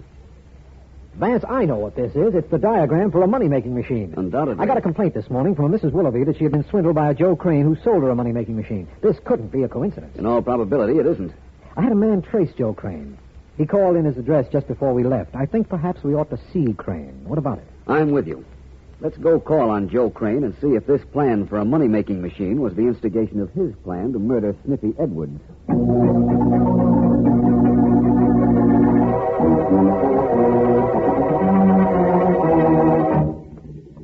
Come on, Jeannie, hurry up. Okay, Joe, but this valise is heavy. It's the last one, though. We're all packed and ready to move. You got plenty of gas in the car? Yeah, it's loaded up to the top. I got a 15-gallon can in the back, so we don't have to stop for at least 500 miles. Oh, good. Here, I'll put that bag in the back here. Close the back up. Now, come on. Let's get in and get going. You think it's smart to blow town right after you knocked off Sniffy? You think it's smarter to wait around here to get picked up? Maybe. Nobody's got anything on you. Yeah, nobody's going to have either. That's the reason we're blowing. Wait a minute. Let me get in first. Okay. Hop in. Close the door and we'll get going. It's okay with me. I don't even care where we're going, as long as I'm with you. Well, we're off. We won't speed. We won't do nothing to attract attention. In a little while, we're in the clear with 10 grand of Mrs. Willoughby's dough. Nobody to finger me for Sniffy's killing. Sounds swell to me, Joe. See, I like being with you. Move away, honey. Gotta keep my mind on driving. Jeannie. Huh? There's a car following us. Where? How do you know it's following us, Joe? Take it easy. No. I'm gonna step on it to see if it is. The other car's picking up speed, too. There are 2 guys in it, Joe. Cops, I guarantee. Well, they won't grab me. This car of mine can get away from anything on the road. You got my gun? Yeah, sure. Here, Joe. Take and shoot it out with them if they get close. Throw the gun out the window, quick. Throw it out the window? Sure, you dope. You want to get caught with it on you? Throw it when we go around this bend. Okay, Joe, I got rid of it. Now, let's see if we can get rid of that car. You're going 55 now.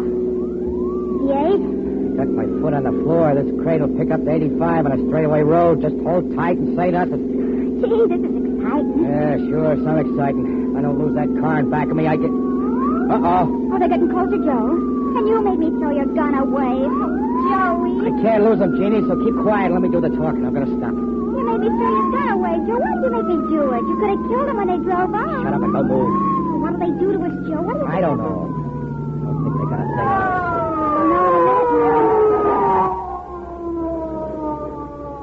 Here come the 2 guys. I know I see them. Remember what I told you. Shut up. Well, you 2 certainly led us a chase. I'm District Attorney Markham. You're Joe Crane. That's right. Who's the young lady with you, Crane? Who are you to be asking questions? He's Philo Vance. Who is she? Well, My girl. What do you want with me, D.A.? That remains to be seen. Right now, I want you to come back to my office with me. Then I'm going to call on Emily Willoughby and see if she can identify you as the man who sold her a money-making machine. That's the rap, huh? Thought of it, Crane. There's a possibility we might be able to prove you killed a man named Sniffy Edwards, too. Edwards? Edwards? Never heard of him. Me either. I suppose you never heard of a money-making machine. That's right. The things these people don't know, Markham. Yes. Well, let's get going back to your office. I'm not half as concerned over what they don't know as they will be over what we do.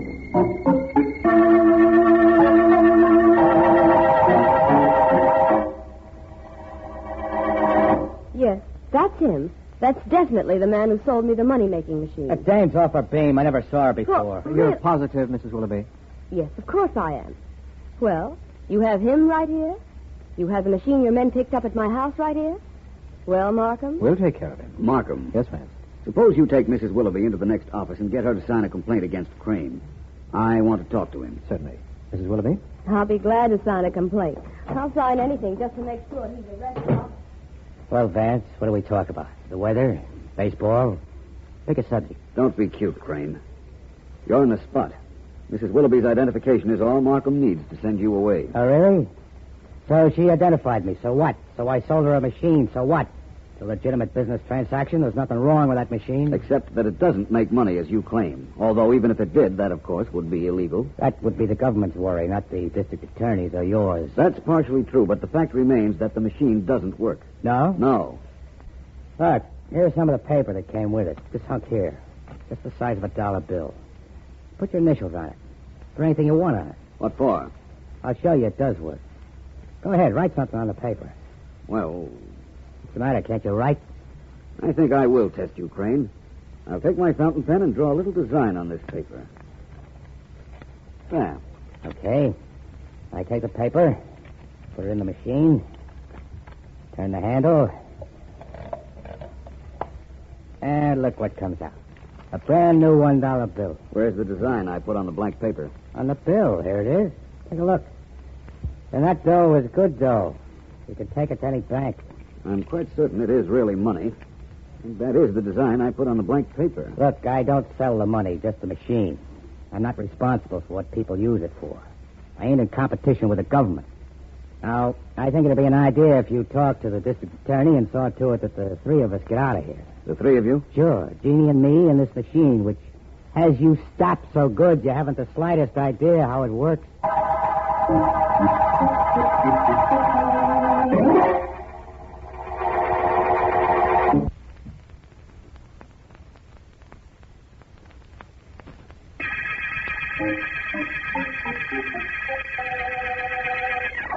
This is District Attorney Markham. The money machine murder case is an unusual one. Philo Vance is quite certain that Sniffy Edwards, an underworld character, was killed because he'd invented a money-making machine. And we are equally certain that a man named Joe Crane, whom we have had in custody, is the killer. Although we have a larceny case against Crane, Vance is more interested in proving murder against him. We have let him and his girl out on bail. We don't know where they are. I wasn't scared. It was wonderful. The DA chasing me in his car and then Vance and him questioning Joe and me. Still thinking I was his girl and not yours. Gee, it was swell. I'm glad. Oh, sure it was swell, Frankie. Only thing is, it's going to keep me from getting that money-making machine from Joe. He doesn't know what I'm playing along with him for. Sometimes I ain't sure either. Huh? You'd double-cross anybody in a minute if there was some excitement in it, Jeannie. If you're double-crossing Joe Crane, you'd do it to me, too, if you got a chance. To you, Frankie? Oh, never. Never, she says. You have a lot on me, Jeannie, and I'm not sure whether I like that or not. Well, look, Frankie, I got to get over to see Joe. We got to stay in town because the cops told us to. I better see him so I can make plans to get that machine away from him. Sit down, Jeannie. But I got to... Sit down. Why? What for? What's going on? As I said, you know too much about me. So I have a little present for you. This. Hey, now, wait a minute, Frankie. What's the gun for? You're going to kill me. I didn't do anything, Frankie. I Who wouldn't... said anything about killing you? I said I have a present for you. This gun. Here, take it. You're going to need it if you keep trying to outsmart a guy like Joe Crane.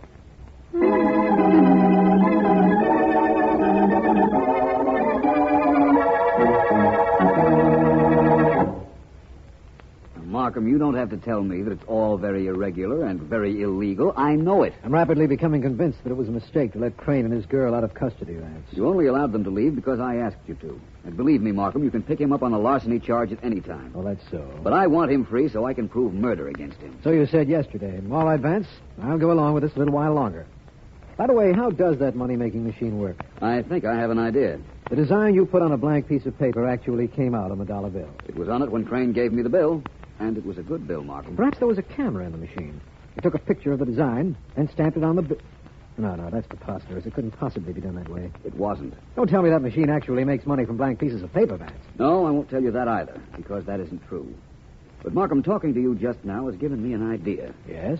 What details of the death of Sniffy Edwards have you released? None. Except that we found his body. That's all anybody knows. Good. Now, Markham, if I'm right about how that machine works, I think I can promise to bring Joe Crane into your office again, only this time with a very solid murder charge against him.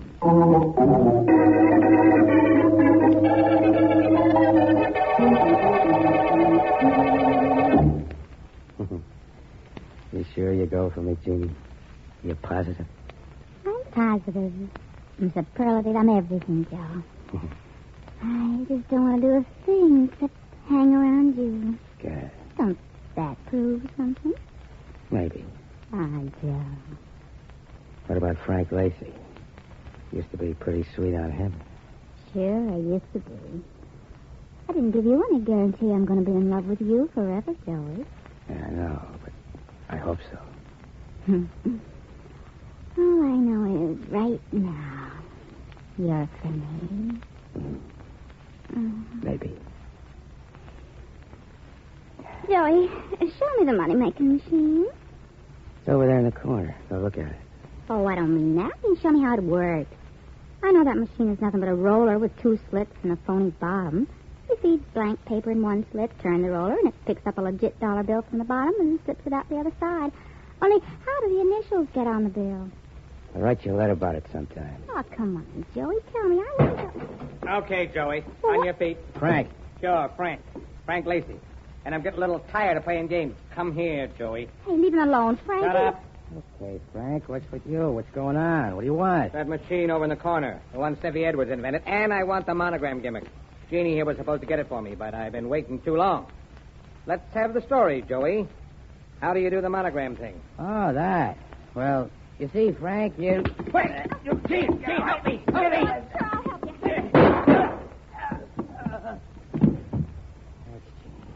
He was killing me. Thanks for shooting him. Oh, that's all right, Joey. Pleasure was all mine.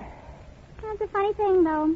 Frank gave me the gun this morning, and I killed him with it this afternoon. Yeah. That's life. I'd thank you a little more, Jeannie, if I was awful sure who you was aiming at when you shot. Joey. Don't Joey me. Let you and I... Wait a minute. We'll talk about you and me in a little while. Yeah? This is Joe Crane. Who's this? Friend of Sniffy Edwards. So? So, I got all of Sniffy's machines, and I thought maybe you'd like to buy them cheap. How cheap? $100 a piece. I got 10 of them. You can get a fortune for them. Why don't you sell them? I'm hot. Gotta leave the country. How do I know this is on the level? Nobody knows Sniffy's gimmick on how them monograms go from the blank paper to the good dough, do they? Nobody except you and Sniffy. And you. That's right. And me. I got the whole gimmick right under my thumb. That tell you enough for you to meet me? You know it is. Where are you? A joint called Molly's in the waterfront. Walk right through and into the back room. I'll be there. Only don't be too long, Joey. I'm hot, like I told you. The only thing that'll cool me off is cold cash.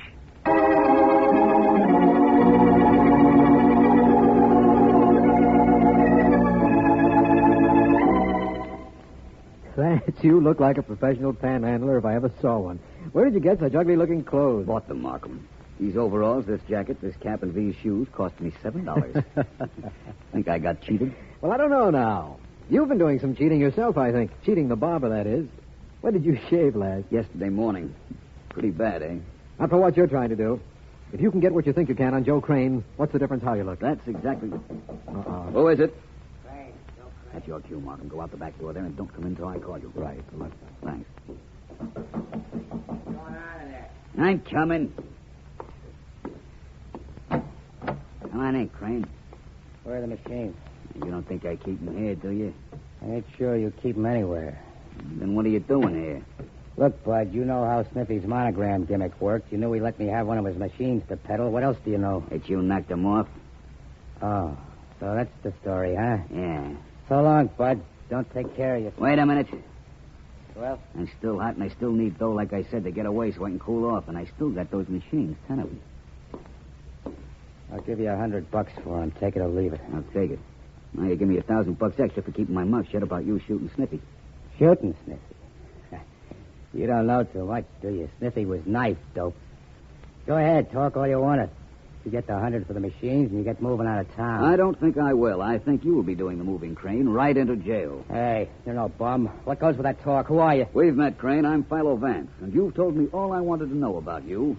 Only one person would know how Sniffy Edwards was killed, and that was the man who killed him. What you know won't do you any good. I'm good at... All right, Markham, you can come in now. I heard you two fighting, but I didn't want to spoil your fun, Vance. I'm glad you didn't. Well, there's your larcenist, Markham. Yes. Only now he's your murderer, too. You will have no trouble getting a conviction. And after we take him downtown, I'll tell you the details of the traveling monogram, which was the initial step in making Joe Crane show his hand.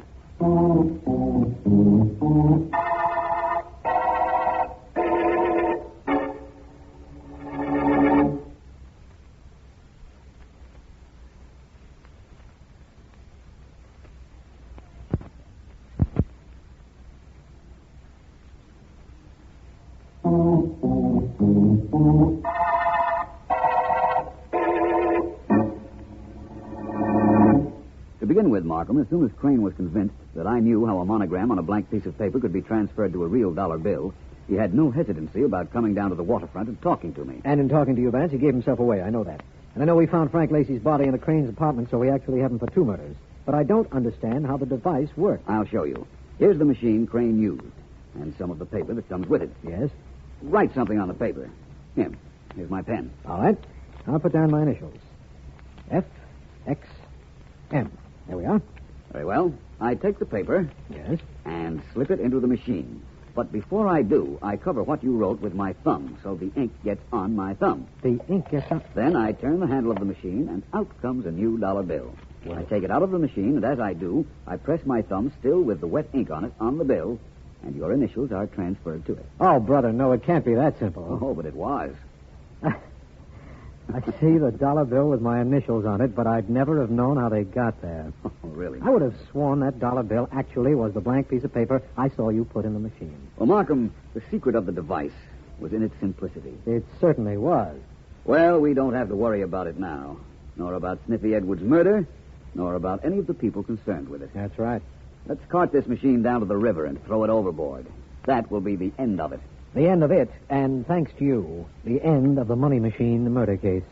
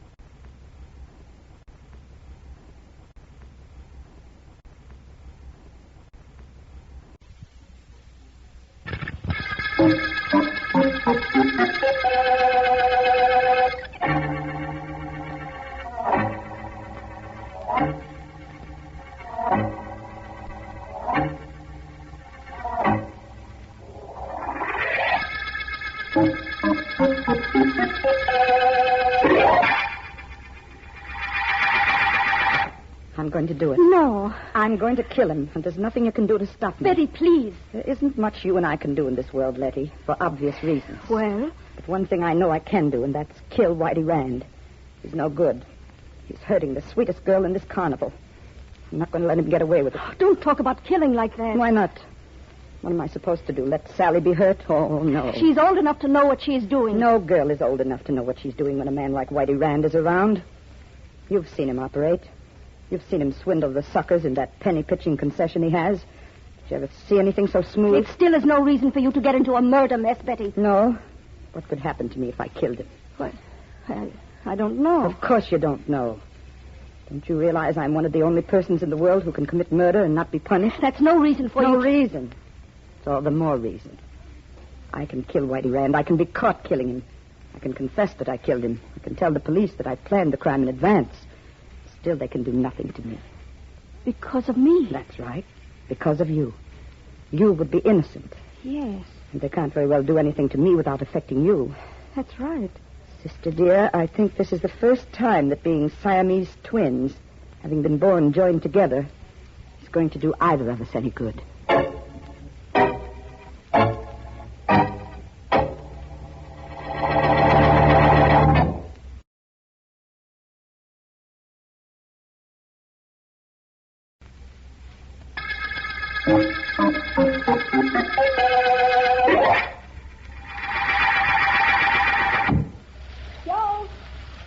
Joe, you finished shaving? Just about, honey. Breakfast ready? It will be when you are. Hey, did you hear the radio? I can't hear anything with this water running. Wait a minute. Huh? What happened? There was a murder over at the carnival at the end of town. A fellow named Whitey Rand was killed. Oh, is that all? Yeah, except that it's one of those mystery murders. Yeah? After the crowd had left, the fellow was found dead with a broken neck right on the midway. It's too bad. What's for breakfast? Don't you care about the murder? Sure, Molly, but I also care about my job. I got to be breaking up a road in an hour, and I'd like to eat first. Isn't that reasonable? Oh, sure. Hey, you've got a little soap on your left ear. Oh? Wipe it off and come on in. Murder isn't your business. Oh, that's right. Uh-huh. Look, how's that soap on my ear? All off? Uh-huh. Well, come on, then. Let's get some breakfast so I can be off to work.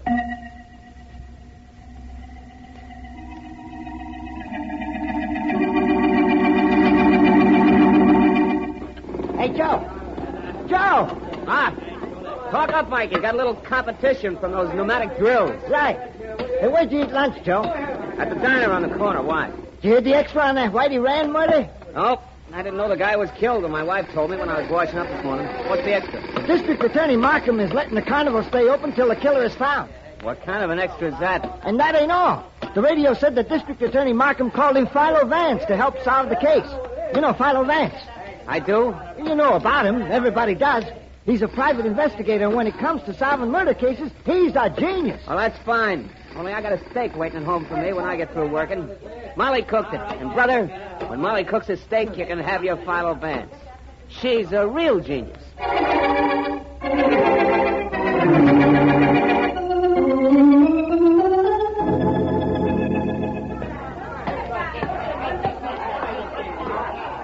Where do you think you're going, Mac? Inside the wagon. I understand the owner of this carnival uses it for an office. Sure he does. For a private office.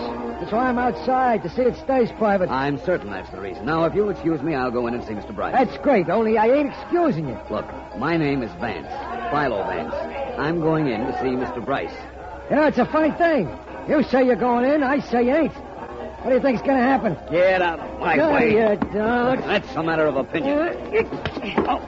That'll back up my opinion. Now, this will show you how wrong it is to be opinionated. Sorry, my friend, but I'm going in to see Mr. Bryce. Pleasant dreams. Mr. Bryce? Come in. I'm not sucker enough to try and stop you. Thank you. You heard the conversation I had with your man outside, then? Yeah, I heard it. What's your pitch, Vance? A man named Whitey Rand was killed here at your carnival, Bryce. I want to know all about... About Rand? He worked here, grabbed off a lot of soft with a penny pitching gimmick. A lot of, soft? Money, folding money. Oh. Rand hired space here, set up his pitch, and made his play. I imagine that means he operated a concession. Yeah. What girl did he run around with? Girl? Come on, you must understand that word. You know, girl. Oh, one of them things. Yes. Whitey was making a play for Sally Miller. And who didn't like it? What are you getting at? Rand was killed. I'm trying to find out whether or not jealousy was a motive. Who didn't like the fact that Whitey was making a play for Sally? Nobody liked it, least of all Crandall, our strong man. And Rand's neck was broken, eh? Maybe I am on the right track. Where is Crandall? He blew. You mean he's left? Uh-huh. How about Sally Miller? Where's she? She blew. With Crandall? Maybe. All I know is Crandall wanted to put a hoop in her hand. That's a wedding ring. Oh. And he was doing good till Rand made his pitch. You got a lumpy, Vince? I hope not. Lumpy's a watch. What time is it? Oh. What time is it? Why, it's exactly 4:30. Why? Look, you can come in here at any time you like, but right now I got an appointment. Okay, if I blow? Yes. You wanted to know what time it was a moment ago. That's it exactly. I'd say it was time I started to get some action on finding out who killed Whitey Rand.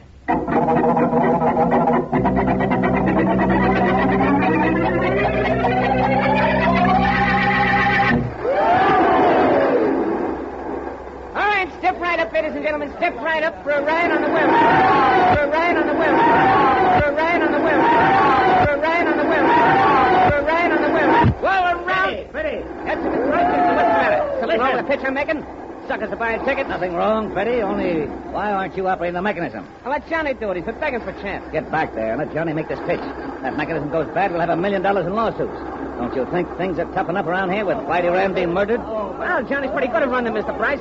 Look, Freddie, only two guys can really operate the Whirlaround. You and me. I know, but... Now get back there. I got trouble enough already, and I don't want any more. All right. And if I do get any more trouble, I don't want it should come from you.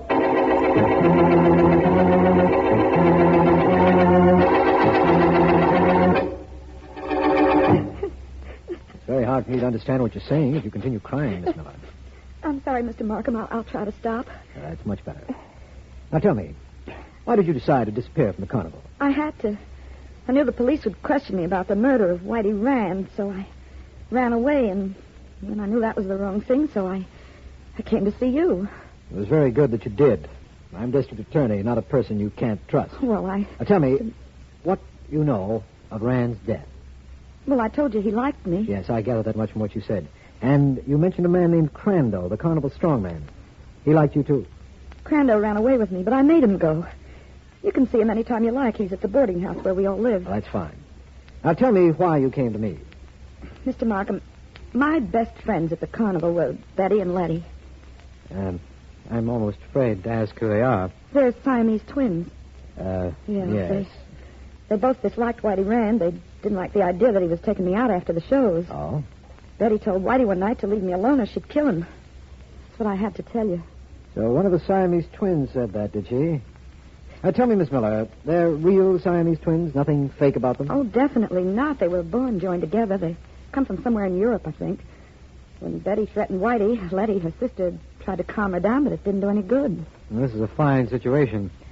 If Betty made good on her promise to kill Whitey, what can I do about it? I can't possibly bring her to trial, considering the fact that Letty, her sister, is apparently innocent. You know, it's a funny thing that you bring that up, Mr. Markham. Why is that? That's exactly what Betty told Whitey Rand the night before he was killed.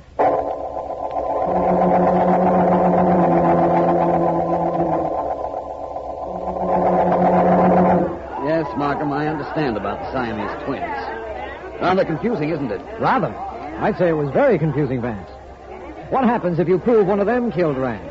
I don't know. What are you doing, Vance? Watch the little red circle, Markham. Vance, we're working on a murder case, and you're pitching metal discs. What's the idea?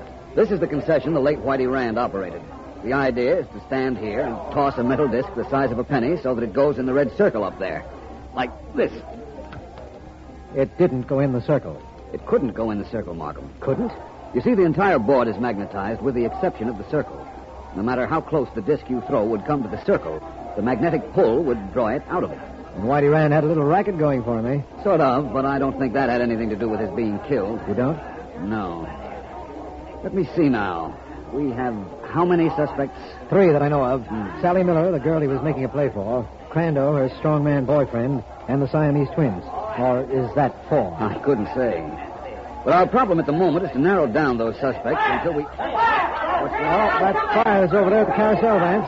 Those wooden horses will go in a minute. Come on, let's see what we can do to help. All right. There's enough breeze blowing to spread the flames all over the carnival. Oh, look, they've formed a bucket brigade. Perhaps they can control the blaze. I hope so. Let's stay right here. All right. Anything we can do to help? No, I don't think so. Thanks for the safe. Pass along. Pass along. Well, just in case this situation of ours wasn't difficult enough, We have to have a fire at the carnival. Oh, it isn't too much of a fire. But it would have been if it weren't caught so quickly. I'm wondering about something. What were you wondering about, Vance? Oh, hello, Bryce. Markham, do you know the owner of the carnival, Stephen Bryce? Yes, we've met. This fire is going to hurt you, Bryce. Sure, but what can I do about it? This joint is jinxed. Superstitious, Mr. Bryce? Who, me? Yes. You have to be superstitious to get leery when a guy is murdered in your show and then a fire breaks out the next day? No, I imagine not. Hey, Vance. Just when I was coming along, you were telling Markham you were wondering about something. What? It doesn't concern you. No? Well, those firemen certainly have this under control now, Markham. Mr. Bryce, you won't have any problem about this fire now. Well, it did some damage, of course, but I don't think it has any real importance in view of the fact that it was brought under control so quickly. I guess you're right. Hey, get a load of that big hose going into action. The fire will be out in a moment now. But, Markham, you said that you didn't think the fire had any real importance, didn't you? That's right. It was checked immediately, and it's practically out now. How could it have any importance? I'm not sure. But what would you say if I told you that the fire and the murder of Whitey Rand are tied up? You feel all right, Vance? I feel wonderful, Mr. Bryce. Better now than I've felt at any time on this case. At last, I have something to work on. The fire might tell me who broke Whitey Rand's neck, so I can break this case.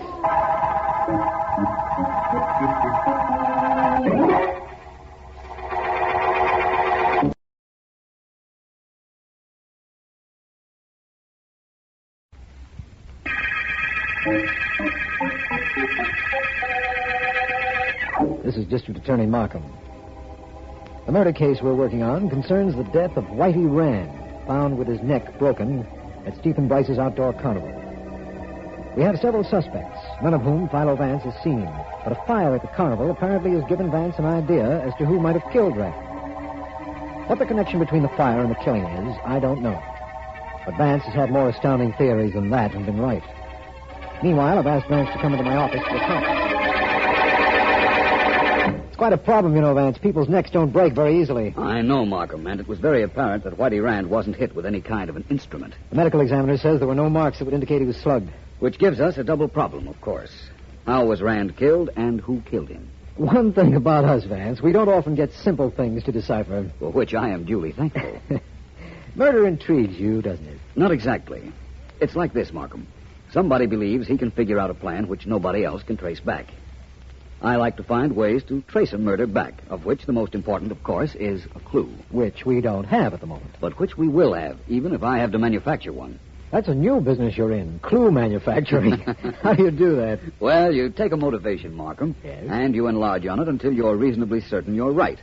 Then you work on it until it reveals something you didn't know before, and there's your clue. I know you have a theory about this murder, Vance, but do you have a motivation? I have several.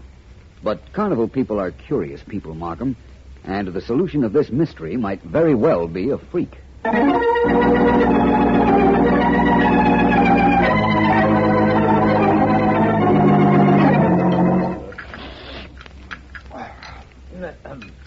What's happening to all of us? Nobody is talking to anybody else.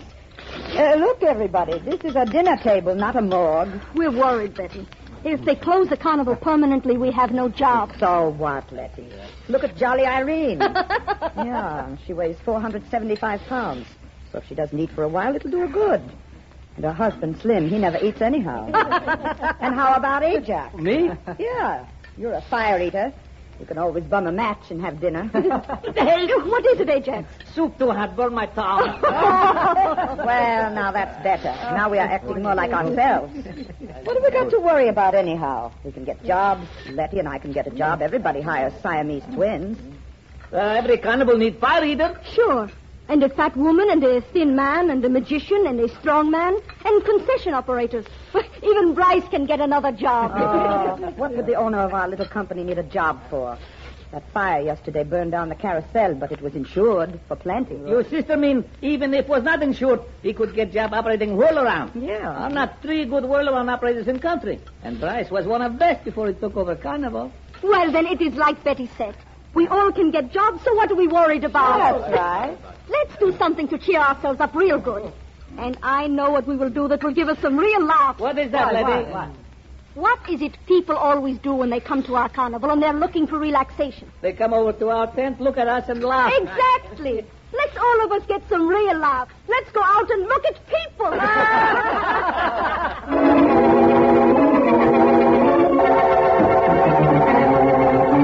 people.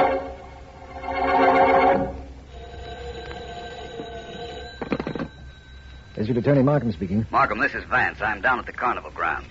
If you are, you're awfully lonesome. There's nobody on the grounds, is there, Vance? No, but things are beginning to add up to me. I know the fire started your mental addiction, Vance. What's happened since? Well, it is possible that I can tell you how Whitey Rand's neck was broken. We have several theories. Such as? Crando, the strong man, might have cracked Rand's neck. True. Two people working in unison might have done it. In fact, it might have been done in any of several ways. But not without there being some kind of a mark on the neck. A bruise, a discoloration. And there wasn't. No, I told you, not a trace of one. Then I'm getting close to home. Markham, please dig up a man named Freddie if you can. Freddie? Freddie who? I don't know his second name, but he ran one of the carnival rides. You can check the records and find him, I'm sure. I'll try. After that, what? Then I'd like you to bring Freddie with you and meet me at the carnival at a ride called the Whirlaround. The ride where people sit in little cars and are spun around and around? Exactly. That's the Whirlaround. And if I'm right, it's going to result in our not going around in circles on this case.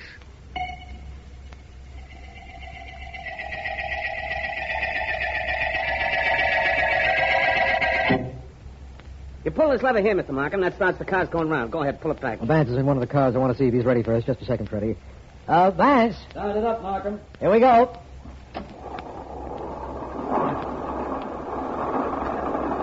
Now, the reason this ride's so tough to operate, Mr. Markham, is that you got to watch so many things. The speed, the gears meshing. You got to see they mesh just right so the cars bump but never go off the track. Uh-huh. Then when you got the right speed, you move that lever up a little. Go ahead, move it. Right.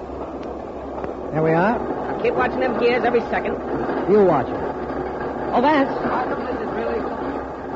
He'll be around again in a second so I can talk to him. Fine way to hold the conversation. Vance, have you found out anything? Yes, Markham, I'm sure I have. Do you want me to stop the machine, then? I'll ask him. Here he comes. Vance, do we stop this thing now? Of course not. I'm having fun. I'm not. Let's stop this thing, Freddie. Right. Just reverse the handle on that lever. That's it. What was the trouble, Markham? You want a ride, too? Not exactly. Come on, Vance. I'll help you out of that car. I'm quite all right, my friend. That certainly was a thrilling experience. I imagine it was, but how did it help our case? Well, Markham, I found out something very important. Oh, Freddie. Yeah, Mr. Vance? What's up? Where were you when Whitey Rand was killed? Home and in bed. If the time the paper said he was killed is right, I like my sleep. You can prove that. Why not? He can prove it, Vance. All right, we'll give him a chance to. But, Freddie, this Whirlaround is a difficult ride to operate. Who else could do it? Nobody else. Are you sure? I was teaching a young punk, but he wasn't very good at it. Who taught you? The boss, Mr. Price. Uh-huh. Best Whirlaround operator in the country before he took over the carnival. And when was that? A couple of years ago. Vance, there was a fire, and you said that proved something. Now you took a ride on this amusement device, and apparently that proves something, too. Would you mind telling me exactly what the fire and the ride indicate? Yes. They indicate Whitey Rand's murderer. But they also indicate that there isn't a way in the world at this moment that I can prove who killed Rand. You can't? But I can try. Markham, would you get Mr. Bryce to my office at 9 tonight?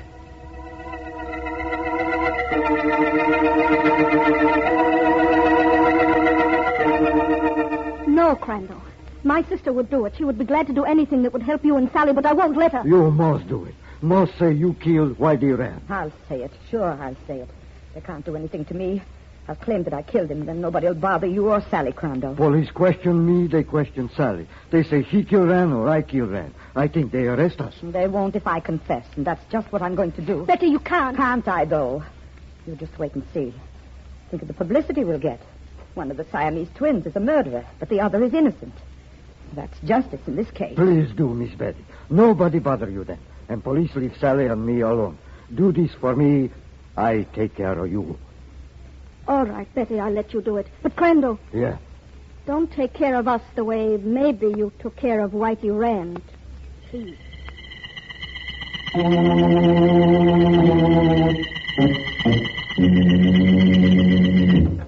Vance.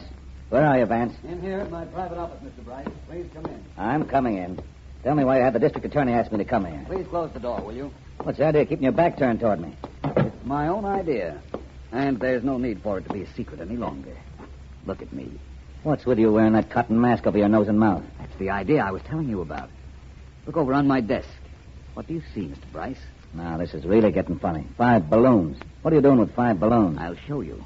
Mr. Bryce, I know you killed Whitey Rand. What? Of course, I don't know why you killed him, but I know how you did it. Unfortunately, I can't prove it. Isn't that too bad? Yes, it's the reason I've got to kill you. Now, let's keep this same, Vance. What did you say? I said I've got to kill you. I can't miss on a case, and I can't prove you killed Rand, even though I know you did. So these balloons This mask and this office, which you will observe is airtight, are necessary. Now, the door locked. Briefly, Mr. Bryce, sometimes the machinery of the law allows a guilty person to remain at liberty because of the word proof. I don't have it in your case, so you're going to give it to me or die. You're a madman, Vance. I've never been accused of that before. These 5 balloons I now hold in my hand, one of them contains a poisonous gas. They're all the same color, so I don't know which one it is, but I don't care. This mask will protect me from the gas. If I don't talk, you'll break the balloons. One by one. Like this. Don't. Like this. Don't. Like this. Don't. Like this. Don't. Like this. Don't. Like this. Don't. Apparently, that was one that didn't contain the gas. 4 more, and with each one, your hope of living gets slimmer. Want to confess, Mr. Bryce? No, I don't. I never will. I won't. Not the gas balloon. 3 more, Mr. Bryce. You still have a chance if you confess. What makes you so sure I did it? I didn't kill Whitey Rand. 2 more. I can't admit anything I didn't do. Apparently, I left the gas balloon for last. Well, Bryce? You go jump in the lake. The whole thing was a trick. There was no gas in... Let me out of here. The door's locked. Let me out. I'm dying. Open this door. Oh, certainly. Why did you kill Whitey Rand? What was the motive? I'll tell you everything. Everything. I killed Rand because he knew I had swindled the former owner out of the carnival and he was blackmailing me. Now, open this door. Keep talking, Bryce. After you tell me all I want to know, I'll tell Markham how I knew it was you who killed Rand.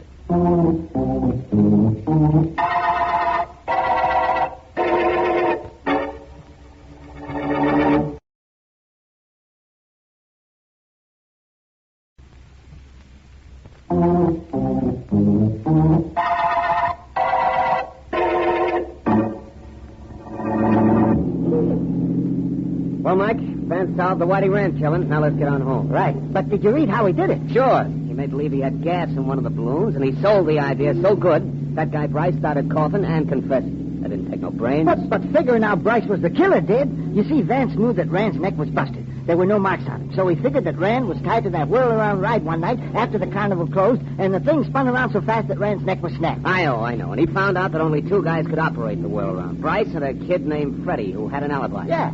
The paper said something about Vance getting the idea that Bryce was guilty from the fire at the carnival. That's right. Vance figured the fire was supposed to wipe out the carnival. Mm-hmm. Bryce would collect insurance and get out of the country, and nobody's bothering from then on. Yeah. They'd better stop for this life. Oh. You know, that balloon idea of Vance's was pretty smart. Oh, was it? Who'd be scared just because a balloon broke? Hey, who'd be scared? You'd be scared. That kid just broke a balloon over there, and it almost had you jumping out of your skin. Ah, well, that's the end of the balloon. Yep. The end of the balloon and the end of the Whirlaround murder case.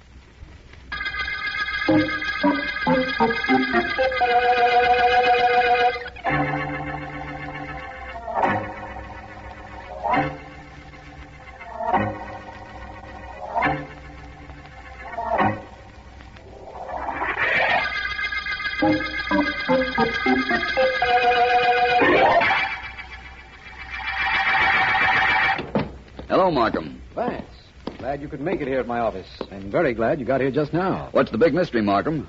Why did you want me here at exactly 11 o'clock at night? I'm not sure this whole thing isn't a gag of some kind, Vance, but if it isn't, I can promise you some excitement. Well, district attorneys are famous for keeping their promises. I'm glad I came. I hope you will be. What's up? Vance, I found a message on my desk this evening indicating I could expect a phone call at 11 o'clock tonight that might save somebody's life. That's what we're waiting for. Well, that's fine with me. I don't know anything I'd rather do. It's 1 minute after 11, though. Perhaps somebody else did a little life-saving. Well, perhaps we'll wait a few... Hold everything, Vance. Yes, of course. District Attorney Markham speaking. Markham, this is John Green, Whitmere Apartments. You got my message? About saving your life? Why, yes. Just what is all this, Green? It's terrible. What's the trouble, man? I can't talk to you right now. Goodbye. What? Vance, did you hear that? I certainly did. Hand me that phone book next to you. Yeah, sure. Thanks. He said his name was Green, John Green, Whitmere Apartments. Green. Oh, yes, here we are. Tell Green if he's in trouble, we can be over there in 10 minutes. All right, Vance.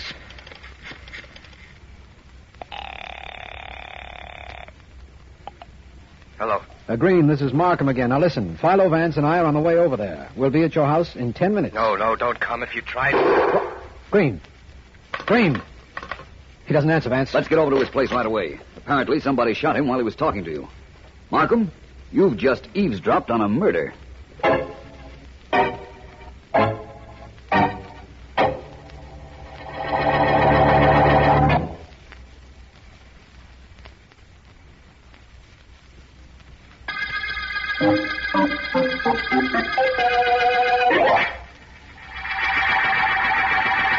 Did the police question you, Lucy? Most of the night and all the morning, Eddie. They say my husband was killed at 11 o'clock or a couple of minutes after. And they insisted on knowing where I was. Yes, we figured they would. You told them? I'm afraid you two were talking much too loudly. After all, this is a public library, and some people come here to read, you know. Sorry. Don't be sorry. Just lower your voices, if you please. Lucy, the only thing you have to worry about is losing your head. And you have a perfect alibi for 11 o'clock, and so have I. Indeed we do. We were both seen by different people in different places at 11. And the police are certain your husband was shot at that time. I know, Eddie. Oh, you were very clever. But, well, how did you do it? Yeah, we won't go into it now. All you have to do is sit tight, and nobody will come near either you or me. I killed John, but nobody will ever be able to prove it. Well, you don't have to worry about me. I love you too much, and you're too close to me right now for me to do anything that would hurt us. Now, remember what I said. Yeah. All you have to do is take it easy. Right now, I'm going over to play gin with young Bill Stedman. You go home and make like... I'm very sorry, but you two will either have to stop talking so loud or leave. This is a library, and people do come here to read, I know. It's all right. We're just leaving. Well... We've done everything we wanted to do. And I do mean everything.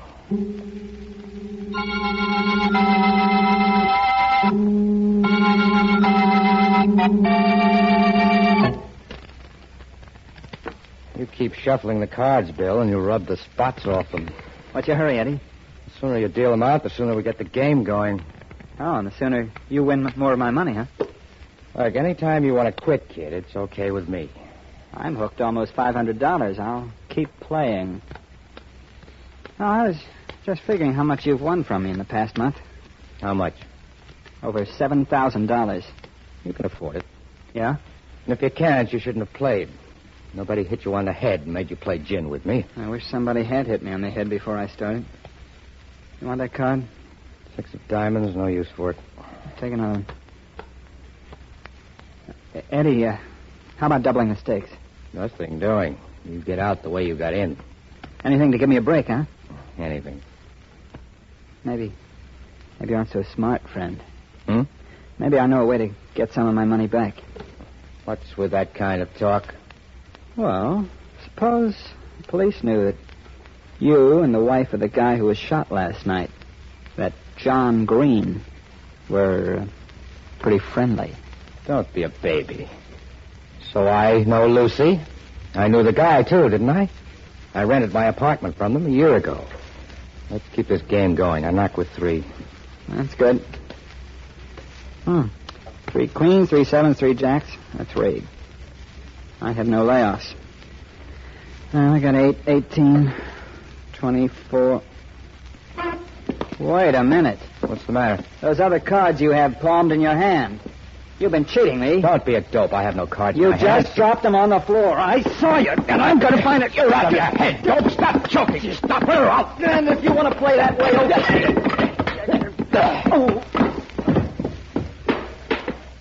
Little boys with too much money shouldn't get suspicious if they get hurt. Get up, Bill, and pay me off. I'll get up, all right, and you'll get paid off, too. One way or another.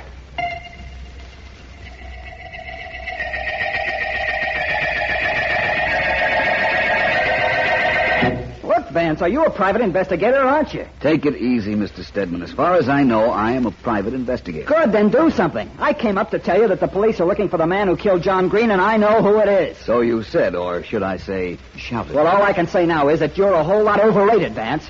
You're supposed to be the guy who can spot a murderer with his eyes closed. Most murderers don't walk around with their eyes closed. You know what I mean. Yet, here I am, coming to you with a perfect case, motive and all, and you're not taking me seriously. Of course I am. Now, look, Bill, I know your mother, I know you.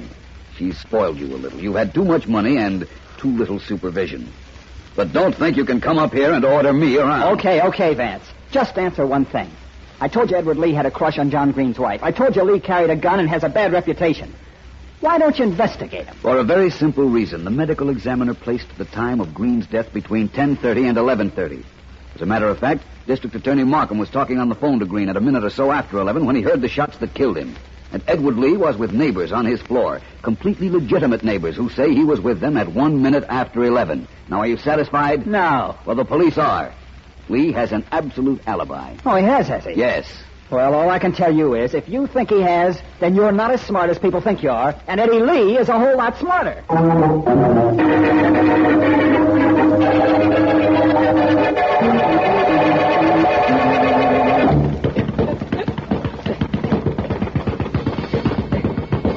Okay, wait a minute. Yes? Hello, I'm Philo Vance. You are. And you've come to see me? How nice. You're Edward Lee? That's right.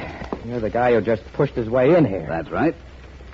Well, over there and sit down. I'll be through working out in a minute or so. Oh, go right ahead. You won't disturb me.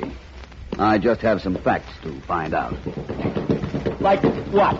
Pretty good left hand you have there, Lee. For a right-handed person, that is. How do you know I'm right-handed? Your belt buckle. It's on the right side. Most people wear their buckles in the center. When they don't, a left-handed person has the buckle near his left hand. And a right-handed person near his right hand. So I'm right-handed. That's what you came up to find out? Hardly. I want to know how well you knew John Green. That again. I didn't know him well at all. I rented this apartment from him about a year ago. He took another place upstairs in the building. You did know his wife? Sure. She was here when I rented the joint. What's it to you, Vance? What makes all you characters so curious? All of us characters? Sure, characters, busybodies. Guys that can't mind their own business. Guys like you. Somebody killed John Green. Okay, he's dead. How do you figure to help him? I figure to stop somebody else sometime from murdering a person because they'll remember that Green's killer was caught. Well, so far as I can see, Green's killer's going free. You've got nothing on anybody, including and especially me. So how about getting out of here before I go to work on you instead of that bag? I'd rather enjoy any effort you made to throw me out of here. Oh, you'd enjoy it. Mm-hmm. Well, Vance, never let it be said that I'm a bad host. Never let it be said that I didn't see to it you had a good time. You haven't worked on that punching bag. You haven't worked on that punching bag. You haven't worked on that punching bag. You haven't worked on that punching bag. You haven't worked on that punching bag. Long enough to take care of you. No. Well, that, as the saying goes, is that. Perhaps the tip I got from young Bill Stedman about you, Lee, wasn't correct. But what tip was that? That you killed Green. Anyhow, I did have a good time this afternoon, so thank you very much for the entertainment. And Lee. Yeah? You must come over and see me sometime.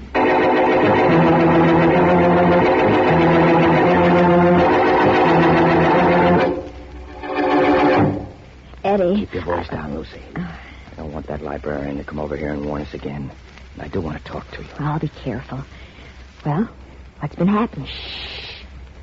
Bill Stedman got sore because I beat him in a couple of card games, and he went to Philo Vance and told Vance I killed your husband. Oh, he didn't? No, he did all right. Oh. Vance was over at my place to find out a little more about it. Oh, well, what do you care, Eddie? You got an alibi that nobody will be able to crack. You were with your next-door neighbor at a minute after 11. Yeah, sure, but you know I gimmicked everything. Shh, please. I know you did, but I don't know how you did it. Oh, Eddie, you're wonderful. Cut it out, the librarian. Oh, I don't care about her. I only care about us, about you and me now that John's out of the way. Quit that, will you? Cut it out. Oh, it's you two again, is it? Don't you realize how loud talking distracts the others here in the library? Okay, we'll be quiet. You'd better. You're disturbing the others. Well, it isn't only the others he's disturbing. He's also disturbing me. Shh, please.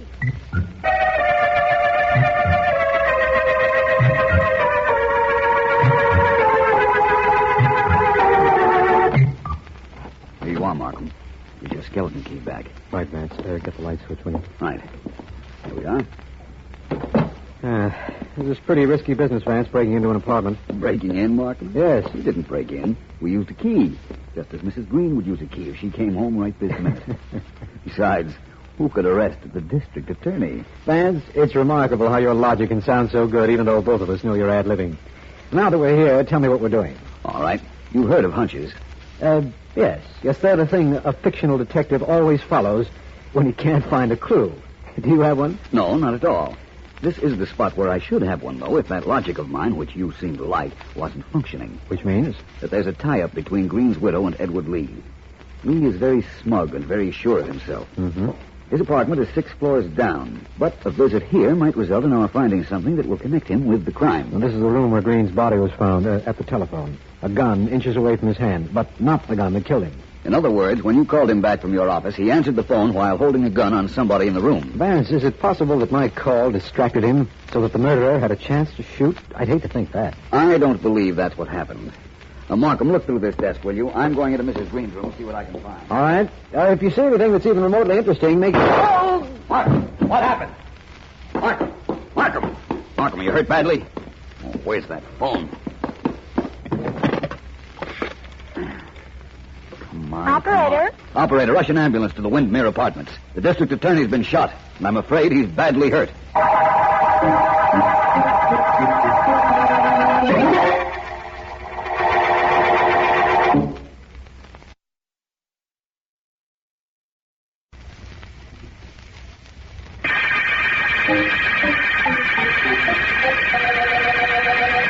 This is Philo Vance. District Attorney Markham was shot about an hour ago as he and I were looking through the apartment of John Green, who had been murdered the day before.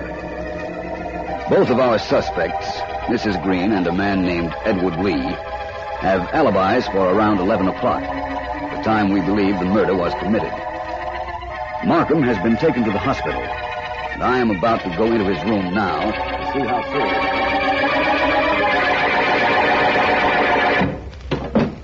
Hello, Markham. Vance? The nurse said I could stay only a few moments. How do you feel? Not bad. The bullet just grazed my side, I've been told. I guess somebody didn't want us at the Green apartment, Vance. Oh, I don't know. Nobody fired at me. Well, then somebody didn't want me there, let's say. Somehow I'd have preferred being told I wasn't wanted. Can't blame you for that. I'll tell you something, Markham. I got on the telephone and called Edward Lee after I'd done what I could for you, and while I was waiting for the ambulance. Did you reach him? No. And then Lee may have shot me. Yes.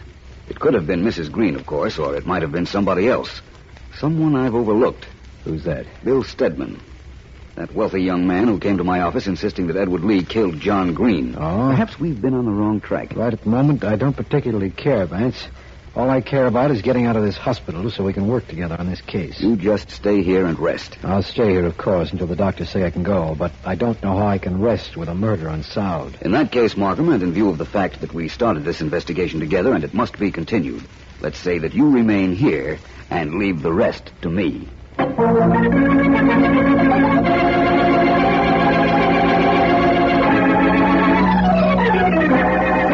Sit down. Well, I want to talk to you. Mother, I've got to go. I've got an appointment. What kind of an appointment? To gamble again? Who, me? Don't lie to me, William. I've known about your gambling for some time. Any day now, I expect to pick up a paper and read William Stedman, Jr., wealthy young playboy, arrested in gambling raid. I won't have that, William. I don't go to gambling houses. I know you haven't been going to them, but I know you've been gambling, and I know you've been losing. The bank called up and said you were overdrawn. They read me the amounts of the checks you've been giving somebody named Edward Lee, and before that to someone named John Green. Well, I had a little bad luck now. Little? You had a lot of bad luck. And you're going to stop gambling right this minute. But I don't always lose. Look. Here, look. Take a look. See? All this money? What? I haven't deposited it, but I won it. From whom? From John Green, just before he was murdered. The John Green who was murdered? Is that the man you were playing with? Why not? But I won this money from him while he was still alive. Did you, William? Did you win it from him while he was alive, or did you take it from him after you killed him?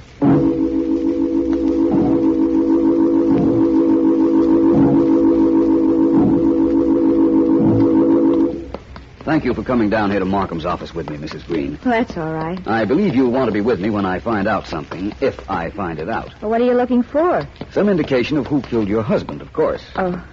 Well, Vance, I have a confession to make. I know. You know? I think so. You shot Mr. Markham, didn't you? Yeah. Yeah, that's what I was going to say, but how did you know it was? Rather simple. You realize Markham isn't seriously hurt, and I certainly didn't expect you to confess your husband's murder, so what else could it be? I didn't mean to shoot Markham. I came home, saw somebody bending over the desk, and thought it was a burglar. I carried a gun, so I shot. Then when I heard you call Mr. Markham's name, I knew I'd made a mistake. So I ran out. Well, thank you for telling me, Mrs. Green. I'm sure we'll be able to straighten out the situation. Now, would you mind coming in here to Markham's office with me? Not at all. Thank you. Here we are. Now I want you, Mrs. Green, to be me. You want what? I beg your pardon? Sit here in this chair. Now, I'm going to pretend to be Markham, and also pretend this is the night your husband was killed. I'm at the desk when the phone rings. Markham picks it up. Markham picks it up. Markham picks it up. And a voice says, "I'm John Green, Windmere Apartments. I'm in trouble," and so forth and so on. And hangs up. Markham told me what happened. Then went through the phone book here looking for your number. Well, I'll tell you the number. It's Clover 61561. Oh, is it? Well, Markham then dialed the number. Of course, you know there won't be any answer. There's no one at my house. We'll see. I'm trying to do exactly what Markham did the night your husband was shot, remember? They're ringing, Mrs. Green. Well, no one will answer. I imagine that's so.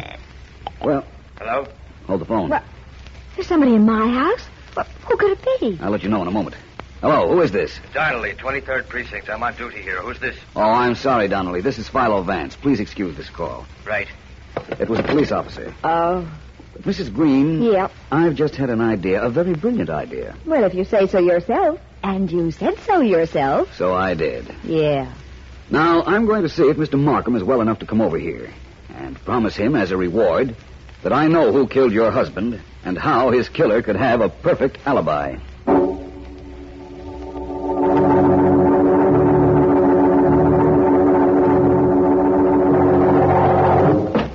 I'm a little weak, but I'll be all right, Donnelly. Sure you will, sir. Thank you for helping me here to my office. It's no trouble at all, Mr. Markham. There we are. You're sitting down now, so you shouldn't feel too badly. I feel fine. All I really needed was Philo Vance's request to come down here. What's this on my desk? What is it? Oh, it's a note from Vance. It says call John Green's house. Well, if Vance says so, I'll do it. Would you hand me that phone book, please? Sure thing. There you are, G.A. I called Green's number the night he was killed, but I don't remember it. Now, let me see. There we are. Green. John Green, Windmere Apartments. That's it. What's supposed to happen after you call the number? I don't have the slightest idea, Donnelly, but I'll know in just a minute. Hello, Vance speaking. This is Markham Vance. Oh, how do you feel? All right, but why did you want me to call? Where am I? Where are you? Well, look, Vance, I'm the one that was shot, remember? You're at John Green's place, of course. I just looked up your number in the phone book. But I'm not Markham. You're not? No, I'm in Edward Lee's apartment, 6 floors below Green's. And I'm quite certain I can prove he killed Green. Lee's upstairs in the Green apartment now. I'm going up and have a showdown with him.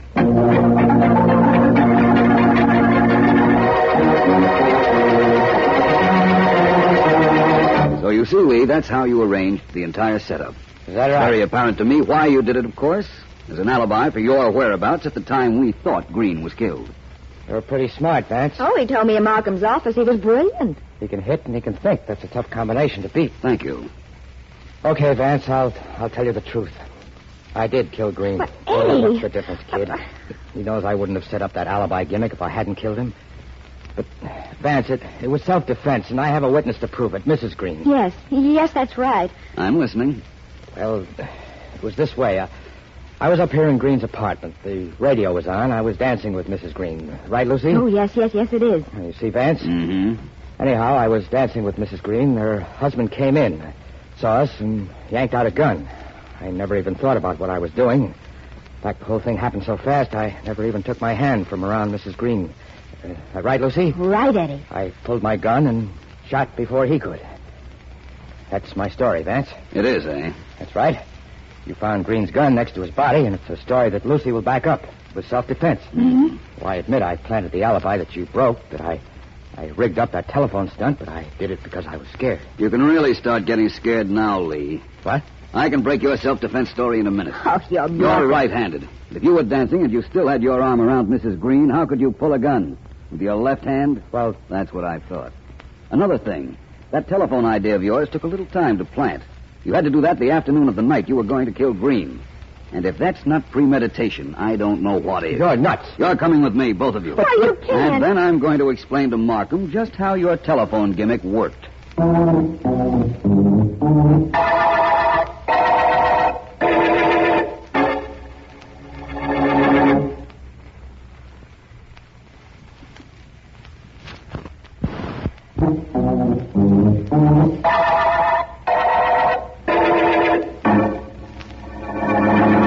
Start from the beginning, Vance. Well, the beginning was a year ago when Edward Lee rented the Greens' apartment in the Windmere building. Mm-hmm.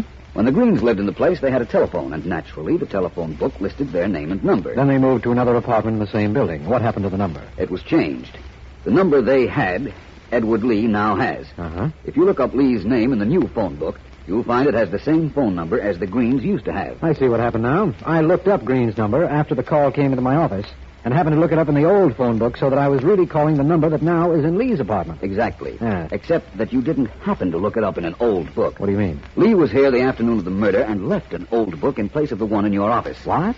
That could be done without exciting any suspicion. Yes, I imagine so. If my secretary's back were turned, or if it were done surreptitiously, I'll grant you no one would notice. After that, it was easy for Lee. He killed Green at 10:30 in Green's apartment. Yeah. Then he went to his own apartment and called you, put on his act, and went next door to his neighbors to establish his alibi. The medical examiner did say Green was killed between 10:30 and 11:30. But having heard that shot on the telephone, the one that Lee apparently faked, I was certain the murder took place at a minute after 11 o'clock. And so was I. Lee tried to get away with saying it was self-defense. But too much detail had to be established in advance of the killing for it to be anything but murder. No question about that.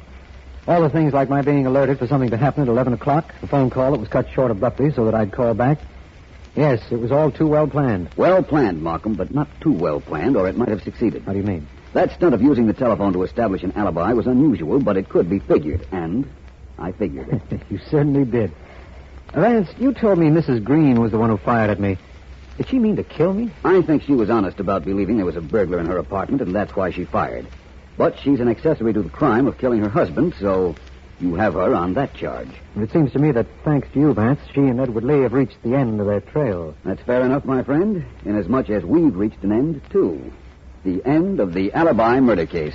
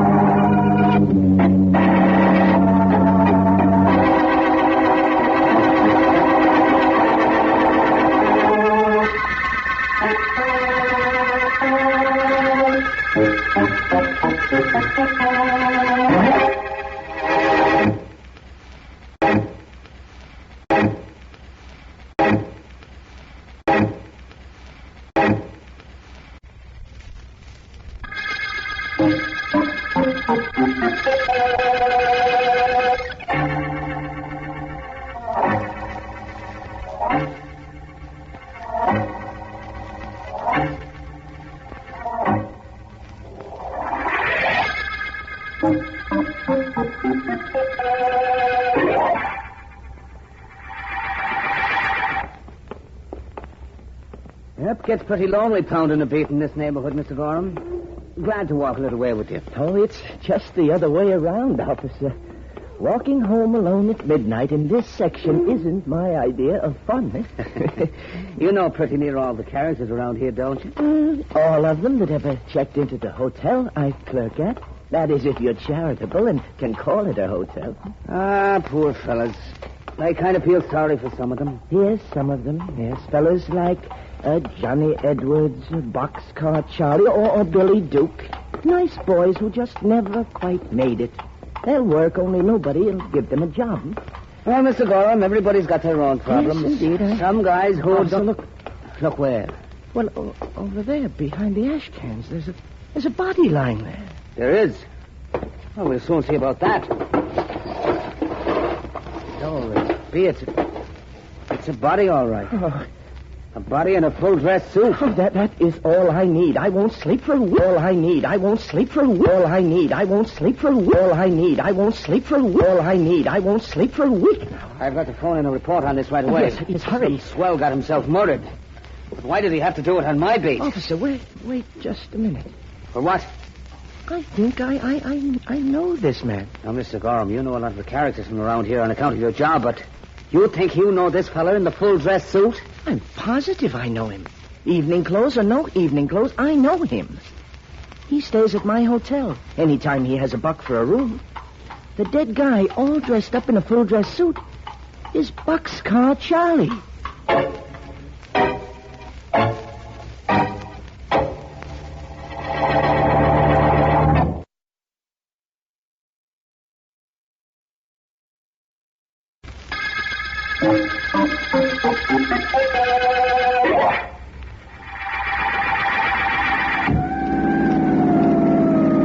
What's the use of being district attorney, Vance, if I can't have a siren on my car? Well, there's the little matter of seeing that guilty people are punished, that the laws are upheld, little things like that, Markham. I know.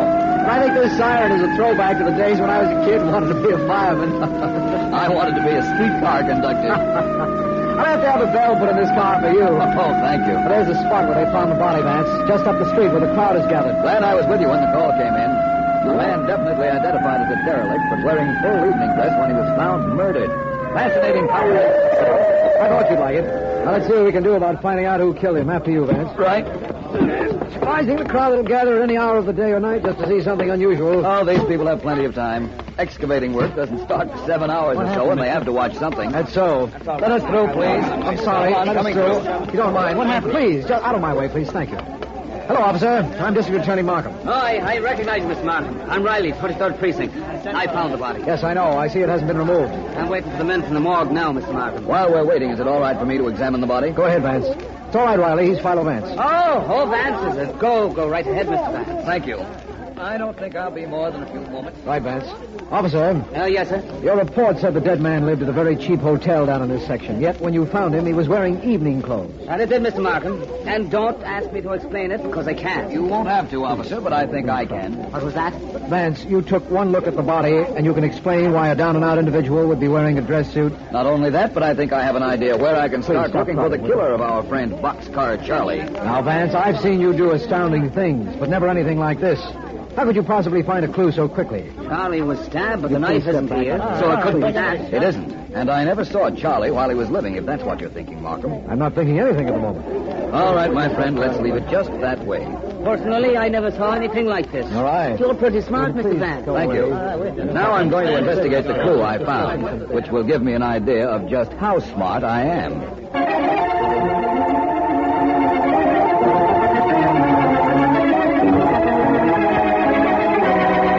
Okay, bum out. Come on, George, out. Just a cup of coffee, George. Just a cup of coffee. Get out, I said. This is a diner, not a free lunch joint. Willie, open the door. I gotta toss this guy out of here. Quick, Well, that's it. Yeah. Get rid of him, Willie. Maybe he'll be back. I doubt it. Suppose we get organized on that gimmick we got going. Everything's all set up for us. I don't think so. I got another idea about that. What's the matter with you? Do you have to argue about everything? It's the use of living if you can't argue. No fun in agreeing with people. And it's no fun in listening to you doubt everything either. Look, let's get something straight. As if anybody as crooked as us could get anything straight. There you go again. Anyhow, here's something you can't argue about. Boxcar Charlie is dead, ain't he? It seemed like that when I stuck a knife in him, but I ain't no doctor. I ain't sure, you know. I am. He walked into this lunchroom of mine at the wrong time. He heard something he shouldn't have heard, and he had to go. Well, maybe he didn't hear nothing. We ain't sure he did. We couldn't take any chances, could we? Now, don't get sore at me. I killed him, don't forget.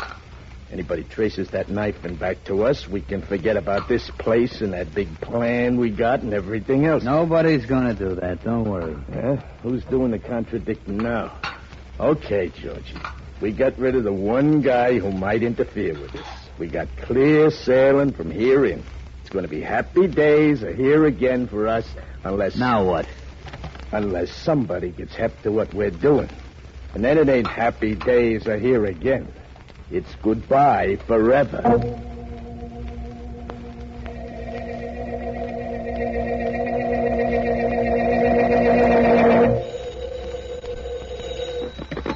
Hello, District Attorney Markham speaking. Anybody that calls the DA's office at 2 o'clock in the morning doesn't rate as dignified an answer as that. Hello, Vance. Hello. I thought you'd come right back to your office when I left you after we found that dressed-up body. And I thought you'd get in touch with me, so we both thought correctly. That's right. It's a little difficult getting information at this hour, but I think I've finally come up with something. Something like what? Something like what I promised you. A place to start investigating the murder of Boxcar Charlie. I thought you knew that when you looked at the body. I had only a general idea. It isn't that any longer. What do you mean? Gone, like all good ideas, from the general to the particular. Oh. I just thought I'd let you know I'm on the way to a certain diner. You hungry, Vance? For information. I've been to 5 diners since I left you. According to the phone book, there's only one more particular diner left in town. One? Apparently, I've left it to last. And like most of the cases we've had in this office, when it comes to a lead on a killer, I've left it to Vance.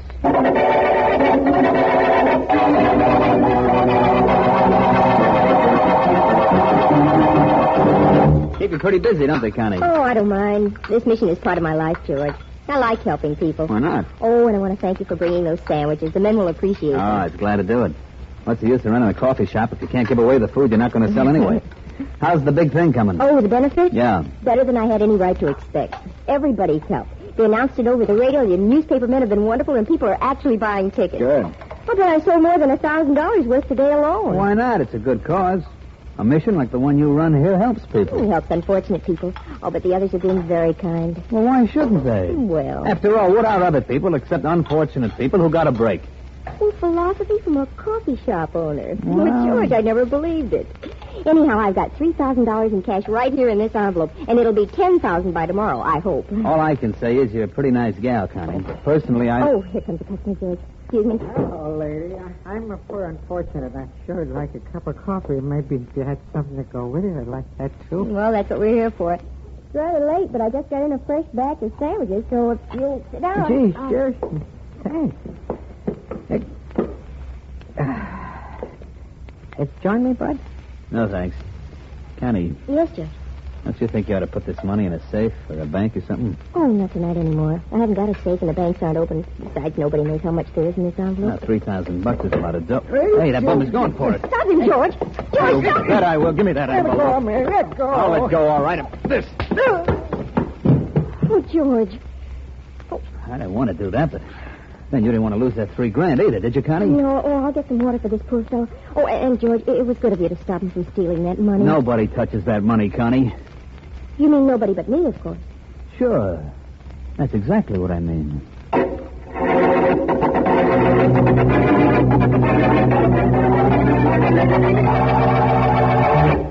Hello. Look, the joint is open, but nothing is going on. The boss is out, and I don't sling no hash. I wasn't looking for food. And what are you doing here at 2:30 in the morning? Slumming? Could be that. You look like something from uptown. It doesn't matter where I come from, does it? Maybe it does. Now, don't be difficult, friend. I'm Philo Vance. That name mean anything to you? No. But I'm glad for your sake you got it. Everybody's got to have some kind of a name. Of course, you overdid it a little. Listen, you. Hey, the coat. Don't bend the coat. Relax. Okay. What do you want? I want to know whether you ever heard of a man they called Boxcar Charlie. Not that I remember. He never came in here? Not that I know of. You around this place very often? Not so you could notice. Where's the owner? George? I don't know. Out somewhere, I guess. I see I'm not getting anywhere. Is there anything you do know, my friend? Yeah, sure. Try me on that 2 and 2 business. Look, I've had no sleep and I've very little patience left. Get me a cup of coffee. Hey, why don't you drink milk, huh? It's better for growing boys. Now beat it, Sonny. I'm awful busy doing nothing. I've got nowhere to go. You don't get out of here, they'll be digging you a place to go. Now beat it, I said. That's right, you did say that. Now, is there any way you know of making me leave? Yeah, just one very simple way. I ask you nicely, and then...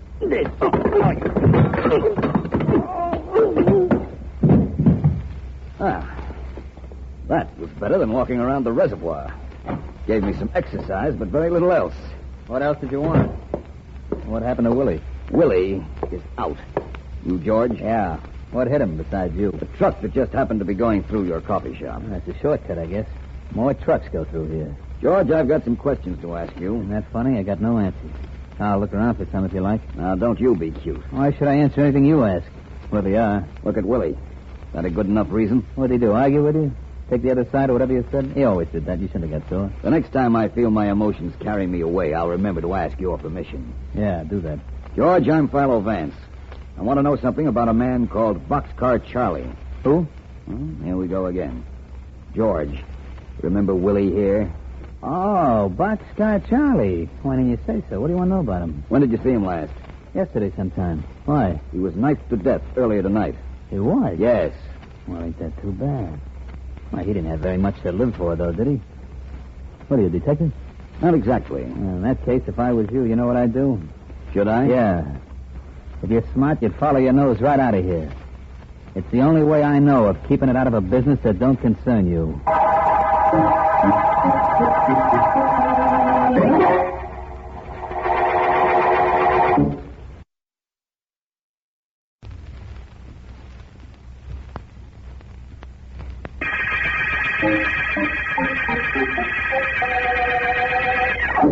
This is District Attorney Markham. The full-dress murder case opened with the finding of the knifed body of Boxcar Charlie, derelict. When discovered, Charlie's body was clothed in full evening dress, which led Philo Vance to announce he knew where to start looking for the killer.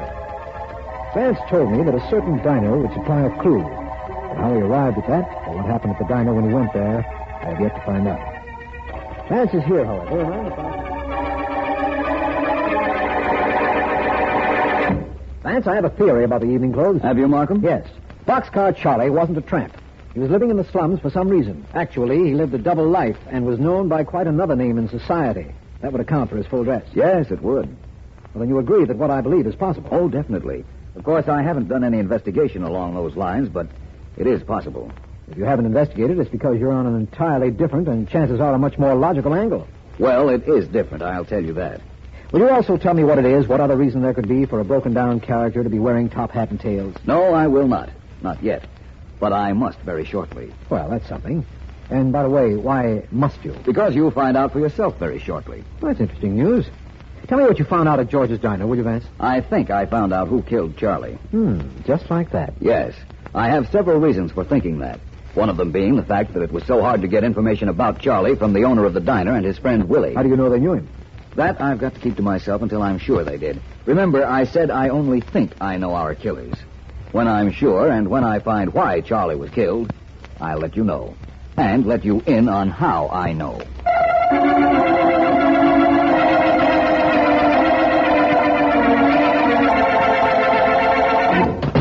Connie? Oh, I'm over here, George. George. Come on over. Brought you some fresh coffee from the shop this morning, Connie. Oh, thanks. Would you set it down right there, please? Sure. Thanks. Guess how much came in this morning? A lot, huh? Mm-hmm. $8,000, George.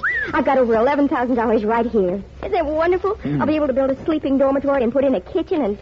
Oh, golly, I think people are nice, don't you? Some of them, Connie. I still think you ought to put that money in a safe place. No, I will. As soon as someone comes in to relieve me, I'll go to the bank. Oh, it was wonderful opening those letters and seeing all the money that... Hold everything, you two. Well, what? George, he's got a gun. George! What's the matter with your boyfriend, lady? Can't he talk? What do you want? This is a mission. There's nothing here you can steal. I wouldn't say that. I'll take that envelope on that desk, lady. Oh, no, please. That isn't my money. It belongs to It's gonna belong to me. No. That's all I care about. Now hand it over. George. Okay, Connie. Now look, you. That money is charity dough. It's supposed to help poor people. What's the matter? You think I'm rich? Give me that. Oh, no. Yeah, now that's better. Now both of you be nice and quiet for 5 minutes. No, you don't. Hey. I knocked the gun out of his hand. Grab it, Connie. Oh. You're not grabbing any gun, lady. George. Hold it. I got my gun back, and you got your boyfriend on the floor. Please. Now, see that he stays there for a few minutes, and you stay here, too, to take care of him, which will be also taking care of yourself.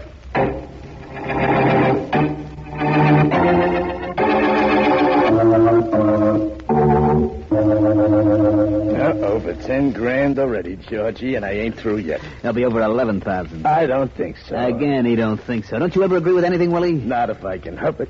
Yeah, one thing. What's that? That is a pip of a shiner you got on your right eye.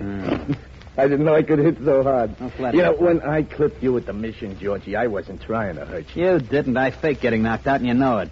Well, then what's with the eye? That smart Alec Philo Vance has been around, hasn't he? I suppose he hears about the stick-up of the mission and starts putting two and two together and finds I was at the mission when a hold-up took place. Oh, so you gave yourself a black eye. Smart guy. Uh-huh. And on you, it don't look bad. Big joke. Hey, now, where did I stop counting? It was over 10,000. I don't know the exact figure. Well, we'll call it 10,020. That was about it. Hey, Georgie, somebody's trying the door. Oh, shut up and he'll go away, whoever it is. Come on, open up in there. I heard you talking. Open up. Hey, that sounds like Vance. Yeah, for once, I wish I could argue with you. You better open up as soon as I stash this money out of sight. Okay, get rid of it. I'm going to open the door. All right. Hold it, I'm coming. Okay, Georgie, let him in. Okay. Hello, Vance. Hello. Aren't you open for business? Does it look like we are? No. I came over to see you about that holdup at the mission, George. I understand you were quite a hero. Well, are you back again? Apparently. Right at the moment, I want to talk to George. Any objections? Not from me, no. I thought you were investigating Boxcar Charlie's murder, Vance. How come a stick-up interests you? There might possibly be a connection, you know. That's a lovely eye you have. Like it? Maybe you'd like one to match. Willie would talk you out of trying. But I'm hoping he won't, if you know what I mean. Have any trouble seeing out of it? Not a bit. My left eye is awfully good. Well, you're here, Vance. I'm still waiting to find out why. Just to get your story of the holdup. What story? Guy came in with a gun. He grabbed the envelope with the money in it with his left hand. He started backing away when I knocked the gun out of his mitt. Clipped me while I was trying to grab the envelope, and that's all. It probably ain't, Vance. Ask him more questions. I really don't have to, Willie. I'm quite certain I know all the answers now.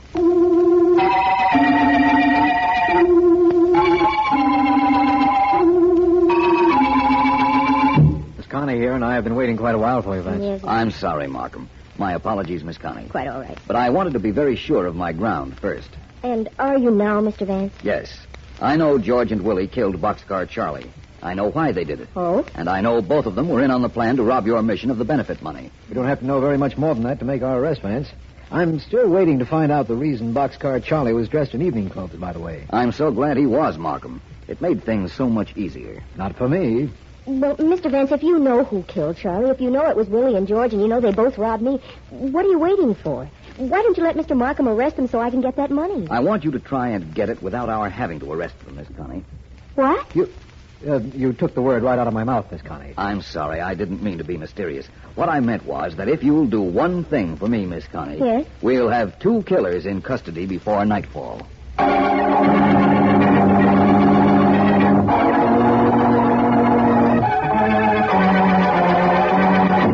Sure, I know where George lives, Miss Connie. sure am anxious to do something for you on account of all the coffee you give me at the mission. Oh, that's perfectly all right. Just point out the house to me. Well, it ain't really a house. It's kind of like a basement. It's right here. It is right there, Miss Connie. Only I sure hope you ain't going to get tangled up with him.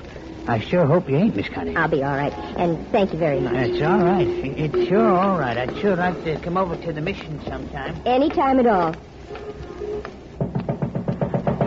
Yeah? Who is it? It's me. Connie from the mission. Ah. I never expected you here. I know you didn't. Hello, George. Hi, Willie. You're all we need here. Of course, I'm delighted to have you visit me, Connie, but I can't think of any reason why you're here. I can. I think Willie's got something. You said it. Look, George, you don't think I fell for that phony holdup, do you? I know Willie didn't hit you hard enough to knock you down. I let him grab that money. And now I'm here for a cut.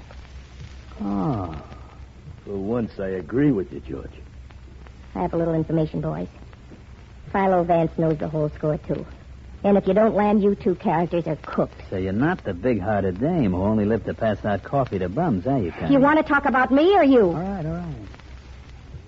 Vance knows you killed Boxcar Charlie, and he knows Charlie probably overheard you two planning the stick-up, and so you killed him. Oh, that Vance. How could he know that? That ain't important. Connie, you've earned your cut, and you'll get it. Fine. Now, can you stall Vance if we make a three-way cut of the dough we got? Maybe. And I think I know how Vance located us.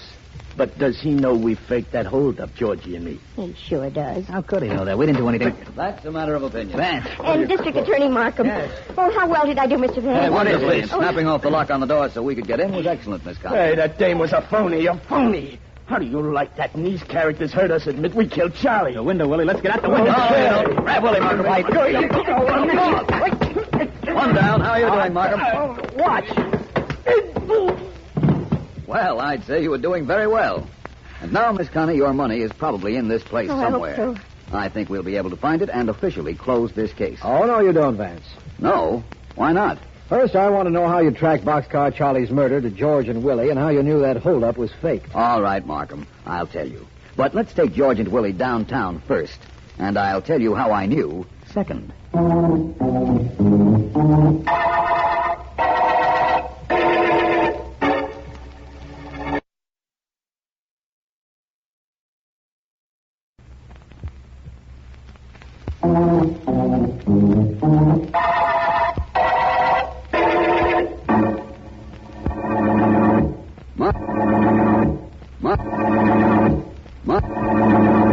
Markham, you've been puzzled as to why Boxcar Charlie was wearing a full-dress suit when he was killed, aren't you? Among other things, I am puzzled about that, yes. Well, when I saw the full dress he was wearing, I noticed there were 2 worn spots about 1.5 inches wide on each shoulder. Now, what would make worn spots like that? I haven't the slightest idea. I thought it might be from a sandwich sign that was being carried around. The straps from the sign would wear down the cloth just that way. That still doesn't tell you anything. Rather, it doesn't tell me anything. I believed that if the man were in evening clothes, there had to be a reason for it. I believed he was carrying a sign advertising something to do with high hat or full dress. I looked in the phone book. Yes, I remember you telling me you used the phone book. I did, and found a number of high hat diners. 5 of them, to be exact. I investigated them all until I found George's place. It sounds very simple now when you tell it. You mind telling me how you knew the holdup at the mission wasn't on the level? Not at all. According to Miss Connie's story and George's, he was standing facing the masked holdup man. Yes. And was trying to get the envelope with the money in it out of that individual's left hand. That's right.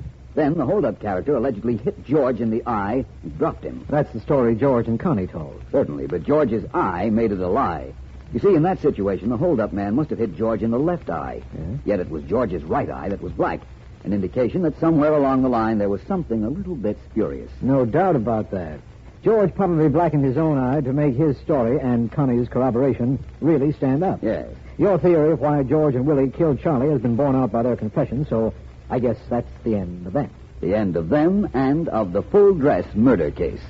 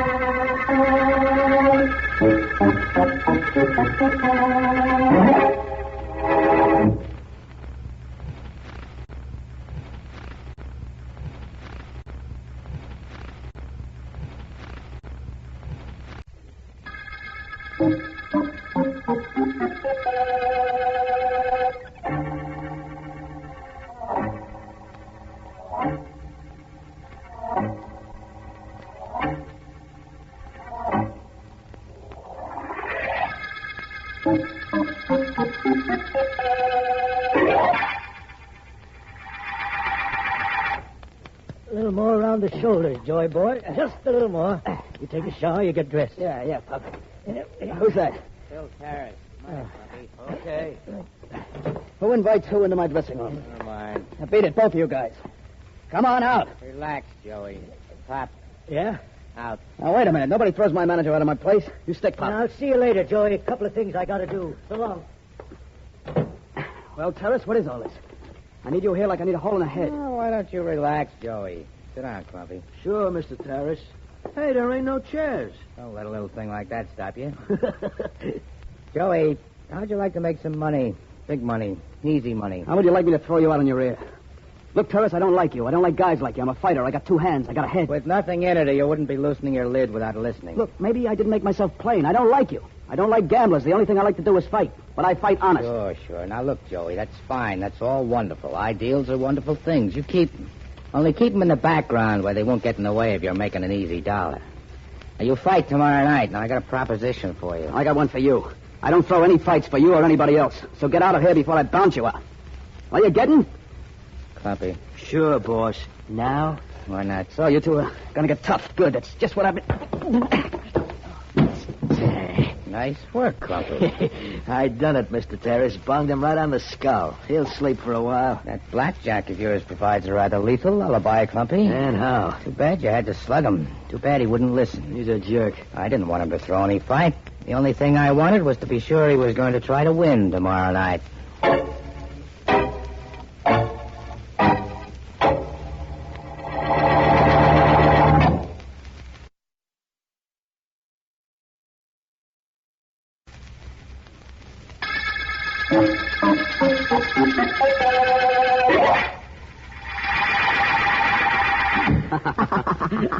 Hey, take a look at these hands, honey.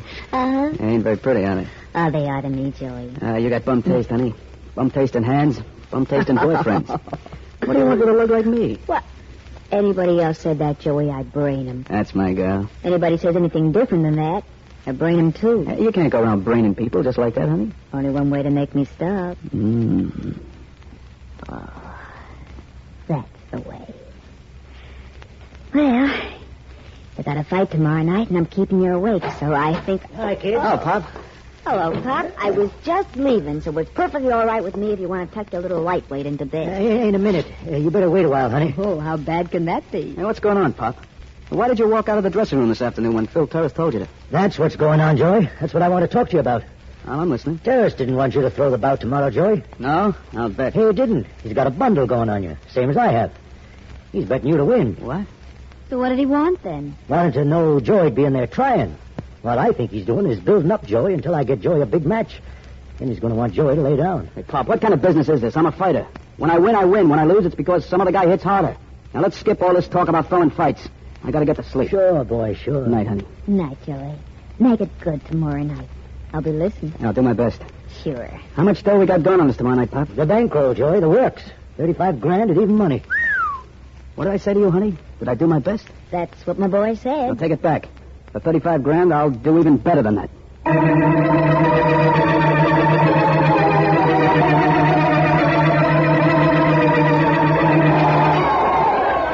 Well, Vance, that's the end of the round. Good fight. Glad you came. Definitely, Markham. I don't think our boy's going to last, though. Joey Martin, I still think he'll win. The other fellow's tired. He's tired of hitting Joey's chin so often. Incidentally, even though you are district attorney, you don't have too much drag in this town.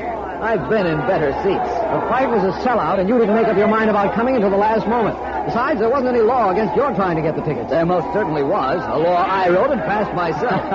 If I tried to get them, we'd be at home listening to this over the radio. I'll tell you something, Markham.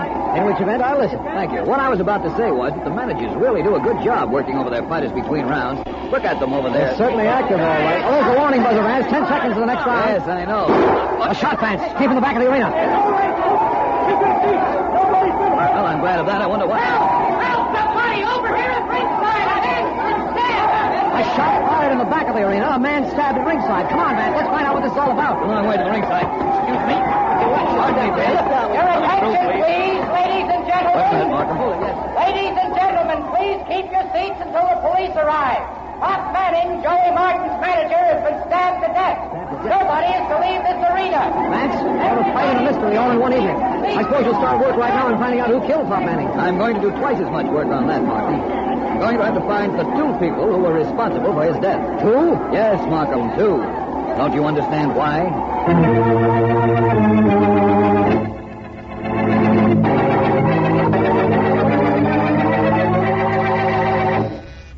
Yes, Miss Henderson? Mr. Vance, Mr. Markham hasn't called in on his private line, has he? No, I'm waiting here in his office in case he does, though. Well, perhaps you ought to see this young lady in as much as Mr. Markham is out. What young lady? Well, she says she knows something about the killing of our fight manager last night. And she's here with me in the outer office now. Well, please ask her to come in. Yes, sir. A girl with some information. Well, whatever it is, it'll help. Mr. Vance? Oh, yes, come in, please. Vance, my name is Collins. Honey Collins. How do you do? I came here to see the district attorney, but I wanted to meet you. I'm flattered. I've seen your pictures in the paper so often, I feel like I know you. I'm using Mr. Markham's office temporarily. In fact, I'm waiting for him to come back from examining the people who were at the ringside of the fight last night. Uh-huh. Well, I'll tell you what I wanted to tell him. Pop Manning was killed by mistake. He was? Yeah, I know. I'm sure of it. I should know. I'm Joey Martin's girl. You're the girlfriend of the fighter whom Manning managed. That's right. And I'll tell you that somebody wanted to kill Joey. And Pop got it. Only he wasn't supposed to. Who was it that wanted to kill your boyfriend? A character named Phil Terrace. He's a gambler. I've heard of him. What makes you think there was an error made, though? We'll figure it out. There they were, Pop and Joey in Joey's corner. I know. I was there. Oh. Well, then you saw it, didn't you? Pop was bending over Joey, working on a cut on Joey's chin. The 10-second buzzer had sounded. Only Joey jumped up ahead of the bell to start the round, and Pop moved in to pick up a stool. You're very observant.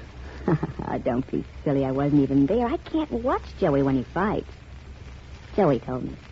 This is his idea, not mine. The idea being that when Joey moved and Pop took his place for a second, that's when the man who held the knife made his move. Uh-huh. It was all timed. I know how it was timed. Oh? It was timed so that once the shot was fired and the man with the knife started his move, he couldn't stop it. And I agree partially with what you've told me. I had an idea Pop Manning was killed in error. You did? Yes. Why would anybody want a manager dead? Want him dead so badly he took a chance killing him in front of 15,000 people. Don't know.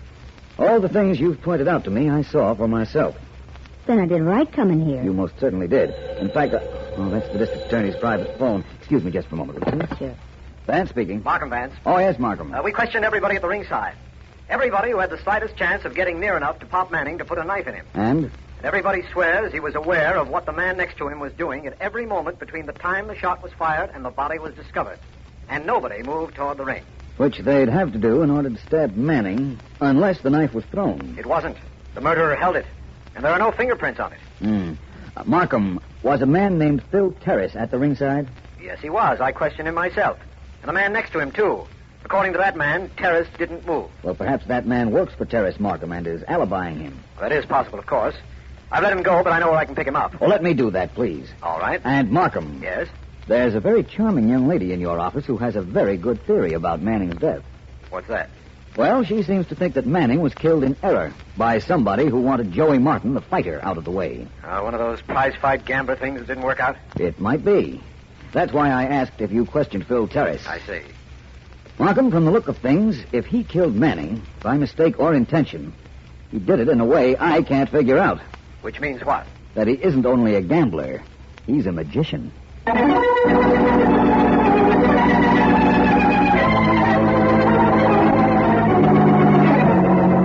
Tonight, Clumpy, we celebrate the best in town for you and me. That's what I like. The best. You deserve it.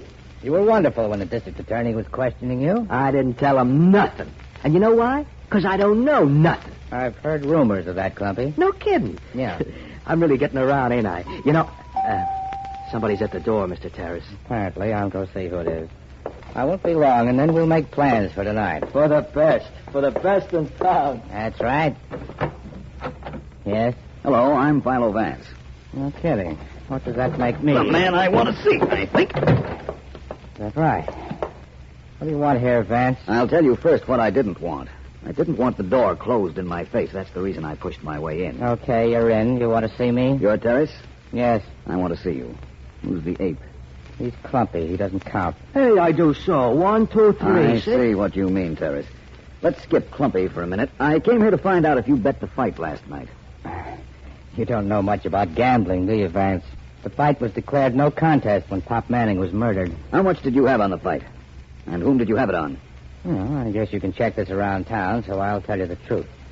I had a lot of dough riding on Joey Martin. Who was losing? Was he? Well, sure he was, boss. You even said that yourself. Shut up. You know, Terrace, you might have been smart enough to want to kill Martin when he was in the ring, to protect your bet, of course. But when you saw Pop Manning move into the position Martin was in, you knew you could obtain the same result, the stopping of the fight, by killing him. I could save you a lot of trouble, Vance. The district attorney asked me all the stock questions. My answers were taken down. Go look them up. In fact, go do anything you want, only get out of here. When I'm ready to leave.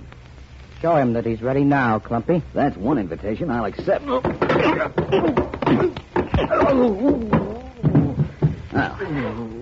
that takes care of your stooge.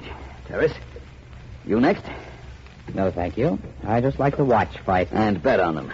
Yes. Well, I've had my fun, so maybe I will be going. With a promise, of course. A promise that someday we'll return again to the beautiful island of paradise where the blue... I'll get that. No, you don't. This is my house. Oh, too late, my friend. Well, Joey Martin. Who are you? My name is Philo Vance. I'm investigating Pop Manning's murder. What are you doing here? Oh, he came to see me, of course. We're friends, good friends. Come on in, Joey. Yeah. Tell the man we're friends. Even if he did, who'd believe him with that look on his face? I think I'll leave you two playmates alone. I've met some interesting people, and I've established a motive for Pop Manning's death. Now, I think I'll get to work.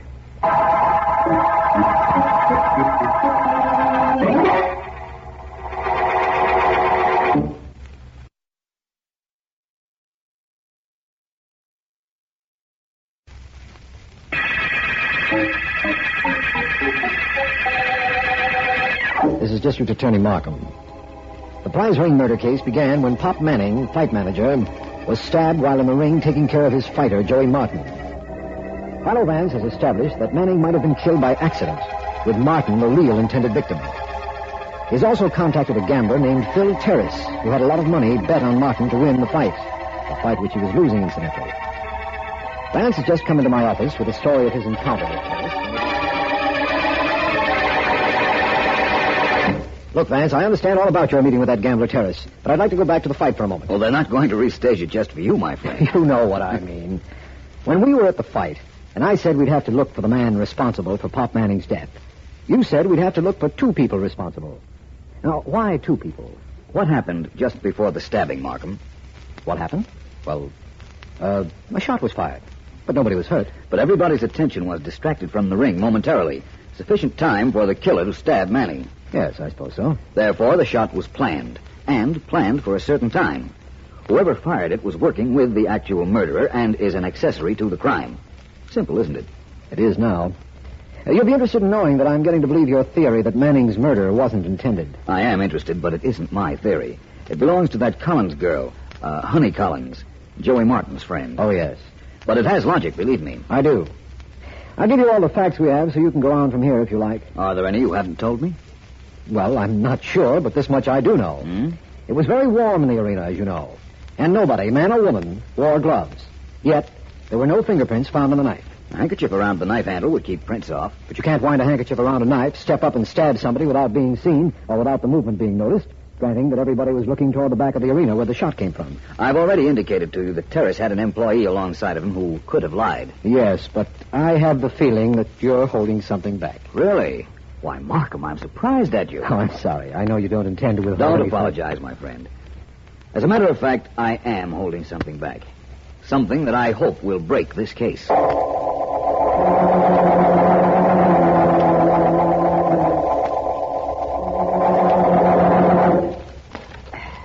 don't mind me talking to you while you're working out with the pulleys. Do you, Joey? No, honey. I'll tell you what I came up here to the gymnasium for. You mean there was another reason besides just seeing me? Yeah, Joey. I want you to fight somebody. Somebody get fresh with you? Who is it? Tell me who it is. I'll knock him silly. Nothing like that, Joey. Huh? This is a fight I want you to have with a pro. And we give the dough you get to Pop's family. What for? Oh, Joey, you know they could use dough. How come? They got plenty. Pop had a lot of dough bet on the fight. That's dough that don't have to be paid out to nobody now since they called it no contest. Pop's family's got that. How much was that, Joey? You again. What are you doing here? Hello, Miss Collins. You remember me, Philo Vance. Hi. Joey, you were saying that Pop had money bet on the fight. On you? Who else? How much? 35 grand, our bankroll. It ain't no crime to bet on yourself, is it, Vance? No, but it is a crime for a fighter who claims to be honest to associate with gamblers like Phil Terrace. You mean when you saw me up there yesterday? Well, I'll tell you why I went up there. I wanted to knock him from here to China for what he did to Pop. Well, sure, Joey thinks Terrace wanted to kill him and got Pop by mistake. Like I told you. Joey may be right, but then again, he may be wrong. But so wrong. So long, Vance. I said so wrong, not so long, Joey. You know, I was at the fight with Mr. Markham. I think I saw something. Oh, from where you were sitting, you're lucky you saw the fight. The seats weren't good, but they did put me at the scene of a crime. Something that hasn't happened for a long time. So what did you see, Vance? Or what? You'll find out. And so will your friend Terrace. And by the way, if you should see him... I won't. Well, if you should, tell him for me to enjoy himself. But what kind of a message is that? Oh, I haven't finished. Tell him to enjoy himself while he still can.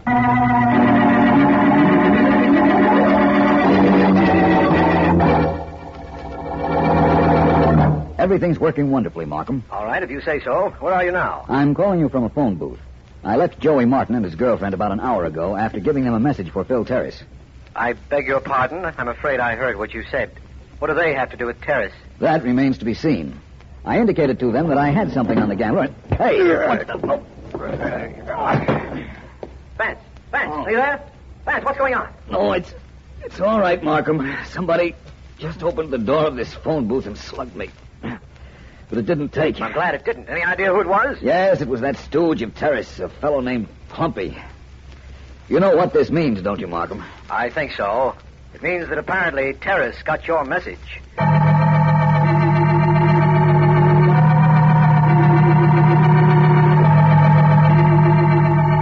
You understand the setup, Miss Collins? Well, I know. I don't know whether I do or not. It's very simple.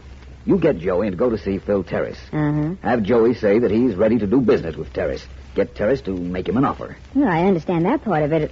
Only, how is that going to prove he murdered Pop Manning? I don't want Terrace around loose while I close the case against him. Oh. Now, you do what I ask you to do. Markham and I will come in, and we'll be able to arrest him for trying to get Joey to throw a fight. And then when you have him in jail, you'll be able to work out in the open. Exactly. Uh-huh. We'll take Terrace and his friend Clumpy to jail, and I won't have to worry about making phone calls anymore. You're sure it was Clumpy that slugged you? Positive. Now, will you do as I ask, Miss Collins? Sure. Only, Vance. Yes? My friends call me Honey. We haven't really had time to become friends, have we? Whose fault is that? Well, let's just say there was a chronological obstacle. Well, whatever it is, can't we kick it out of the way? I like you, Vance. What about Joey? Oh, I like him, too. That's the trouble with me, I think. I'm a goon. I like everybody.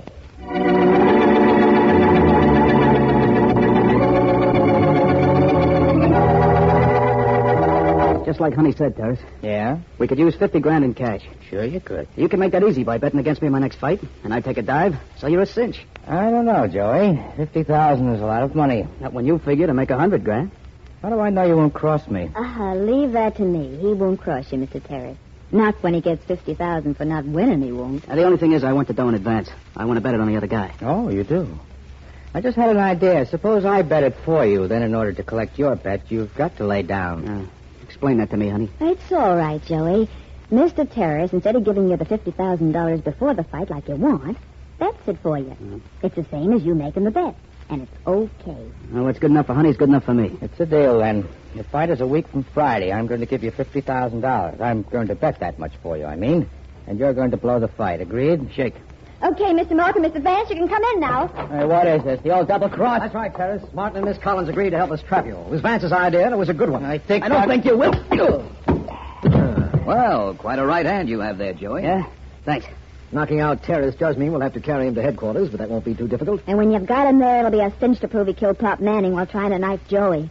Won't it, Vance? Oh, that will be a little difficult, Miss Collins. You will? Yes. Hey, that was the idea of this whole gimmick, wasn't it?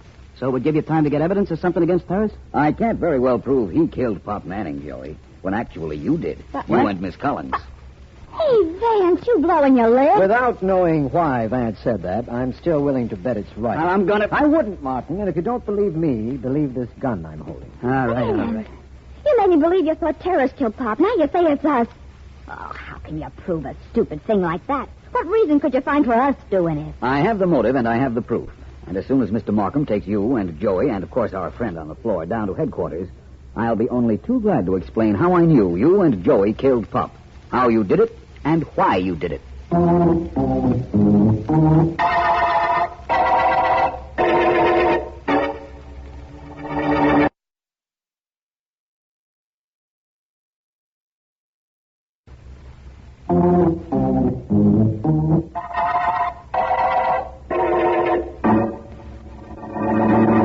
Let's begin with the motive, Markham. All right. Joey was losing the fight. A fight he knew Pop Manning had bet their combined bankroll on, so he wanted the fight declared no contest. So he killed his manager. Yes, only it isn't as simple as that. Mm-hmm. You see, the plan Joey and Honey had to be worked out in advance.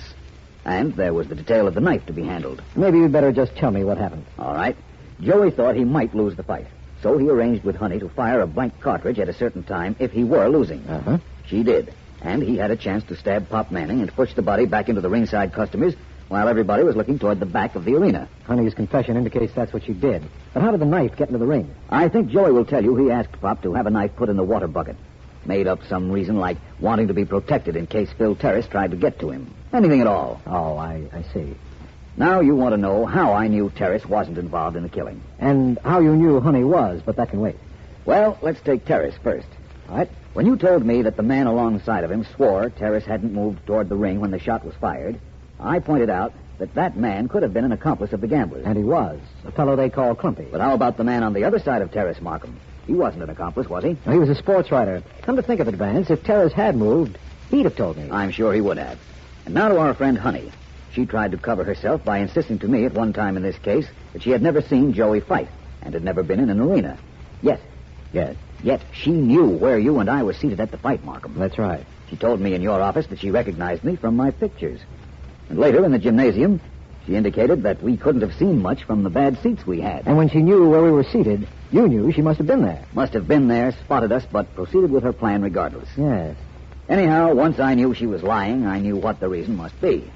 And after I realized that the only man near enough to stab Pop was Joey, and that Joey was the only man outside of his opponent who wore gloves, hence no fingerprints, why, that was it.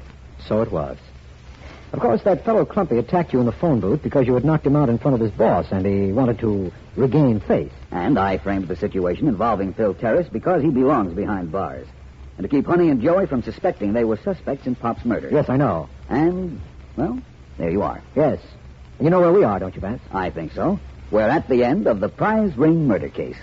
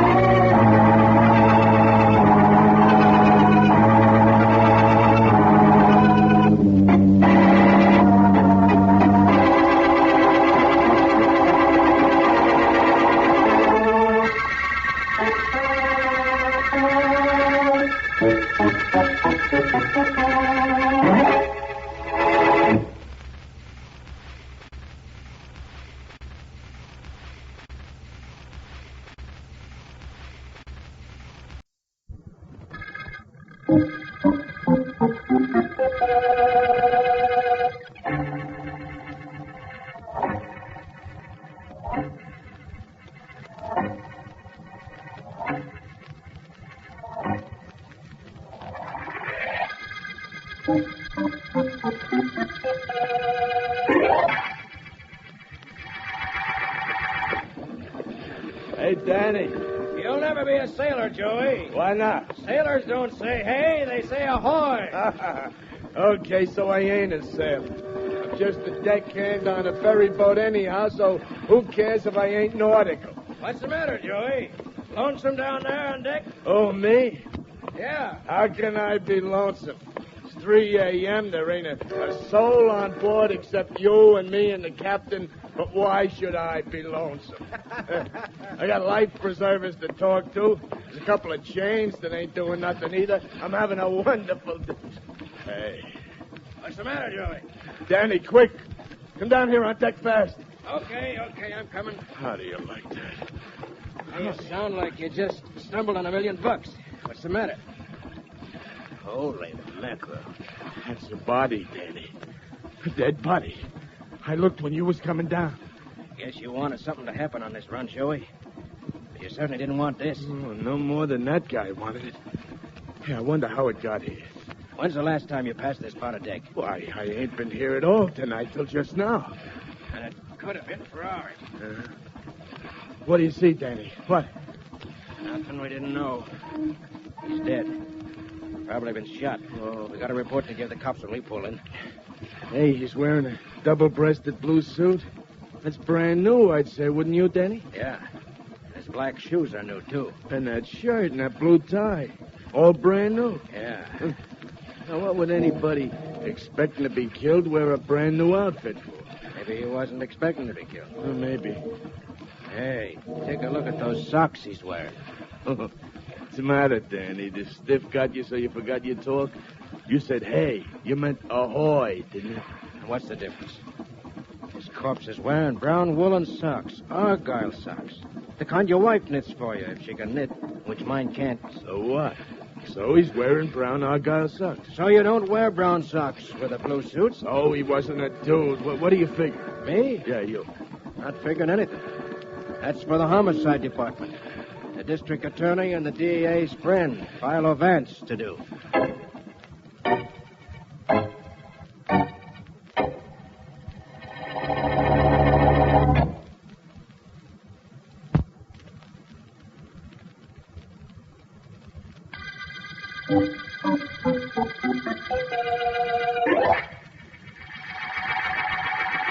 We've seen everything you wanted to in the morgue, haven't we, Vance? Yes, I suppose so, Markham.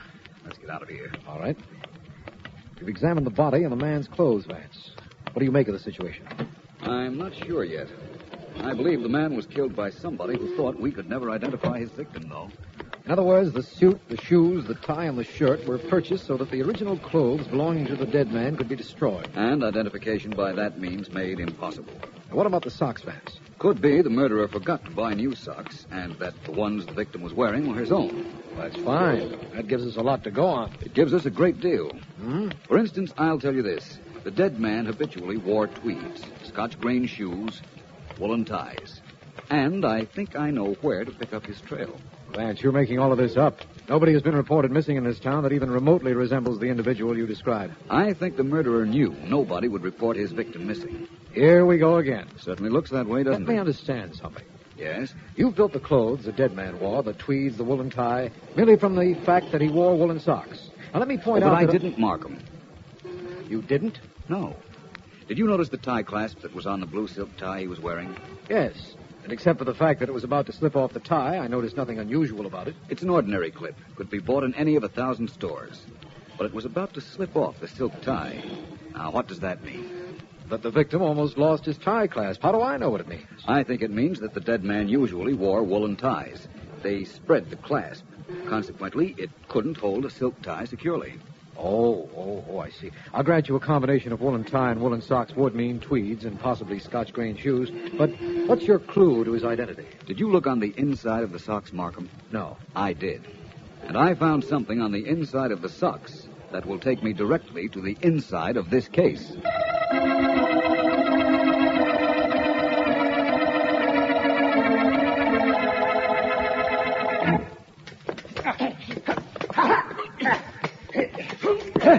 All right, Eddie. Hold it. Yeah, it's tough work, isn't it? Oh, they never taught me this in dramatic school, Mr. Starr. Is it okay if I put this sword down? It's heavy. We can rest for a while, if that's what you mean. That's what I mean, all right. You know, it's just my luck that after I knocked myself out learning this part, John Stanley will come back. Oh, that's possible, but I doubt it. Well, you never know. He's always been threatening to leave show business. And this time he's done it, I guess. I hope so. All this rehearsing for nothing if he hasn't. You ready to start again? Yeah, sure. Good. But why couldn't we have been putting on something by Noel Coward instead of this big Roman tragedy? Huh? Then all I'd have to learn would be to drink tea. Oh. This sword business just isn't for me. All right, I'm ready, Mr. Starr. All right, here we go. House of men, spoiler of my home, may the gods guide home my sword. Call on your gods, fool.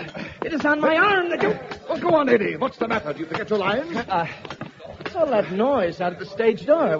Well, I'll soon find out. Quite a racket. Mike! Where is that doorman? Mr. Starr, I'm sorry indeed I am, but this gentleman insists on... On seeing the owner of this company. Would that be you, Mr. Starr? That is right. May I talk to you alone? I'm Philo Vance. Yes, I guess so, Vance. Okay, Eddie, relax somewhere. Mike will run back to the door. Yes, sir, Mr. Starr. Well, Vance, I've heard about you, of course. That's very flattering. What do you want with me? Thinking of going in for dramatics? Hardly. What male member of your company is missing? Missing? You know, not here anymore, can't be found. Missing. Oh, missing. Yes. Oh. Well, that would be John Stanley. I imagine he quit show business. Always said he wanted to. Tall man, well-built, chestnut hair, wore tweed suits. Yes, that would be Stanley. He's been murdered. You don't say. I could have sworn I did. Is that the man found on the ferry boat dressed in brand new clothes? Yes. It hasn't been in the newspapers, Mr. Starr. Hasn't it? No. Well, I must have heard it on the radio. What made you think he might belong to this company, Vance? In other words, what brought you here? I'll keep that to myself. In other words, mind your own business. I'd like to. But you remember, you interrupted me. I was just teaching a young fellow Stanley's lines and the action of the play. Mr. Starr, somebody went to a great deal of trouble to prevent our identifying the victim. So? I have no doubt that Stanley's murderer intended to throw him off the ferry and into the water. But he found he couldn't without being seen. Go ahead, Vance. I once played a private investigator like you in a play. Only, I did it better. Oh, of course. More conviction. Oh, your last speech, for instance. I have no doubt that Stanley's murderer intended to throw him off the ferry. You see what I mean? Who'd want to? Oh. Mr. Starr, the murderer of John Stanley wanted two things. He wanted to make it difficult for anybody to identify the dead man, and he wanted to avoid being caught. Oh, why tell that to me? Oh, you might pass the word along. Oh? I want the killer to be a little bit nervous. And he will be when he finds out what I know. All right, Vance. I'll see the people in show business know what a genius you are. Do that. And Starr. Yes. Don't forget what I said. About spreading the word around? About wanting the killer to be nervous. Oh, allow me, Mr. Starr. You dropped your cigarette.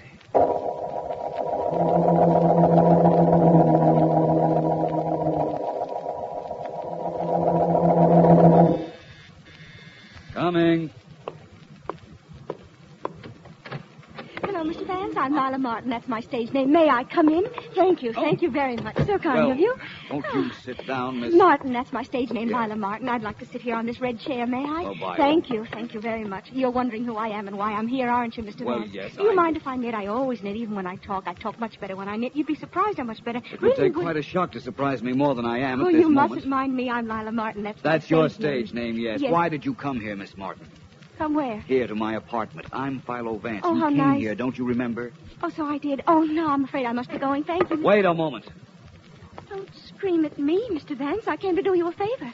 You see, I was backstage when you were talking to Roger Starr today at the theater. I'm in the play. I play a Roman handmaiden. John got me the job. John here, Stanley? Of course. What other John would get me a job? He liked me, Mr. Vance, and I liked him. Now he's dead. Yes, he is, and I Poor want to John. find out who killed him. Well, that's what I came up to tell you, but you screamed at me, and now I don't know whether to tell you or not. Do you see? Maybe the next time you won't scream at somebody. Miss who'll come up Martin, to tell stop you. it. What? Stop it at once. My knitting? You want me to stop knitting? Stop I that can't. babbling. Now, what do you know about John Stanley's death? I know who killed him. Who? First say you're sorry you screamed at me. Who killed John Stanley? You're doing it again. Oh, Ryan, you look like such a nice man. You have such nice red chairs. Red is my favorite color. I'll find you an Indian. Thank Now, you. who is it that you think killed him? Think? Yes, think. I don't know. I don't think I know. It was Milton Talbot, of course. Do you know where I could get a red chair Milton like Talbot? this? It's lovely. I told you what you wanted to know. We were talking about this chair. Who I is like Milton it. Talbot? He's the editor of Talbot's Tidbits. It's a newspaper. What is? Oh, yes. It prints everything about everybody in show business. What size socks do you wear, Mr. Vance? If you don't scream at me, I'll knit you a pair of I'm lovely sorry socks. about the screaming. Miss The Martin, loveliest do you know why Talbot killed Stanley?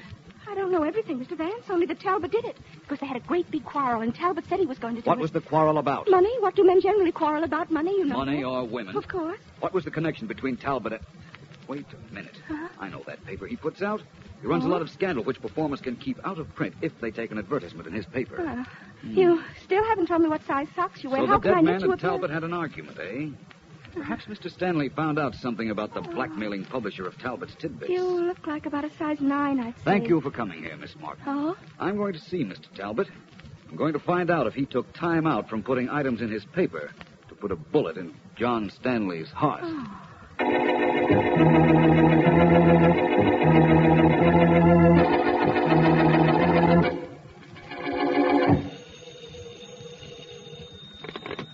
Talbot speaking.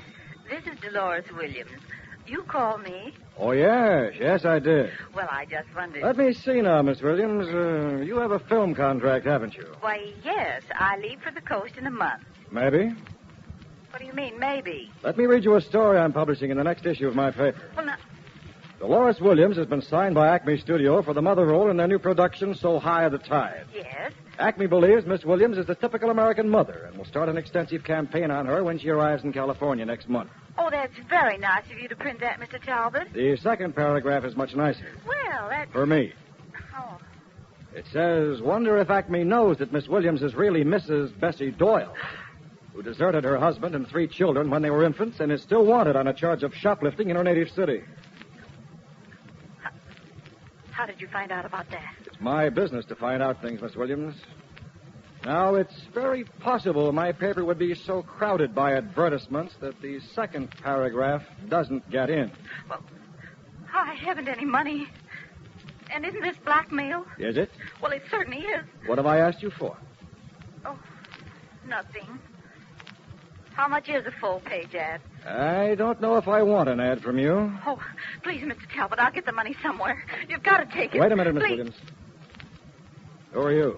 My name is Vance. There was nobody in your outer office, so I came right in. I hope I'm not intruding. Be right with you. Certainly. Miss Williams, Yes? I'll call you back. You're sure you want to put an ad in my paper? You know I do. I'll be speaking to you. Goodbye. Bye. Well, Vance? You talk quite loud, Talbot. I heard most of your conversation with that Miss Williams. People just beg to put ads in my paper. I don't know why. Oh, yes, you do. If I weren't working on a murder case, I'd blast that racket of yours wide open. You'd what? And don't leave papers like that little notation on Roger Starr lying around on your desk. Very revealing. You're going to blast my racket, huh? Who are you going to get to help you, Silver? I don't need any help to break your racket or you. How people do talk. I'm glad you did that. It's illegal to start a fight, but this is self-defense and a great... Oh. Put that in your newspaper, Talbot. While you're at it, why don't you insert an advertisement under Help Wanted? Just those 2 words, Help Wanted. Sign it with your name.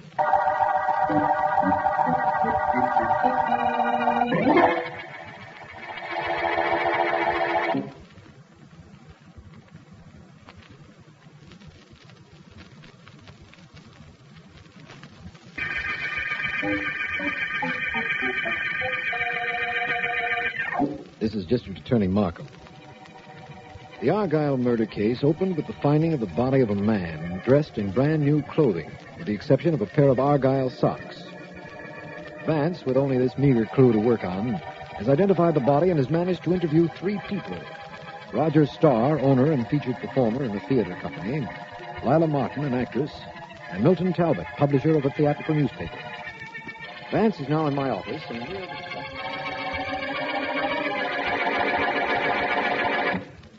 All right, Markham, I'll tell you. Thanks, Vance. Inasmuch as you're certain that the Argyle socks John Stanley was wearing put you on the trail of his murderer, I think I'm entitled to know. It's relatively simple. For you, you mean? We'll see what you think after I explain. All right. As you know, I'm working on the assumption that Stanley's clothing was taken from him. Yes. That he was garbed in brand new clothing by his killer. The killer intended to throw the body from the ferry, but found he couldn't, so he let it lie on the boat to be found. I go along with that. Good. Now, when the murderer bought the new clothes, he forgot to buy socks. And he thought nothing of leaving Stanley's own socks on the body, believing they couldn't be traced. But you traced them? No.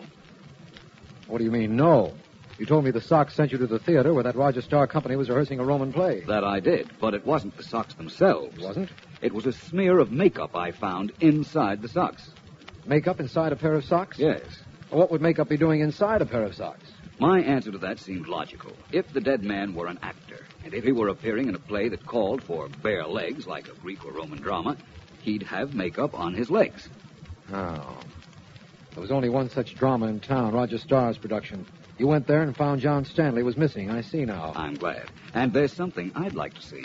And that is? My way clear to a solution of this case. I refuse to believe you have no idea who killed Stanley. I refuse to believe I can't prove my idea. And so I will. When? That is something only the murderer can tell you. The murderer? The Stanley killing was for profit, Markham. But his slayer is going to give himself away.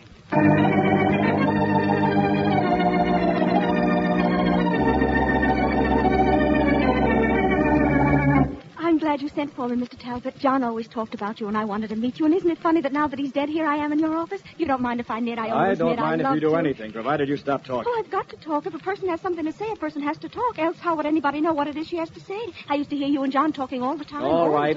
Now, look, Lila. Lila Martin. It's my stage name. It's lovely. Lila, isn't it? listen to me. But I am listening. All right. You know that John and I had a business arrangement. Of course I know. Do you always touch wood when you're talking business like that? Yes, it's a habit. Very strange. Say, you aren't as eccentric as you seem, are you? Me? I don't think I'm eccentric. Other people do, but I'm not responsible for them. Why don't you keep talking, Talbot? Well, that's better. Lila, you and that wacky act you put on are accepted in a lot of places I can't get to. You can get me a lot of information, like your friend John Stanley used to do. I pay for information. You understand? Enough to keep listening. That's all there is. Get me some dope on stage, people, that they won't want to see published, and I'll see that... There you are, Talbot. What is this? Talbot, I'm going to kill you. Oh, now, wait a minute. I'm Dolores Williams. You have a story about me. I can't afford to take the ad we talked about, and I can't afford to have you print the story. So I'm going to kill you. The woman with the gun says she's going to kill you, Mr. Talbot. I don't think she will. Look, Miss Williams, put down that gun. Let's be reasonable. Reasonable? There's only one kind of reason you understand, and it's this. I knocked her arm up. Hold it, Talbot. No, you don't. She's still got the gun. Oh, pretty good slugging with my handbag, don't you think, Talbot? I guess I rate an assist. Yes, you certainly do. When she comes to, I'll cart her out of here. Thanks for your help. Uh-huh. Lila, we ought to understand each other better. You know John Stanley was tired of you. Of course. I just wanted to make sure. Now, where were we? In the middle of a business proposition. Oh, that's right. I'm going to give you a phone number. Here's my pencil. I'll write it down. I've got a pencil. I want my gold pencil. Where's my gold pencil? I've got to have my pencil. Now you're talking like me. There's a gold pencil underneath that letter. Oh, yes, thanks. Got to have it when I write something that has to do with my business. Now, here's the phone number.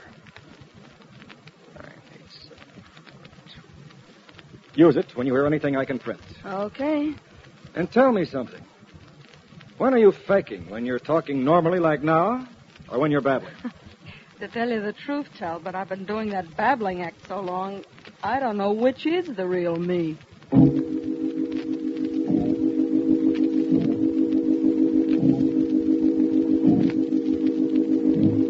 Now, look here, Mr. Vance. The last time you were backstage here talking to Mr. Starr, there was trouble. Maybe you better go away. I will, Mike, but I'm expecting a friend of mine to meet me here, Mr. Markham. We'll meet him outside. Mr. Starr says if you got here again, I should throw you out. Now, Mike, please. He said get the stage hands to help me. That, of course, is different. What's the problem, Mike? No problem that you can solve, my friend. Say, I remember you. Really? You were rehearsing a duel with Mr. Starr when I was here last. That's right. You were taking John Stanley's place. So? So, you must have known Stanley. I still say so. So, if you wanted his job badly enough... What? Wait a minute. He didn't kill John Stanley. Eddie here had a job with the company. He's always had it. He comes from Mr. Starr's hometown. Oh, he does, eh, Mike? Sure. Eddie. Yeah? I've got some information on Mr. Starr. Some trouble he got in back home. So? What year was that? That was a long time ago. How did you find out? I saw a memorandum on the desk of a man named Talbot when I went to see him. I imagine John Stanley knew about Mr. Starr's trouble. I made the mistake of telling Stanley one night. Oh, and... Is that Vance's voice I hear out there, Mike? Yes, Mr. Starr. Get him out of here. I don't want him near the theater. Get him out. Out. Mr. Vance? I'm sorry, but I'm not ready to leave yet. I have... Joey! Frankie! Sam! Mr. Starr wants the guy thrown out. Come on, Vance. You better move. Reinforcements arriving, eh? Well, I still think Okay, I'm going fellas, to rush stay it. here. Hey, open the door, Frankie. Stop that, Butch. Stop it. This isn't the subway. Subway or no subway, this is where you get off. Oh. Nothing like leaving a place of your own free will, is there, Vance? Hello, Markham. You arrived just in time to be too late. 2 of us might have given the 5 of them a little action. Only 5 of them? Well, let's go back in, eh? It's a luxury I can't afford right now. Markham, I want you to have Roger Starr, owner of this company, in my apartment in an hour. Uh-oh. It sounds like we're nearing the end of this case. I'll do it, Vance, but why? Because he had a motive for killing John Stanley. So did a man named Talbot I'd like you to have there, too. And likewise, a girl named Lila Martin. That's her stage name. That shouldn't be too much trouble. The showdown, Vance? I think so, if you can get all 3 to show up.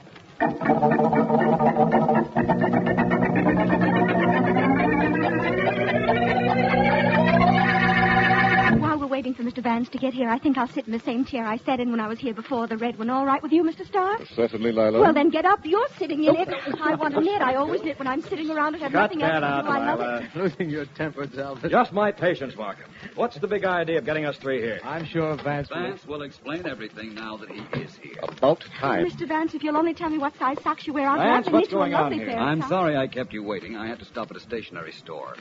I have in my hand 3 pads and 3 sets of pencils. What are we going to do, play school? Yes, but I'm the only one who's going to learn anything. Was that so? 1 set of pencils and a pad for you, Miss Martin. Lila Martin, It's it's my- your stage name. 1 set of pencils and a pad for you, Mr. Starr. I suppose I should say thank you. Perhaps I'll have occasion to thank you. Ready. Your set, Mr. Talbot. Just what I always wanted. A pad and 3 pencils, each of a different color. Gee, what do we do with these? Each of you take your green pencil and write the word green on the pad. Now go on, do it. Oh, brother. G-R... To yourself, please. Now what? The next pencil is the red one. Take it and write the word red on the pad. Now do the same thing with the black pencil, writing the word black. What's this going to prove, Vance? You'll see, Markham. All ready? Yes. Of course. Good. Your pad, Miss Martin. Oh, yes, here. Green, red, black. Yours, Mr. Talbot. Here. Green, red, black. Mr. Starr. Here you are. Thank you. Green, red, black.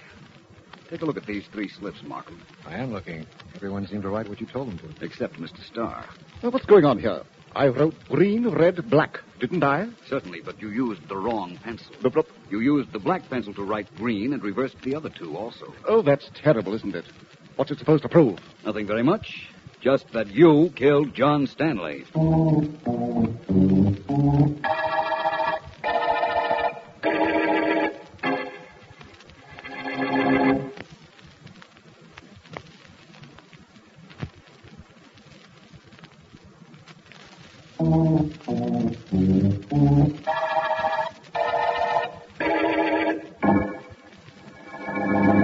Please, Vance. Very well. You have a confession from Roger Starr, but you want to know how I discovered he was the killer from that red, green, and black test. That is it exactly.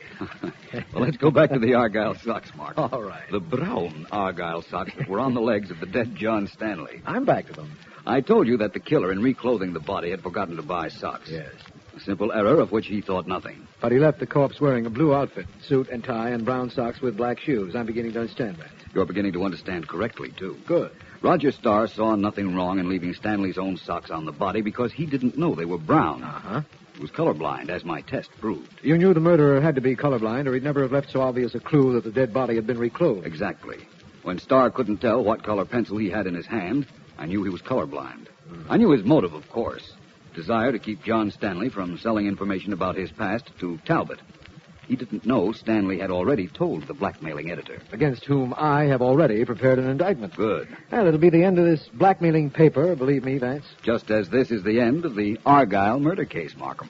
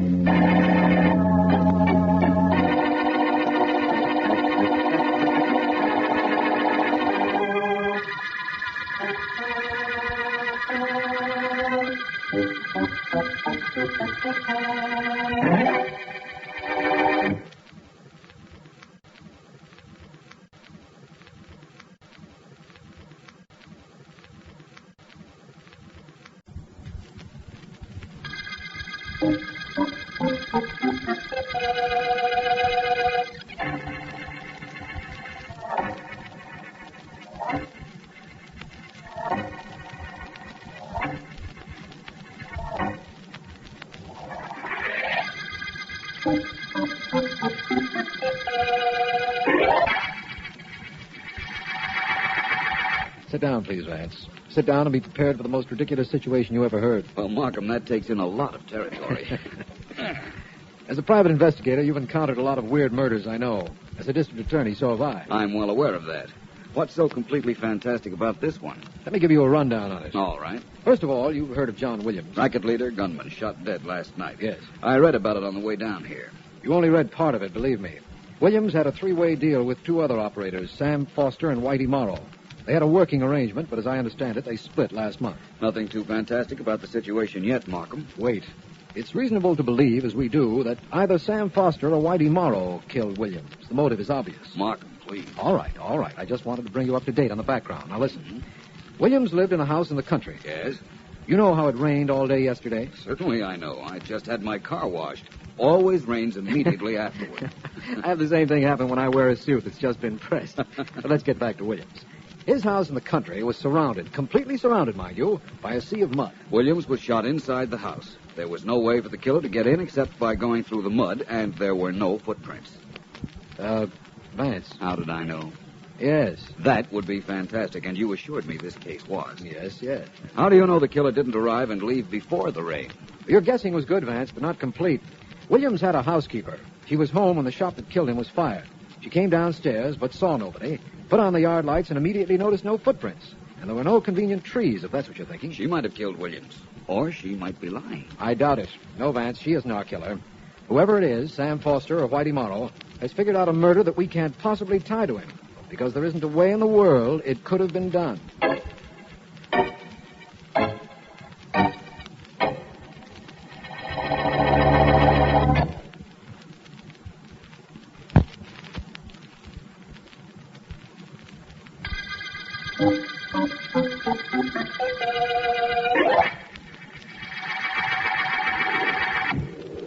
Hey, Mr. Foster. Yes, Oscar? What, yes? You just said, hey, Mr. Foster. Oh, yeah. Hey, Mr. Foster, ain't subway trains pretty, huh? Keep your mind on what you're doing. I said ain't subway trains pretty, Mr. Foster. I heard you. I'm keeping my mind on what I'm doing. Oh, you know, Oscar, if you weren't so handy with a gun, I couldn't stand you around me. But I am keeping my mind on what I'm doing. Will you please answer the question I asked and not the one before? You're driving me nuts. Well, if I wasn't handy with a gun, why couldn't you stand me? I'm past that. Oscar, do me a favor. Shut up. You know why I don't answer the same question you ask, and I answer the one before? Why? Because it takes time to get things through my head. I ain't quick. Except with a gun. Now, look, forget everything I said up till now. Just listen. Huh? Listen to me. Okay. That's better. We know Whitey Morrow comes to his office every day using this subway. He hates cabs. I am listening. Oh, brother. Oscar, stay with me. Yeah. Morrow is due here any second. He'll wait for a train. When it comes in the station, you let him have it, and we get out. Do you understand? Sure, I understand. What do you understand? I should listen to you. That's fine. I think maybe I'd better call off. Oscar, there's Whitey. Just going through the turnstile. Whitey is due here any second, and when he comes, I wait for the train. The train's coming in. He doesn't see us. I'm walking back of him with me. Come on. What? Walking back of him with me. Come on. Oh, come on, you. That's right. He's reading his paper. He doesn't see us. Go ahead, Oscar. Now. What? The gun, give it to him right in the back. Oh, now? I said now, didn't I? You want I should kill him? Oscar. Okay. Now. Come on, Oscar, let's beat it. Hey, you know something, Mr. Forster? What is it? I think we ought to beat it.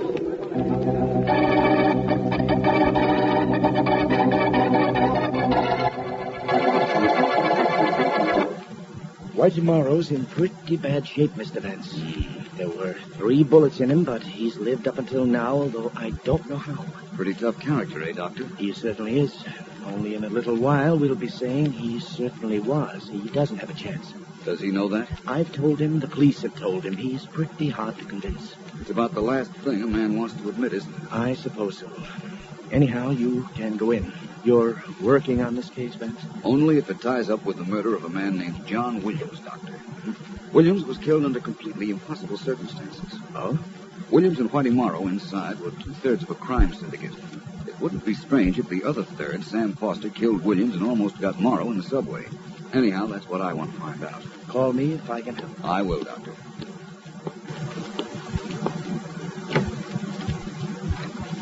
Hello, Morrow. Wherever you are, go away. I'm Philo Vance, Whitey. Remember me? I did you a favor once. There'll be another one now. I'll get lost. Who shot you, Whitey? As soon as I get out of here, you watch the papers. The first guy that gets bumped is the guy that tried to get me. The doctors say you aren't ever going to get out of here. What do they know? Who got shot? Them? No, me. So who should know I'm going to get better than them? No, me. You and John Williams were in partnership with Sam Foster, Whitey. You broke up. Foster wants to run the whole racket, so he killed Williams and he tried to kill you. It wasn't the nest of them. Unless you killed Williams.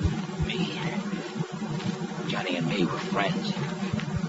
Besides, I could never figure out a way to kill him with a flock of mud outside his house and no footprints. Sam's...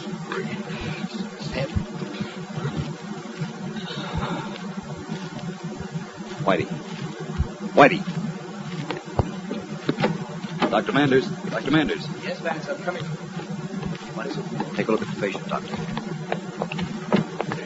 I think he's dead, only I didn't take time to make sure. Yes, he's dead, all right. Although how he lived this long after being shot is a mystery. You think that's a mystery, Doctor? How about the one I'm going to work on now? How a man could walk through 30 feet of mud without leaving a footprint.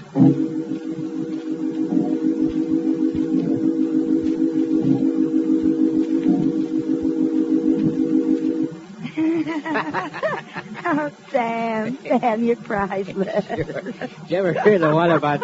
Wait a minute, baby. Who is it? I said, who is it? It's me, Oscar, Mr. Forster. Could I come in? Beat it. Come back next year. Oh, Sam. I said, could I come in? Later. Next year? Okay, I'll come back next year. Oscar, Sam, he's priceless. Am I getting heavy on your knee, Sam? Sure, but it's worth it. Give it. Come closer to you? How could I do that? Oh, Sam, you're priceless. You feel good, don't you, baby? Well, why not? I'm with the biggest man in town.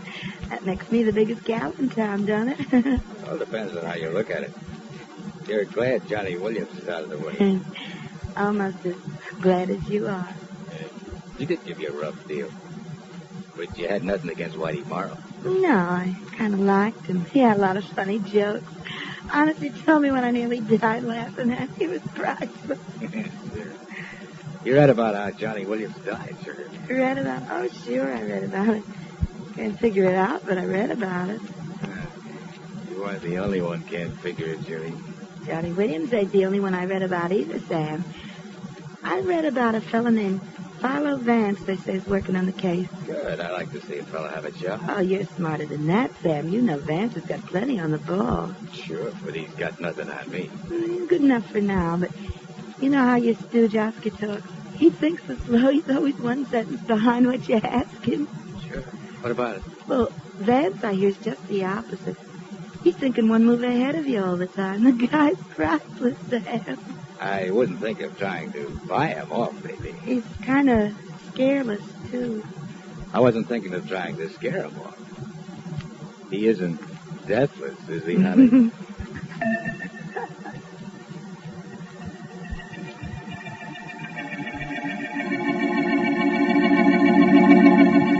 I know, Vance, but... Hold everything, Markham. I haven't even begun my investigations yet. I'll get back to you as soon as I can. Where are you, Vance? As soon as I hang up this phone, I'm going out to Johnny Williams' house. The house of mystery. What's the point? There's nothing there. It's just a house. And the day of the murder, it was surrounded by a sea of mud. It's the same way right now, then. This rain will see to that. But I want to question Williams' housekeeper. I understand. I hope you understand that Sam Foster is the new underworld king of this town, now that Williams and Morrow are dead. Yes, I realize that, and I hope to prove to be a little sunshine to Mr. Foster. You're going to be a little sunshine to Foster? How do you mean? You said he was the king, didn't you? Yes. Well, weather reports to the contrary. I'm going to try to see that he doesn't rain anymore. Oh, man.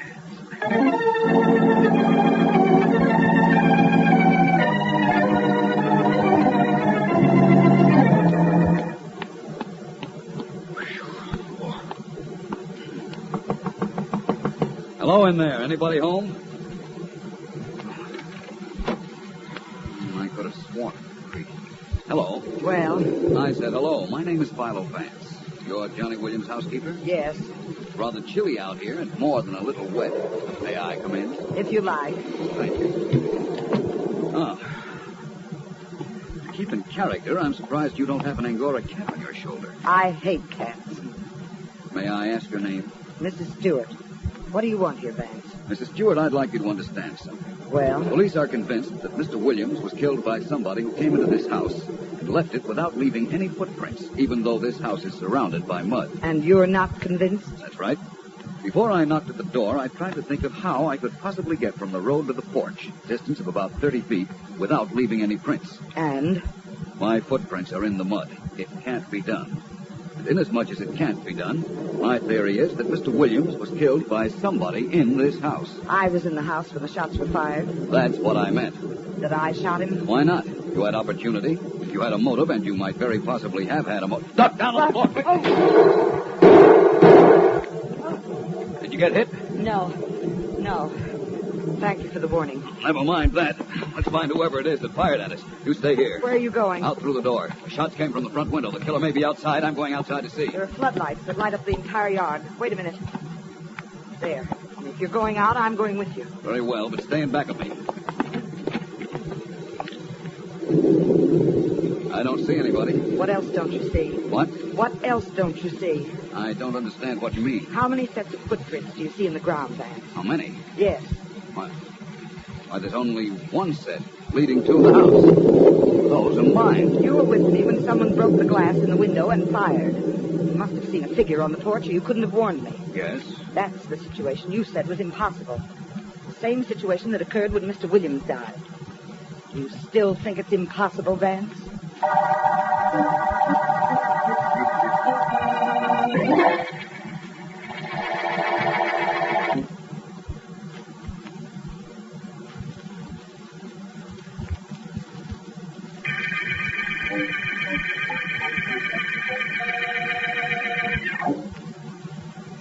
This is District Attorney Markham. The muddy murder case began with the shooting of Johnny Williams, racketeer. Although his house was completely surrounded by mud, although Williams was killed at close range, we found no footprints in the mud. Nobody but Williams' housekeeper was in his home. We suspect a racketeer named Sam Foster, especially since we think he killed another former ally. But Vance, who is in my office, can offer no details.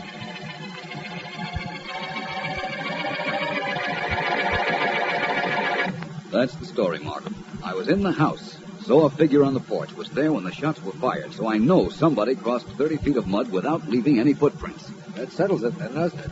It can be done. Would it surprise you if I told you that now I think I know how it was done? Nothing you tell me surprises me anymore, Vance. You're not thinking of anything as fantastic as a helicopter or some sort of flying apparatus, are you? Mark. No, I didn't think you were. Having an idea and doing something about it are two different things, though. This Sam Foster, Mark. The man who takes over the town's rackets, what about him? It's reasonable to believe that he killed Williams and Whitey Morrow, too, in order to get sole control. Is he a college man? I'm sure I don't know. I'm sure you could find out. Yes, I suppose so. You think he found a mathematical formula for reducing the 30 feet of mud to 1 foot and stepped across it? No, that isn't it at all. Find out for me if he went to college, and what college it was he went to. Then maybe I'll find out something for you.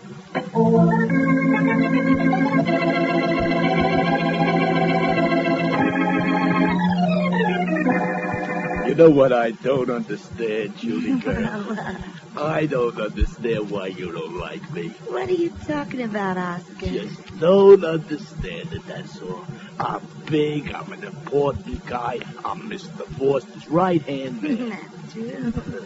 All right, so I ain't pretty. Look, you better not let Foster hear you. What am I talking about? I'm talking about you and me, Julie girl. One half of that is very interesting conversation. So Foster finds out, so what? So you'll find out. Which half of you and me is interested? Come here, baby. Here, cut that out, Oscar. You didn't hear me say, come here, baby. I said cut it out, Oscar. Okay, so I come to you. No, Don't that feel nice and cozy being here by your house? You don't leave me alone, Oscar. Hey, what you playing in here? Beauty and the Beast? Sam, this ape of yours tried to go on the make for me. What goes on, Oscar? What do you mean, Beauty and the Beast? What does that mean, Beauty and the Beast? Junie looked good to me. I tried to tell her. You tried to show me, I mean. I told you what would happen when I told Sam. What did happen, baby? You ain't sore? You ain't going to take this big log apart? Oscar is a very important member of my organization, June. Oh, and I'm not. Not of my business organization. And business, you know, honey, always comes before anything else.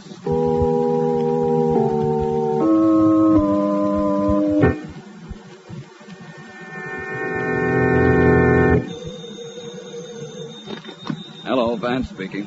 This is Philo Vance. Unquestionably. Well, Vance, you don't know me. Sometime you may realize how bad that is for you. Well, in that event, let's make that sometime right now. No can do, Vance. Look, I read that you're working on the murder of Johnny Williams. Like to know who killed him and Whitey Morrow? Sam Foster. That's right. What did Foster ever do to you? You mean, why am I tipping you off? Yes. Because I'm playing second fiddle to a gun-crazy goon, that's why. Good enough reason.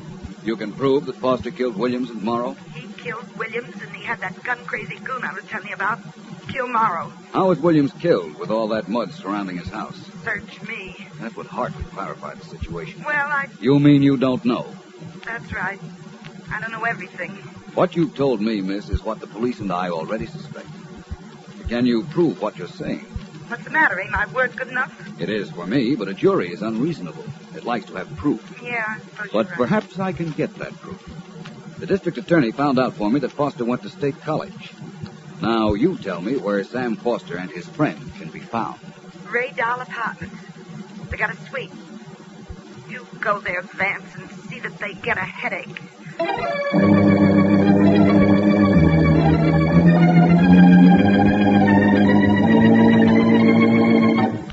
Look, Oscar, one thing you've got to stop. Oscar, are you listening to me? Yeah, Mr. Foster. That's what I mean. You've got to stop answering questions a minute after I ask them. I gotta stop answering the question. Oh, yeah, I get you. But I explained that to you 100 times. It takes a long time for me to get things in my head. By the time I do, you're asking me something else. All I wish is you weren't so handy with an automatic. By the way, keep away from June. That happens to be... Happens to be what? Somebody at the door, Oscar. Oh, wait, that's just like people. For once, I concentrate. I answer the question you're asking, and you switch to something else. Shut up. You want me to get the door? Get in the next room. I'll take care of it. All right. I'm coming. Well? I'm Philo Vance. You're Sam Foster? Yes. Now that we have the introductions out of the way, so long, Vance. Oh, no, you don't.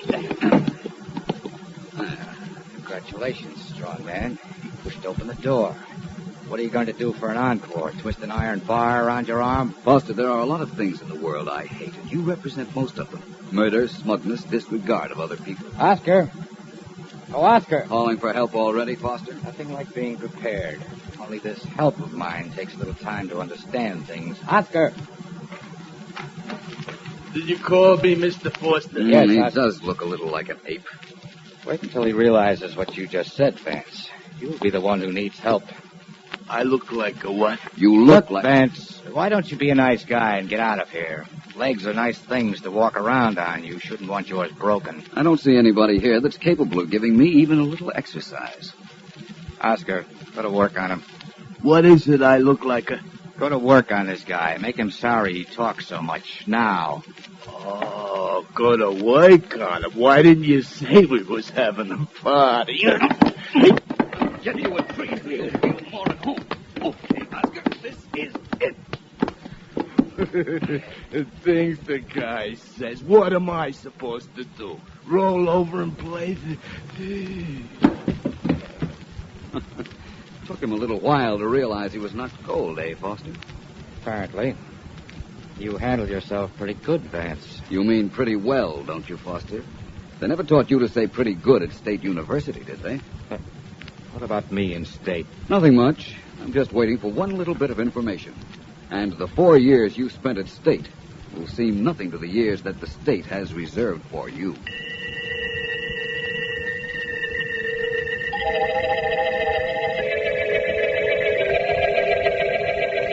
Yes, that's fine. Thank you. Thank you very much. Bye. Finally. You got what you wanted, D.A.? Yes, June, I did. That's good. That was State College, and as usual, Vance was right. I don't see yet how this solves the Johnny Williams murder mystery, but I'm sure Vance does. You know, I think Vance knows everything. Yes. I tried to tell that to Sam Foster, and that's one reason I think he took a shot at Vance out at the Williams house when Vance was talking to the housekeeper. Undoubtedly. As for you, young lady, I think now that Vance has sent you to me, I better see to it that you're taken care of. Oh, you're priceless, Mark. I mean, placed in protective custody. Oh. Yes. Yeah, after I'm sure you're all right, I'll meet Vance, and the two of us will go to see Foster and Oscar. Only don't leave without arresting them. I don't feel safe anymore with either one of them around. When Foster took Oscar's side, I had an idea he'd let that big lug shoot me if it would make him happy. That's why I went to Vance in the first place. I understand.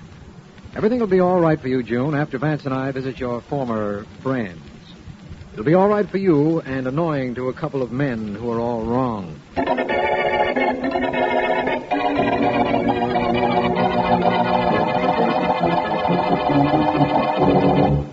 It isn't that Oscar and I aren't very honored by this visit, you understand? You're very kind. It isn't often that a district attorney and a distinguished private investigator come to call on us, right, Oscar? Huh? Never mind that nonsense, Foster. I came up here to tell you that you and Oscar are going downtown with Markham and me. What's right, Mr. Foster? Shut up, Oscar. Well, I was... Take that slower, Vance. What makes you think you can drag us downtown? On what charge? Murder, of course. Murder of John Williams and Whitey Morrow. Oh, I killed them both, eh, D.A.? According to our information, you killed Williams and had Oscar shoot Morrow. I'm pretty sure the information is right. Hold everything. How can you think I killed Williams when you can't even think of how the guy was killed?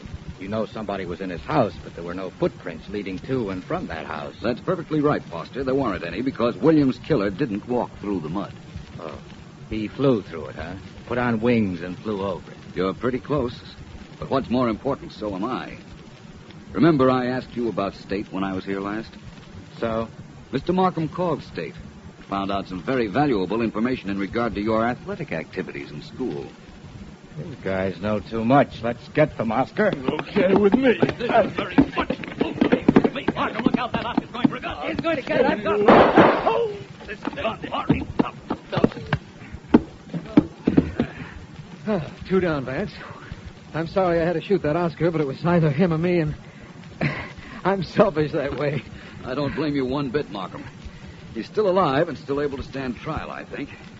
You won't have to worry about getting a conviction, I don't believe. With your theory and the girl's testimony, not to mention the possibility that the death bullets in Williams and Morrow will match the guns belonging to these individuals, I'm pretty sure we'll be all right. Pretty cute idea Foster had for the Williams murder, wasn't it? The no footprints thing? Mm-hmm. Very cute. In fact, it was one of the most interesting gimmicks I've ever encountered.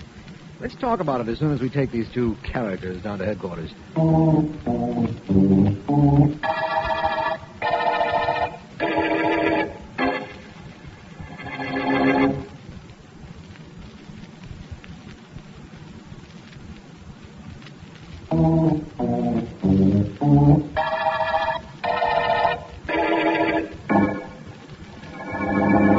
Wait a minute, Vance. I'll give you a light. Oh. There you are. Thanks, Markham. Now, tell me, what gave you the idea that Sam Foster was an athlete? It was one way a man could get over 30 feet of mud, Markham, using a pole such as vaulters use in athletic meets. Uh-huh. Run on the road, insert the pole in the mud, pull yourself up and out.